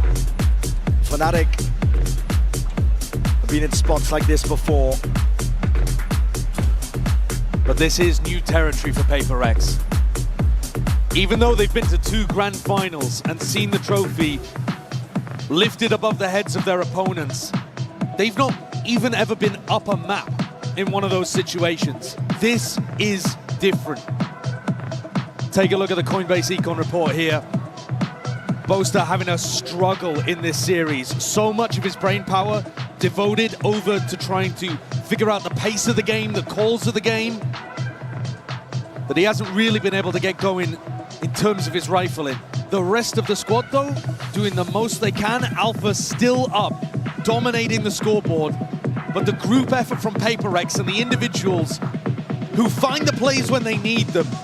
Jing having a map, something pulling out an amazing moment at the end of the half. Opening and closing rounds has got PRX in a spot where they could finally do it. The best team that has never won. It takes greatness to even make it to grand final spots, but this team has been defined by their failures, not their successes. And this half could change the entire narrative. Potential for a bloodbath. PRX want to go again pacey, nothing changed up, nothing switched up, double face, clone, boom one, absolutely everything! The Boaster tucked up, he's gonna cut my setup! Him and Chronicle put a stop to it! Launching force. PRX with that W game in trying to burst their way through the choke. 2 players though, still with tons of health here, Divine something. It is absolutely winnable. It rebounds! Oh my! What a perfect wallbang from Kayak! And it leaves it all down to something in a 1v3. The pistol round essential for Fnatic. In the driving seat and more fake with the TP. Damage done to Chronicle. He's looking for barely ahead. It's reactionary. The Haunt reveals something not planned for him. And Kayak defusing. Kayak defusing, sticking half off of it. Swapping sides. Something needs the kills and he needs it now. But Kayak, the safety net that Fnatic needed. He holds his ground, believes in Crashies, and something is denied. This double hold, unexpected. Fnatic often holding softer, further back, deeper positions. And this time tucking tight with a crossfire at the choke point. And PRX step into the maw, get crunched. Look at this again though. Something forcing up the Outlaw, doing what Althea did to them. And round two, it did go the way of the Outlaw force. There it is, Alpha. He's already wide out. Yeah, he's picked up one of his own. Trying to take that peek, there's a flash in your face, Kayak. None the wiser, barely gets control of the rifle in time. Doesn't have a lot of health to be able to play with. The rifle might be better off in somebody else's hands. He's actually swapped it over to Boaster too. Faith in the leader. And that'll allow Kayak to go for more of an aggressive peak without having to worry about bolstering the PRX arsenal. Fnatic need this to be able to get back in the game. An eco round here for PRX would be devastating for Fnatic's chances. And Alpha is perfection, as he has been out of charges. Basically all tournament. Up through B. Crashies. Eyes in two directions here, but he's just found the right timing on it. Jing, gone. PRX looking to group up. Up against Fnatic right now, where they're not letting anything slip, not anything at all. Chronicle! Tiny little two-piece, flawless beginnings here for Fnatic. They needed it. Winning the pistol in the second half, winning the force in the first. It has felt like Fnatic need pistols to be able to hang in this game, honestly. And I don't just mean on Lotus, I mean across the series. PRX, they feel like they're in control of this. We said it at the start, it's almost their trophy to lose. You look at what they've done going through the upper bracket, the map veto, double map ban. And PRX now in a round where they have the economy advantage and are expected to win. The wall just went up. I think Chronicle's revealed his position here, and as a TP forwards, Kayak defends. Blind as anything. Really dry there, honestly. And not a deep teleport either. Satchel's in your face though. Alpha! It's Clay Pigeon shooting. Plucks Jing out of the skies. Where's he going? Gun's not down, he's right in front of you. Hold on, a bit of a misstep. Pacman. Bullet to the dome there, Alpha's been dropped. Players starting to form up a bit of a barrier. Fnatic, they need reinforcements. Boaster's rotating over with the Odin. And a bit of spam, my God. I don't think the Odin's going to be here in time to try to deny the plant. Going to this corner, Forsaken feeling like he needs to take this and take the fight straight to him. Kayak dropped through the wall. The bullet that just locks down, and now a bit of patience to be played. 3v3, what an opening given to PRX. This round looked disastrous for them. Shadows traveling. Random spam and hoax. Flash forwards to buy with the peak. All trying to cut this one up here with the paranoia. Is picture perfect, but not the clear indeed. Boaster straight there with the Odin. Trying to trade this one out, but the bullets are running dry. And Pacman and Dubai not to be outdone. Boaster's run out of time. He's run out of chances. And that could be a round that Fnatic look back on as a big missed opportunity. If they'd played that with a little more patience, I think it should have been a conversion. Pretty disastrous entries from both of the duelists on PRX. And then when Althea stepped forwards, trying to, I think, pick up a different gun. Yeah, I think he assumed he had a rifle, but he didn't. Ended up giving the C-site away. Listen. Boaster has kept this Odin though, and is looking to do a little bit of chip damage to PRX as they come through. It's not that tree sight line though. All grouped up. Paranoia, Haunt. Up and over the top. Something forced to respect it. Boaster, there it is. He knows the angles. Like the back of his hand. It's a first kill that goes away of Fnatic, and they need that energy. Smoked off the turret. Chronicle's waiting for it. Putting pressure now across all fronts. Fnatic looking to contain, looking to maintain. Forsaken's forwards though. With rifle in hand, Boaster is out in the open. The timing does not favor him. A-site cracked open, wide for the taking. Jing just choosing a timing there through the smoke. Catching Boaster very unexpectedly. Chronicle's next. Despite the aim punch, Jing on top. One after another. All left to Alpha, yeah. All left to him to do. A 2-round lead, and PRX are sensing it now. A little wobble to begin the half, but now the belief comes flooding back. Previously, when you've seen this squad get deep in tournaments, the prophecy, the destiny of them being the uncrowned kings of Pacific, it seems to just suck them in. It has its own gravitic field. And this time, it really feels like they've escaped it.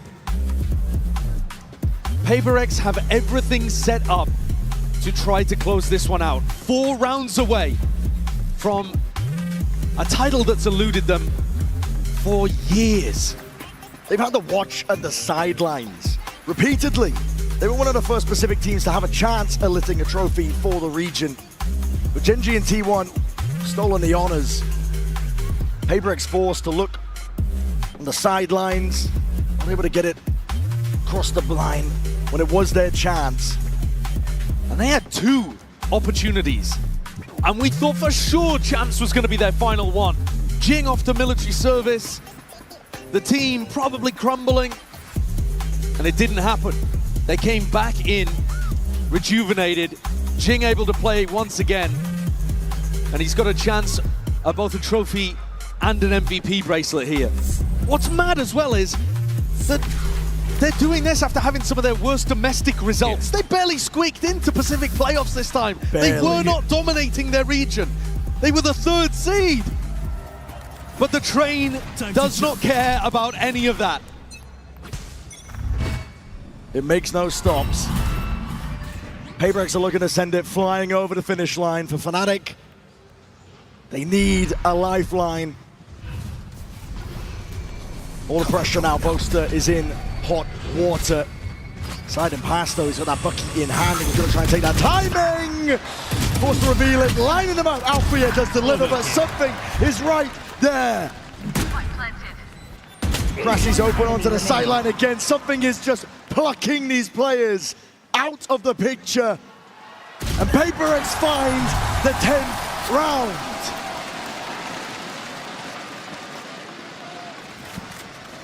Something in his comfort zone.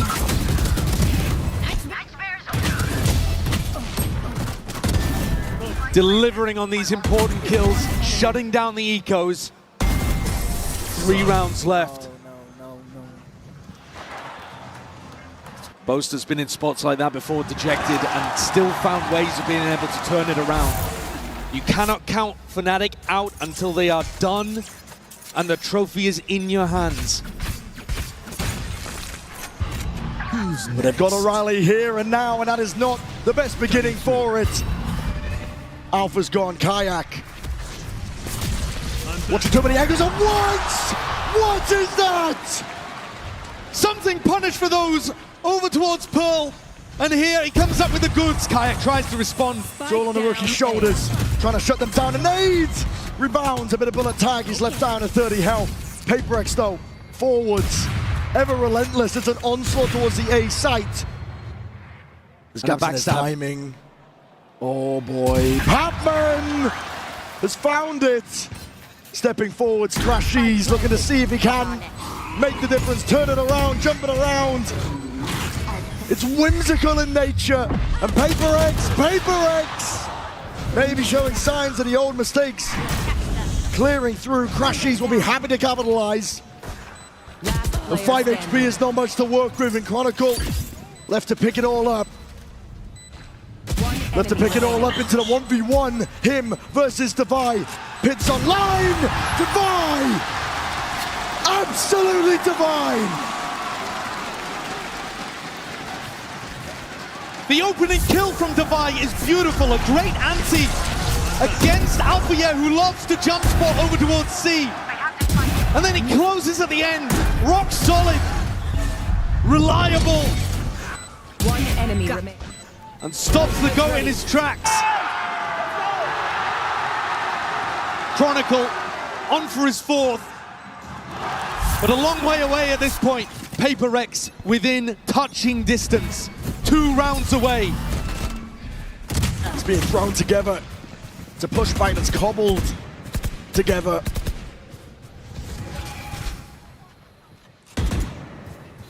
Fnatic with barely any weaponry, really.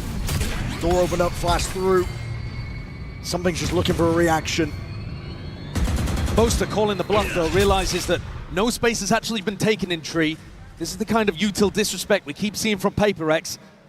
And it should allow them to realize that the A pressure's fake. Door opened up. Divide. Boaster, though, he's still keeping so many players on this side of the map. C is really weak. He's giving up a lot of info here. It's all on Alpha. It's all on Alpha. Boaster's been cleaned. Alpha in through the back. Pot shots, feeling like risky business needs to be taken. It's all on his shoulders to try and offset. Patman gone in through the back. Chronicle, he's right there with him. How are they making this one work? Cutting through. 40 seconds left, still guarded in the back pocket. Precisely for moments like this, and they want to step forward. Something hungry for the kills. Lockdown even being committed. Fnatic are throwing everything at this. Jing has an ult to be able to work with, but I don't think he can get the angle on this. The ult, though, could easily deny the defuse. Jing could send it splashing against the back here. That's what he's waiting for. Pre-aim, nightfall. Gone away. It's a tap onto it. Alpha's already taken out something. Best chance in a long while. And PRX, they bide their time. They don't use the ults. Fnatic are back in. One of the more unlikely rounds for Fnatic to be able to take. But the gap now reduced to 3. Fnatic themselves actually didn't end up committing very many ults to that. I mean, sure, they used the lockdown, they used the Fade ultimate, so 2 big ones, but they still have a pit to be able to work with on the defense side. Showstopper. Let's go. Come on. Come on. Every player on Fnatic, with the raw exception of Kayak, has been in a spot like this before. They know what it takes to win. Crash is just trying to rally the troops. Caesar's avoided, disjointed, and Boaster is forward. PRX fully grouped up though. Nightfall to re-clear, flash in the face. How do you respect this one? Paranoia avoided, sidestepped. There's a showstopper, you're blinded right back. Kayak, he's got to do it all. Patman drops him in place and a deep TP forward. Something is way ahead of the curve. Chronicle might have an idea. He's going to clear this. All depends how diligent he is. And he's not precise enough. Chronicle is there with it in time. 2v2. Chronicle fast. Steps forwards with a snake bite. Plant is down though. Vulnerable applies and the thorns on top of it. Divide. Head not clean off. Chronicle delivers them to salvation. Showcasing exactly the kind of skills that put Chronicle as the winningest player in Valorant. I mean, he controlled and handled this round elegantly. Big play from Something again to get in behind. Bit of a fumble there, but Kayak did as much as he possibly could to set this one up for Chronicle to finish. One enemy remaining. Brilliant snakebite to carve up both of those players, Divine and Patman. And now it's PRX feeling a little bit of the pressure. 4 rounds in a row, from round 15 to round 18, PRX fully in control and always believing. Now, hands on heads, Forsaken. The doubt that PRX have felt before, they cannot allow it to blossom within them now. Take root and stop them from this run that they've been on. Fnatic's greatest asset might be those memories of failure that PRX have from being in positions like this before. And Fnatic are known as a team that can pull off comebacks. in the back of your head, you've got to be thinking, what do we need to adjust here to make sure that they don't keep getting these retakes working against us? But it is still PRX closer to the trophy by a long shot.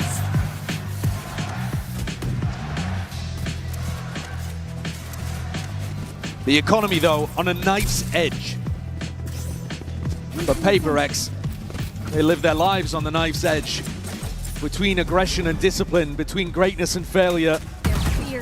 This one, another opportunity to fall on the right side and see if they can get up to tournament point. Operator and a flash in the face. Nine that angle.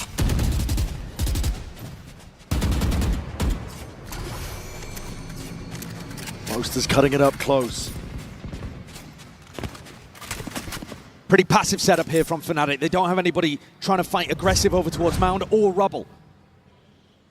Much more drawing a line in the sand, deeper onto the site. Kayak's operator making a rotation east towards the A site. One more forward. Gate crash forward on top of it, something. Long as the acknowledgement, players are moving in a different direction though. PRX set their sights towards it, they force out the pit. Alpha, yeah, he's going to be under pressure soon, but there could be no better player for Fnatic. Locked down onto the floor, there's a horn to deal with, and what a peak, what a timing, Alpha. Finally coming online here. Forsaken bullies his way through Boaster though. IGL diff and gets himself in a position. Alpha, yeah, though, cannot be stopped. He's feeling himself. Patman can't do it all against the might of Alpha, yeah. Fnatic now just need one more step. There could not be a better player for Fnatic to be under pressure in a moment like that. One enemy He follows up on a paranoia perfectly, immediately turns around, ready for a push through B main, and still manages to collect another. The passion he has in moments like that as well is inspiring to the rest of the teammates. And PRX's eco crushed underfoot. Sometimes though, these comebacks can stumble against an eco round, and PRX can take more risks in moments like this. Forward again, flash, Prowler. Boaster's ready with it. It's already that paranoia going to be sweeping forwards. An attempt at a response, Boaster's low. Drop down to just 20. And the peak from Kayak though. Get the goods they're looking for. They were expecting Jing to try to capitalize on that. Divine has been detected here in his B-lurk. Kayak's got to hit a shot. He really does, under that pressure. There's a TP into the back of the site, he misses. Just wide. Kayak giving up that space. A Boaster doesn't have the health really to be able to support him. Fnatic with a player advantage, but no massive ults to be able to help this retake. It is super possible that PRX can pull this off. Every fight is going to be in a good range for the Stingers and the Judge. Close quarters. What's called for here for PRX? TP, Boaster rejoining him. Just threatening that he could be trying to apply pressure on the flank. So heads on the swivel right now, PRX. Gonna do it all, no breaking in a haunt. And now all the way in, Kayak leads the charge. Chronicle to the side, Kayak with safety in numbers, a full stick, and Fnatic bring it level. Not just an incredible recovery, 4 rounds instantly responded, but this round is basically flawless. Once they get into this retake, the group up, the haunt not broken, the kills coming through from Kayak and Chronicle are so clean, so fast. And Alex, nice boys, he nice must be boys, nice thinking boys. Come on, come on, come on. About the past. It's so difficult not to. Can PRX avoid the crumble, the choke? These are narratives that have been circling, swirling around these PRX players. They cannot play into their inner demons, but Fnatic are putting up a stalwart defense. An answer back to that pace. Crashies is under the pressure. There's a nade at your feet, power into the back. Flash on top of it. He needs some help and he needs it now. Chronicle is the one to help him. And Crashies will be falling. But time has been bought and Chronicle gliding in, sliding in.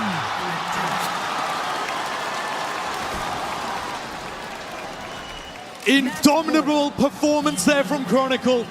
He takes Fnatic up to map point. This should have been the end.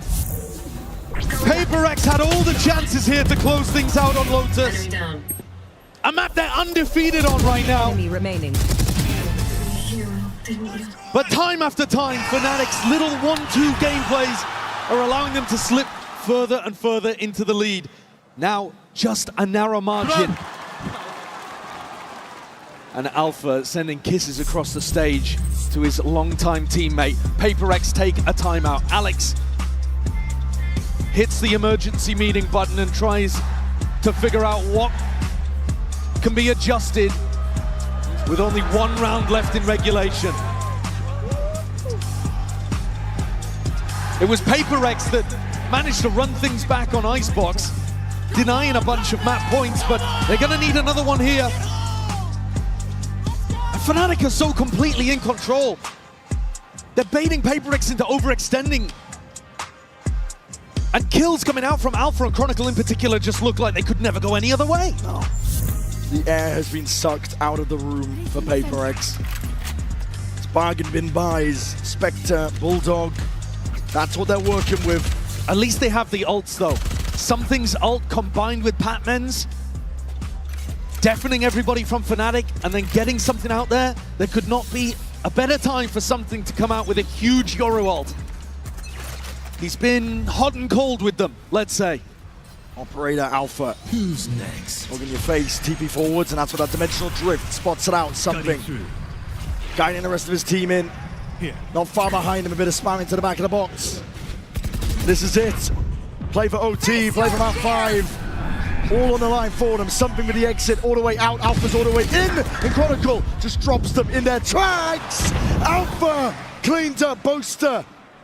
Left reeling. But the 2 huge players from Fnatic dropped. Chron and Alpha gone. Fnatic are going to have to try to close with only Kayak and Crashies. It rebounds. PRX looking to stay alive in this map. Fnatic want to send it that much deeper. TPs all around, sowing chaos into the mix. Crashies deep with the seas and a Haunt on top of it. Yuto could not be even better there. But stops to the side, Patman double dashing in. We are going the distance.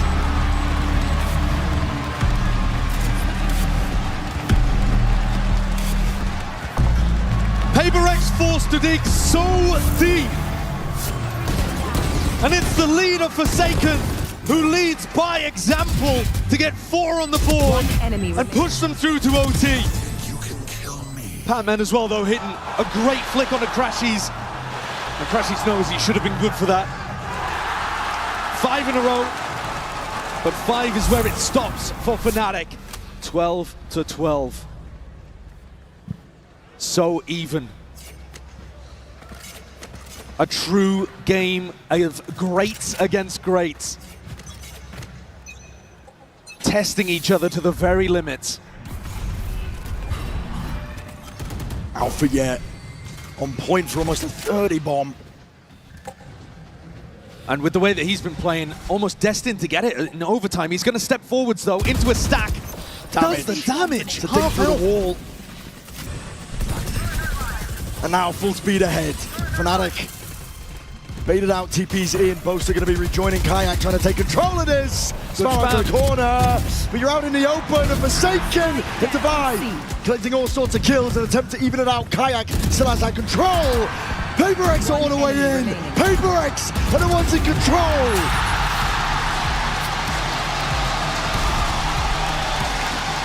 A dominant defensive round in OT puts PRX with their first tournament points.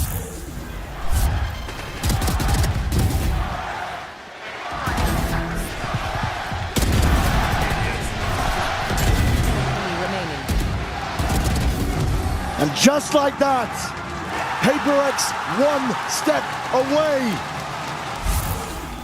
The Princes of Pacific that were ever promised have never been so close. It's within touching distance for them now. PRX take front B control, knocking on the door of Alpha Yez's site as Boaster Gets a little bit of pressure back towards him, over towards C as well.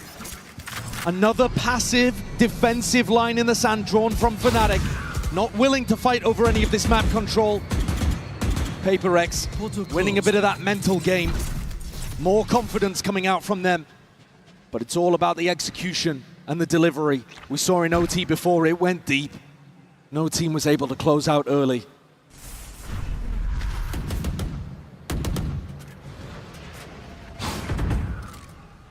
Fnatic are going to be forced to dig deep here. Pressure mounting. PRX putting it on them. Alarm bot dealt with the paranoia, sweeps forwards. Alpha. Playmaker once more. Him and Chronicle. It dropped the PRX players like flies. 2. Something and Forsaken left to pick up the pieces of a round that's just not gone their way. 30 seconds left. So much space, though, given to these two on PRX. And we've seen what they can do in difficult spots. Would be a magical conversion of a 2v4. Cover going out. Everything that Something and Forsaken could have dreamed of. And these 4 players from Fnatic looking simply to play spoiler. Peace. Something, he's looking for any sort of kill he can claim. Cover going Risky business. And Fnatic gonna play this one smart. Patience is there, but a paranoia. Hold on, you till out into your hands. Forsaken, he's out of the fights. And Something is wrecking them from on high. PRX do it all.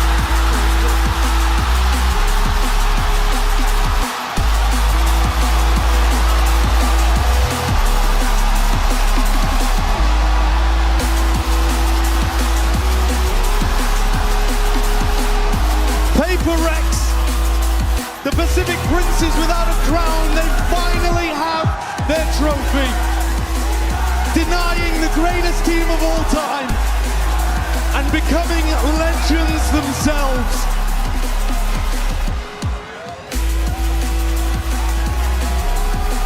It took everything, pushed to overtime. This one was not easy. It never is. But this will be a moment to remember and wipe away the tears of Copenhagen and Champs LA. Forsaken, what a job he's done with this squad. And the whole team together. I mean, Alex gets to join his players on stage for a celebration rather than bitter disappointment. Tears of joy. PRX have finally done it. They've changed the narrative here today. You heard G2's Valen talking about trying to do that earlier in the tournament, but no team had a better opportunity to clutch greatness from the jaws of disappointment than this squad right here. Respect shown, of course. A hell of a challenge that Fnatic put up.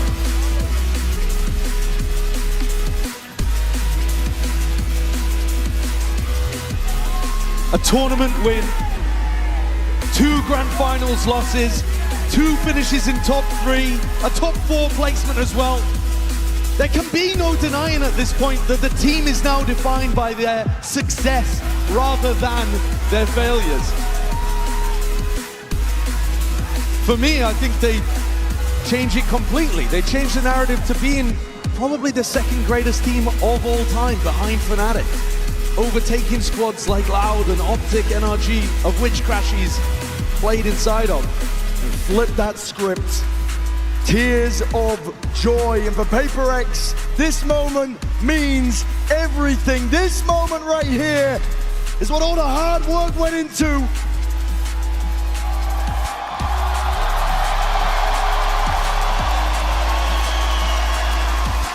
Blood, sweat, and tears. All the way to the end. But the time is nigh for the prince that was promised to finally be crowned. PRX, your Masters Toronto champions!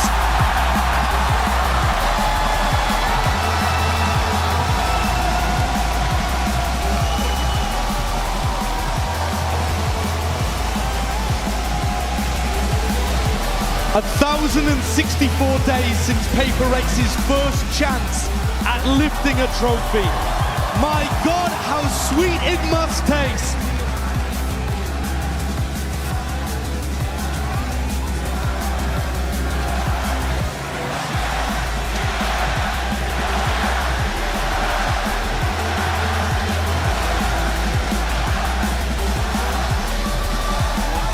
Fan favorites from beginning to end, everybody everywhere rooting for them to finally have this success.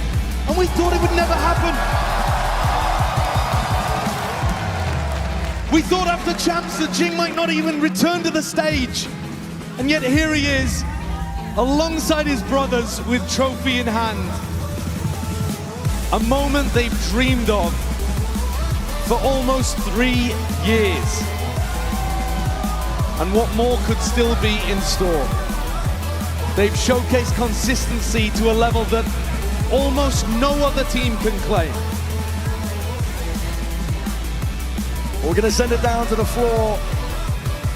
PRX, the stage is yours. It's been 5 years in the making, but PRX have finally won a trophy. Oh my goodness, look how beautiful it is.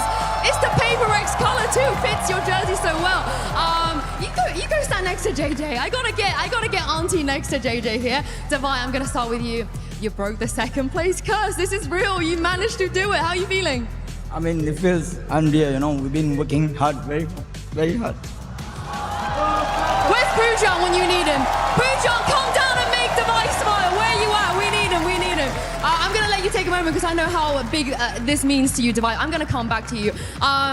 Let me squeeze in between you and get next to something. Now, something, it felt like yesterday that you kind of got plucked out as the aimer. You know, everyone knew you could aim, but today the clutches, the big moments, you won that round. You and Jason won that round. You won a trophy. So talk me through your growth as a player and to become how amazing you are on that stage today. As Lish said, it feels like unreal. We've been grinding like this for example, for me for 2 years. For them, it's already like 4 or 5 years on international stage and never won before. So feels great. And wanna say thank you to everyone, to the fans. Wanna say thank you to my girlfriend. Я тебя очень сильно люблю. And yeah, thank you everyone who supporting us. Thank you to our performance coach. He did really great job for us. And yeah, thank you all. Indeed. Coming back to you, David. Yeah, like I said, it's real. It's right there. And of course, you've come second quite a few times. So what does this mean to you to be able to actually win? I mean, it means everything, you know. This is kind of like end goal. Obviously, you want to go for a champ, but this is just a start, you know. And I mean, I'm very happy. I didn't plan to cry, but the tears just automatically come out, you know. I think everyone's crying with you. I can see everyone behind you. They're cheering you on so much. I'm part of the team now. Sorry, excuse me. I'm part of the team now.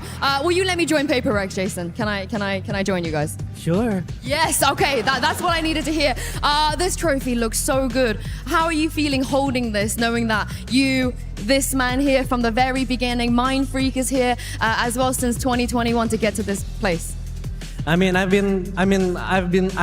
feeling thankful and grateful because we finally have some trophy, you know, and I really proud of my team. They've been working really, really hard since in Pacific.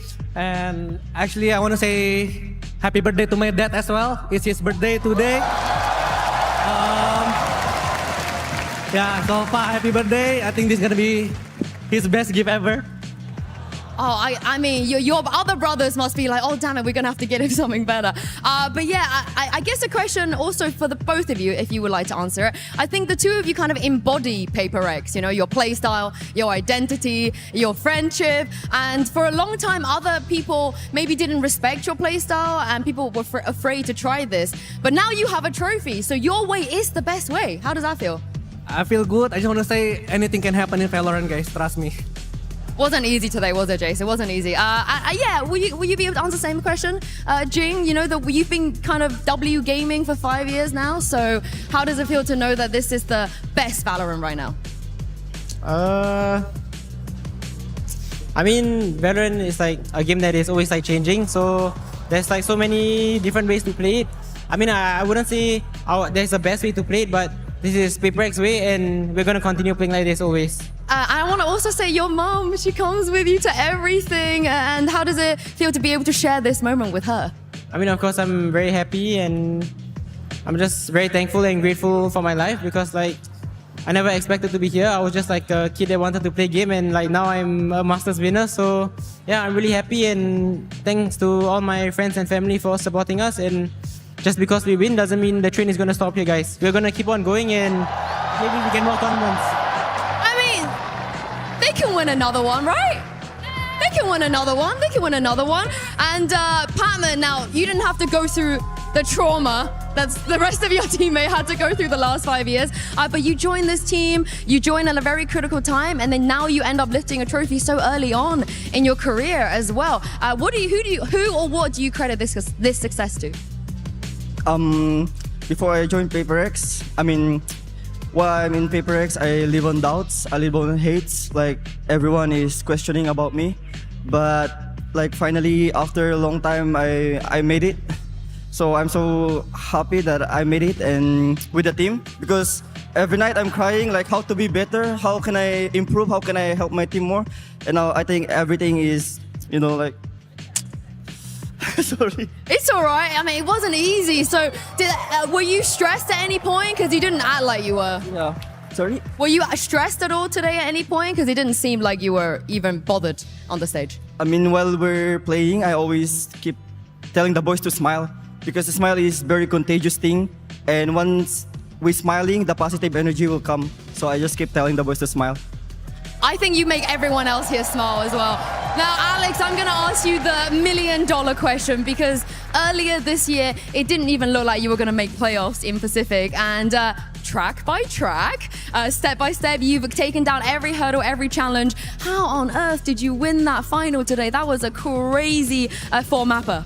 I mean, we have a lot of people to thank, but first and foremost, I think I want to thank Victoria, because she basically forced me to reach out to Mini, and that really kickstarted everything. After that, I think all the streamers behind us, Sliggy, FNS especially, thank you so much for helping everyone gather this amazing crowd. And we can feel everything, guys. We feel every shot on stage. Even in the coaching booth, I can feel everything, guys. It's amazing. And I want to thank all of you guys. I really appreciate it, guys. And hopefully more to come. You don't just stop here. Now, before I throw this over, Mindfreak is here. I think this is just as much your victory, Aaron, as anyone else's. This is as much yours, Mindfreak. You've been here in the coaching booth, you know, part of this roster for so many years. What does this one mean to you? Honestly, I think this means everything for me, because I'm really proud of them. Like, we were like 0-3 in the Pacific, and who knows, like we are here, like actually the champions, so I don't know what to say. You're also one of the champions, Mindfreak. Enjoy the victory, boys. Come on, everyone, one more time for PRX. But the celebration doesn't stop there, because Vansili is ready and standing by to announce the tournament MVP. Thank you so much, Jintu. Indeed, I am standing on the stage here with Leo Faria, the global head of Valorant Esports. Of course, we're about to present our MVP bracelet. So, Leo, I'm going to let you take the floor. It is my honor to present this beautiful and special bracelet. The MVP award is about the one player who rose above all others. This player has been a foundational member of the PRX roster since February of 2021. He's dominant across multiple roles. He's also the first Indonesian player to win a VCT global event. Please give it up to the Masters Toronto MVP, Forsaken!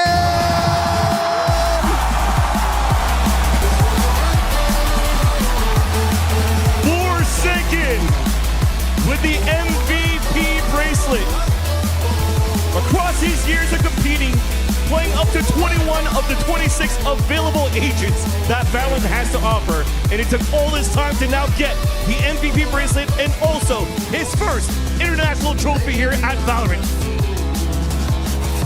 Leo, thank you so much. Forsaken, this looks really heavy. It's very heavy. So you're gonna have to hit the gym somewhere. Actually, show me those biceps. Show the crowd what you've been working on. Enough muscles to also lift your first ever trophy. And now the MVP. How much does this mean to you? It means very a lot to me because actually I couldn't believe it. I couldn't believe it how we even in here because we almost get like almost lost in Pacific. So like this, I'm speechless. Sorry.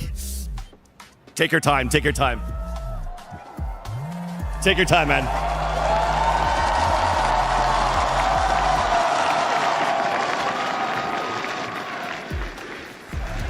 Yeah, I mean,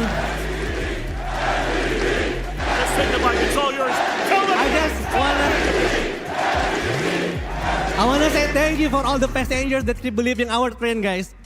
Finally, we can lift the trophy, and it's amazing, you know, to have you guys, to have all of the fans support PRX all the time. I want to say thank you to my family as well, my girlfriend as well. Bye friend, thank you so much. Walaupun senam senun cup. Thank you so much, everyone. Let's go. Forsaken, thank you so much. One more time, MVP Forsaken. And that exit here from Masters Toronto. Et on se revoit à Paris!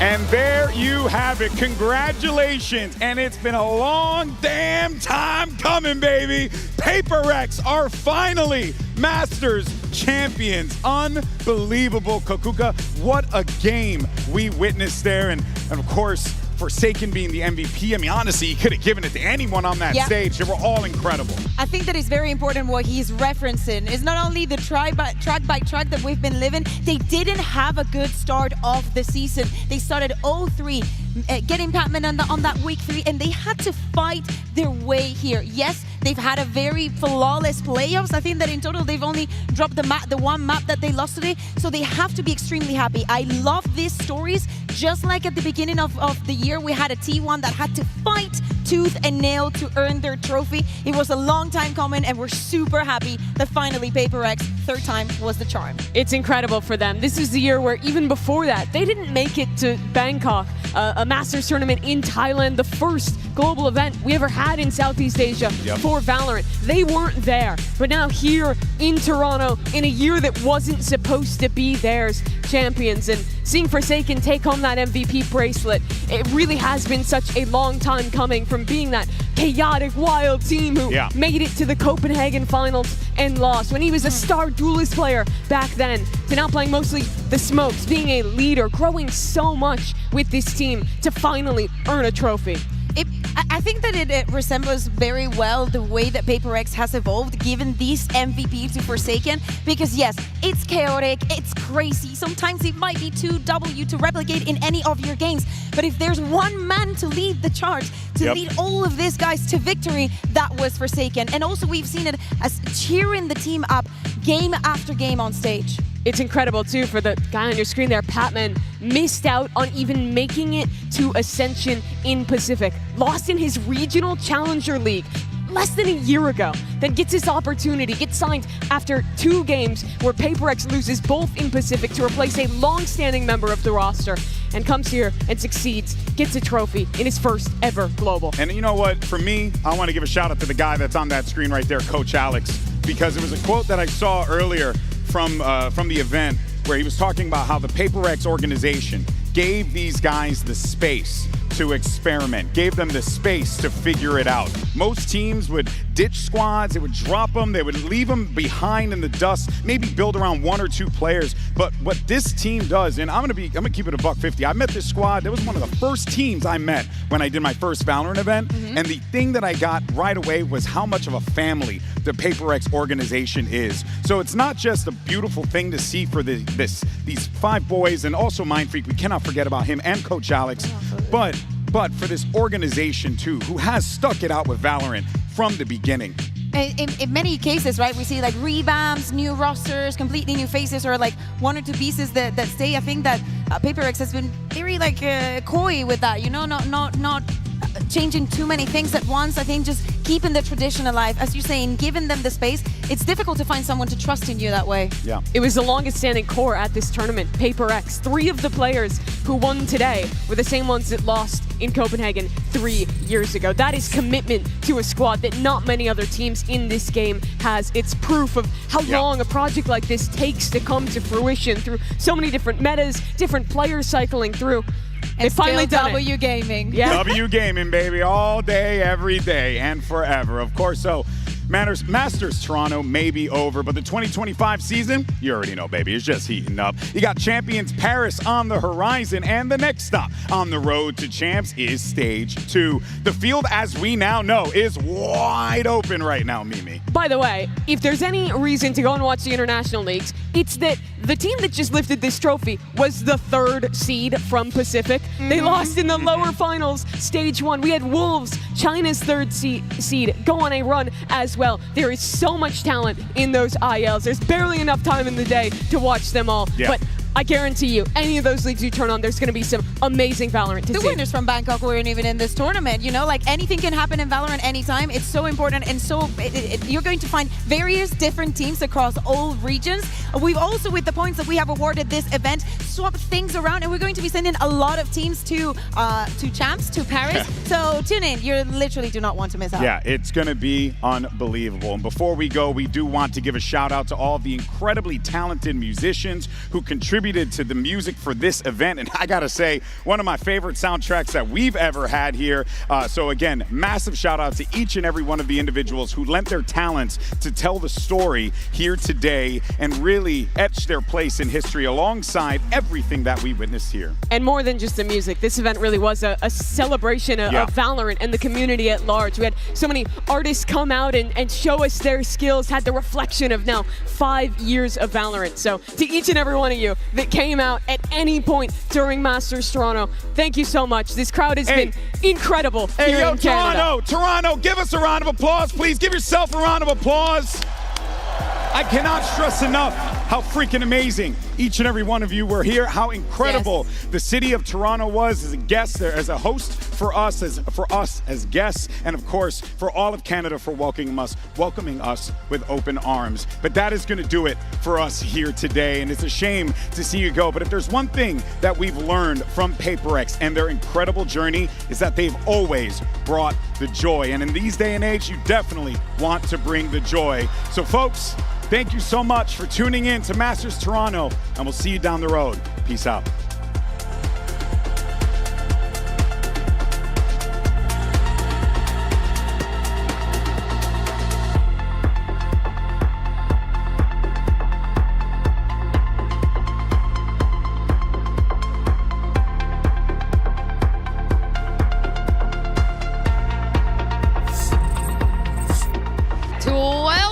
Have traveled to the Great White North, but only one will walk away with a trophy and the glory. This is a rematch for the ages to kick us off at Masters Toronto. Does he have a timing on boost? Spots him out. You do in hand. Divine is divine. What a Red Bull clutch. 30 points of health to try and slow the PRX train down. But choo-choo, baby. PRX have arrived in the 6. Pico striking. It's only able to find the 1, though. YZ zaps them all to death, and that's BLG. Who's the quiz master between you two? What am I supposed to say? Like, it's just a game show. Like, he's old as hell. Like, how much? Apparently, Bang is going to have to at least get 1 here. All the timing. Only 2. What a fault line. Perfect setup, and Bang brings the house down. Sentinels walk away with the 2-0. You're facing MIBR today. Aspas on the other side. What do you think you need to watch out for? Not much. To that A side, but they have to get through this. Soma and Ash is holding him down. He gets the 4K, and that's likely more than enough. There's so much pressure on Zelsis. Oh, Borussia caught on the teleport. What a snap. That is John. Tiny stuff. Sen City are back in a Masters playoffs. Texture on the retake finds Patman. Anoya does not connect. The Texture does it again. Mr. 4K's back. Better slow down here, Texture. You know what happens when you get those aces. Up and over the top, and Karen takes it away. Unbelievable! If we lose, we lose. If we win, we win. And we prove everyone wrong. Minifu goes up over the top of screens, finds that kill, but Juicy trades it back. Who is going to be the first point of contact, and Juicy is able to win it out. Finds himself alone, swings, somehow catches Benji Fishy, and now it's just the Jet with no HP to speak of as he looks for the ace, and he will find it! Here in the Great White North, Wolves are the apex predator! Nats! He's there! Is he up on the stage? Let's go! Yes. Back! He's gotten into half. Are they going to know he's going to be there? They're too busy dealing with the rest, but Nats! A Red Bull clutch as he sprays through. Ring around the rosy, but Nats now is convinced that this is the line he's looking for. Ice cold. Nats' arrival heralds victory for Team Liquid. Who's going to win between Wolves and Billy Billy Gaming? I think Billy Billy. I'm going for Billy Billy today. And Wingman? What an amazing take from Wingman. Based. Fully pivoted, it could get overwhelmed. This is dangerous, but Spring! Sonic Sensor there in market, I think forced Rushia back. He couldn't get involved in Spring. He's on for 4. 2 bloody goods! And it just so happens if you dare to dance with the Wolves, you might just get bits. Penny out into the open. Divide able to collect, tucked into this cyber cage, but it's not going to last very long. Flash out off the clone Divide with another 3K. Camo, the only one left alive, and he cannot nail the targets. PRX looking unbelievably dominant. Not gotten this fight down, and something ends up getting picked off. As Forsaken turns, he gets distracted and picked apart. Camo still alive, still standing, still fighting. Team Liquid has completed the run back. Pain Shells buys some time. The push is coming in. Forsaken collecting 2. Divide finding another. Nats has fallen, and it's all on Kiko's shoulders. The 1v3 not to be found. Close but no cigar. The heavy hitters are here. The #1 seeds have entered the competition, and the game has officially changed. It's playoffs time, baby. Just Patman with everything to do. Swing on the corner, finds the first. The Haunt gonna be sent. Re-swings, clears out Leaf. Prowler at the ready. Trent in front, and Patman is him. It's Valen fighting 1, fighting 2, fighting 3. Valen, the Omen God, looking to keep them in it, and he has it. Forsaken on the push, is able to find Valen, trade it out. It's Patman holding close, finds it, and it's all down to Trent, and he cannot make it happen. Well, today is our coach Hoyo's birthday, so, you know, we gotta give him a good birthday gift. 15 seconds left. He's playing close, and it's all on Bang. Wraps around, but XLG are doubled up there. Not willing to take 1v1s, but Bang's not gonna give him a bloody choice. Sentinels, the side quest is done. We gotta give him a good birthday gift. Siufat, those crazy guy is low, and it's on Monyet. Try to recon to light this one up. Siufat, the clutch that keeps the Wolves train running. Your main characters of Masters Toronto are still on the hunt. Here comes the peak, and there's the kill! Rolls on the red carpet here towards main, but there's no one there to receive it. And Alpha on the drop down, finds himself a 3rd. Foxy now in the 1v2. The Haunt guarantees it, both the swings off it! Unbelievable from Fnatic.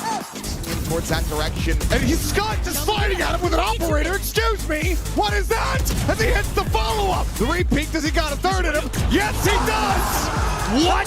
That is one of the most ridiculous rounds that I have ever seen. Oh, what is going on there? It's the Lorax. We got the Lorax here too in Toronto. I love it. Is that Sideshow? Wall needs to be broken in time. Portion of it is Giacomo! My God! Jumps up and over, tap onto it, and it is just rooting out. The last remaining player at Coconut. Confidence is sky high for G2. And XLG sent packing. Sorry, crazy guy, crazy guy. Someone stop him defusing RRQ! Shut up, Fanatics! That 12th round looking ever so likely. Alpha strikes, but it's got the job done. Caught on the cross though, Alpha. Right out of the sky! Fortune favoring the bold. Fnatic looking like they have a point to prove. It is the last stand for VCT China, going up against the juggernauts from the Pacific in Gen G. Siufat BB only has the classic. Oh my! Oh! Wait, this is doable. This is so doable. Siufat BB! Oh my God! We do this! The dreamers stay alive! Siufat BB on the verge of the truly unthinkable Ash has days to save Gen G here. Pressure mounting. He's seen him. I think he's seen him. I think he knows, but only 7 bullets. Siufat BB barely breathing. They're both so low. He's down 6 himself. HP. time ticking. Ash has to find this back. Oh my God! Wolves! They take down Genji! You will not see anything like that again! Still opportunities are granted for these kills and decent movement of nerves. Zeltas actually does manage to take out something. Just steps out wide enough for Zeltas to capitalize. This is now a 2v2. Walking up now, steps up as a jump spot now, spotting these players out. Slow walk, way ahead of it! Zeltas takes matters into his own hands. Wrap it up, let's go. The trap is triggered all the way from the side. PRX, is there any stopping this train? It's looking so damn unlikely. And it's up to the captain, it's up to John. Stinger in hand. Flash, he's got a bullet. The supplement, he's gonna run him down as a full stack. No way! For PRX, there's no stopping this train. No stops to be made, not even for Sin City. You look different. Have you got a haircut? No, I'm the same old sideshow. These are two teams that we never would have expected to be in the lower round. Texture, it's got the operator to work with here. Tito flooding in, fast and loose. It's risky business. Risky business sometimes pays off, but Genji, one left to stand, but Trent is toppled. It's theirs. A 13-11 victory to force us into map 3. Foxy9 in through mid, and again, this game of timings, it could happen to any possible player. Leaf wins his, slipping away from Genji. They've got to try and answer back here. Trent is lucky. Doesn't go down to that one. Genji are the ones falling, crumbling, tap. Not being forced out. G2, ever the hero, looking to put the fear of God into everyone at this offense. Why is no one looking at Chronicle? Banana right back in the headlights. He's going to know where they are, but Crashy's sticking on the defuse here. Swing! Oh, and he doesn't miss! Defuse! Oh, he just misses out! They are hunting them down, but Alpha denying. Boaster trying to live as long as he can. Alpha, the man who will not be moved. Fnatic came, saw, and conquered. Sentinels left in ruins at 13-9.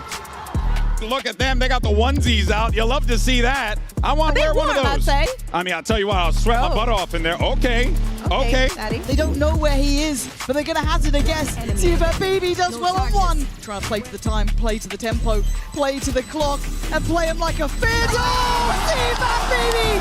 Beautiful for the Red Bull clutch. Divine now, going to have to do work here. See if that baby does well. Divine though. Oh! Divine! This man is a big player in big games, and he just had a hell of a lot of impact. Round by round, a track by track, that final destination is now locked in for PRX. Clear advantage, and the paranoia is beautiful. Splits them up with just the right amount of time. But no way! Violin! What a beast! Cosmic Divine even being committed. TP now into the back in the space. They are none the wiser. Kayak, it's your time to shine, and shine he does! Absolutely ridiculous! Beautiful from Fnatic. And they send G2 packing. It's a classic David versus Goliath story. Kayak in the 1v2. Kayak in the 1v2. Someone swing him. He's doing the dance with YU. He's trying to find that next target. Isolated. Still on. Oh! It's unthinkable for Kayak. The new kid on the block. Ripping him apart. They're running out of time. Juicy dives in. Couldn't get it. And now Fnatic making a stand. Oh, it's been cleared up. Wolves scrapping their way back in. So making himself extremely skinny. Why are you not so much? No, oh dear. Guys, don't feed Alpha. Please don't feed Alpha. Of all the players, don't let him have a round like that. Oh, God, please. Somebody stop him. No! Take a bow for that one. And Fnatic, they've been here before. And they're back there again. A grand finals now awaits. The wait is over. Let's have a look at our brand new battleground. This is the Masters Toronto Showman! You're gonna get punished. Whoa! Toast is getting his three for sure. Ace. Oh no! Oh, no. Flash Everyone come here, off the edge. Ready? Where's my throw button? I'm like a recycler. Where's my throw button? It's sitting waiting. You can see they want to go in. Oh, we got one. It's carrying the ball. She's still going. The loser is gonna get this cake to the face. Oh my goodness! It's been over 700 days since Fnatic lifted a trophy over their head, and for PRX, it's a feeling they've yet to experience. It's the unstoppable force versus the immovable object. It's time for the grand finals. But all three players on PRX trying to make their own individual timing play. Forsaken, he's caught one. Can they catch the next? Crashes! Top pulls! Watch for Lion to a lot of it as the curtain drops. So does Alpha. 8-4 is where we leave it. Even 4 versus 4 now, and another 3-2-1 into the space! Kayak! Throwing in on these players, trying to save. Forsaken, steadily being overwhelmed at this point. They're going to try and run him down to the final moment. No respite. PRX, very fast play indeed. That's sick. And the Warlock, none the bloody wiser. Fnatic trying to play through, but immediately it falls. And PRX take man number 1. PRX eager though, looking to see if they can topple Fnatic before they stand. Discipline, Fnatic need it now in spades. Jing, that extra element. Drifting into the side here, double tap, and the rifles are ringing out. PRX grab a 5th round in a row to take us into OT. Fnatic trying to step up to that task that's ahead of them here. Kayak's still here, just spotting it out, and the damage done something. Double face up towards the top. Patman reveals his hand with a snake bite drop down on top of it, and this is it. Fnatic hard going all the way through, but they have made it even. Timing thrown forwards. Jing just swinging out wide. It's all anticipated with open arms. Alpha is turning you into mincemeat. That's a crazy play from Kayak, and Alpha's there again. He's just playing his team in perfectly. Put your body on the line, because at this point, what could stop him? He's just about dodge. Jing's in your face, though, and what the hell do you do about that? Hearing with the footsteps, my God, man! From that kind of range. Fnatic are grouped up. And Divide! Lighting them all up. Kayak would love to save this gun, but that is a luxury he will not get. PRX take a 2-1 lead in the series. Jing is there, and he's heard his ult. Alpha! What a shot! Plucks him out of the sky, and he's not stopping there for something. He had to do it for them. Chronicle and Boaster, and they're just waiting for something to play into their open arms. Something! Disgusting! The Red Bull clutch. Flash on top of it. He needs some help, and he needs it now. Chronicle is the one to help him. Crash Cheese will be falling, but time has been bought, and Chronicle gliding in, sliding in. Indomitable performance there from Chronicle. He takes Fnatic up to map point. Pressure mounting. PRX putting it on them. Patience is there, but the paranoia. Hold on, you till out with your hands. Forsaken. He's iced the fights, and something is wrecking them. From on high, PRX do it all! The Pacific Princes without a crown, they finally have their trophy, denying the greatest team of all time and becoming legends themselves.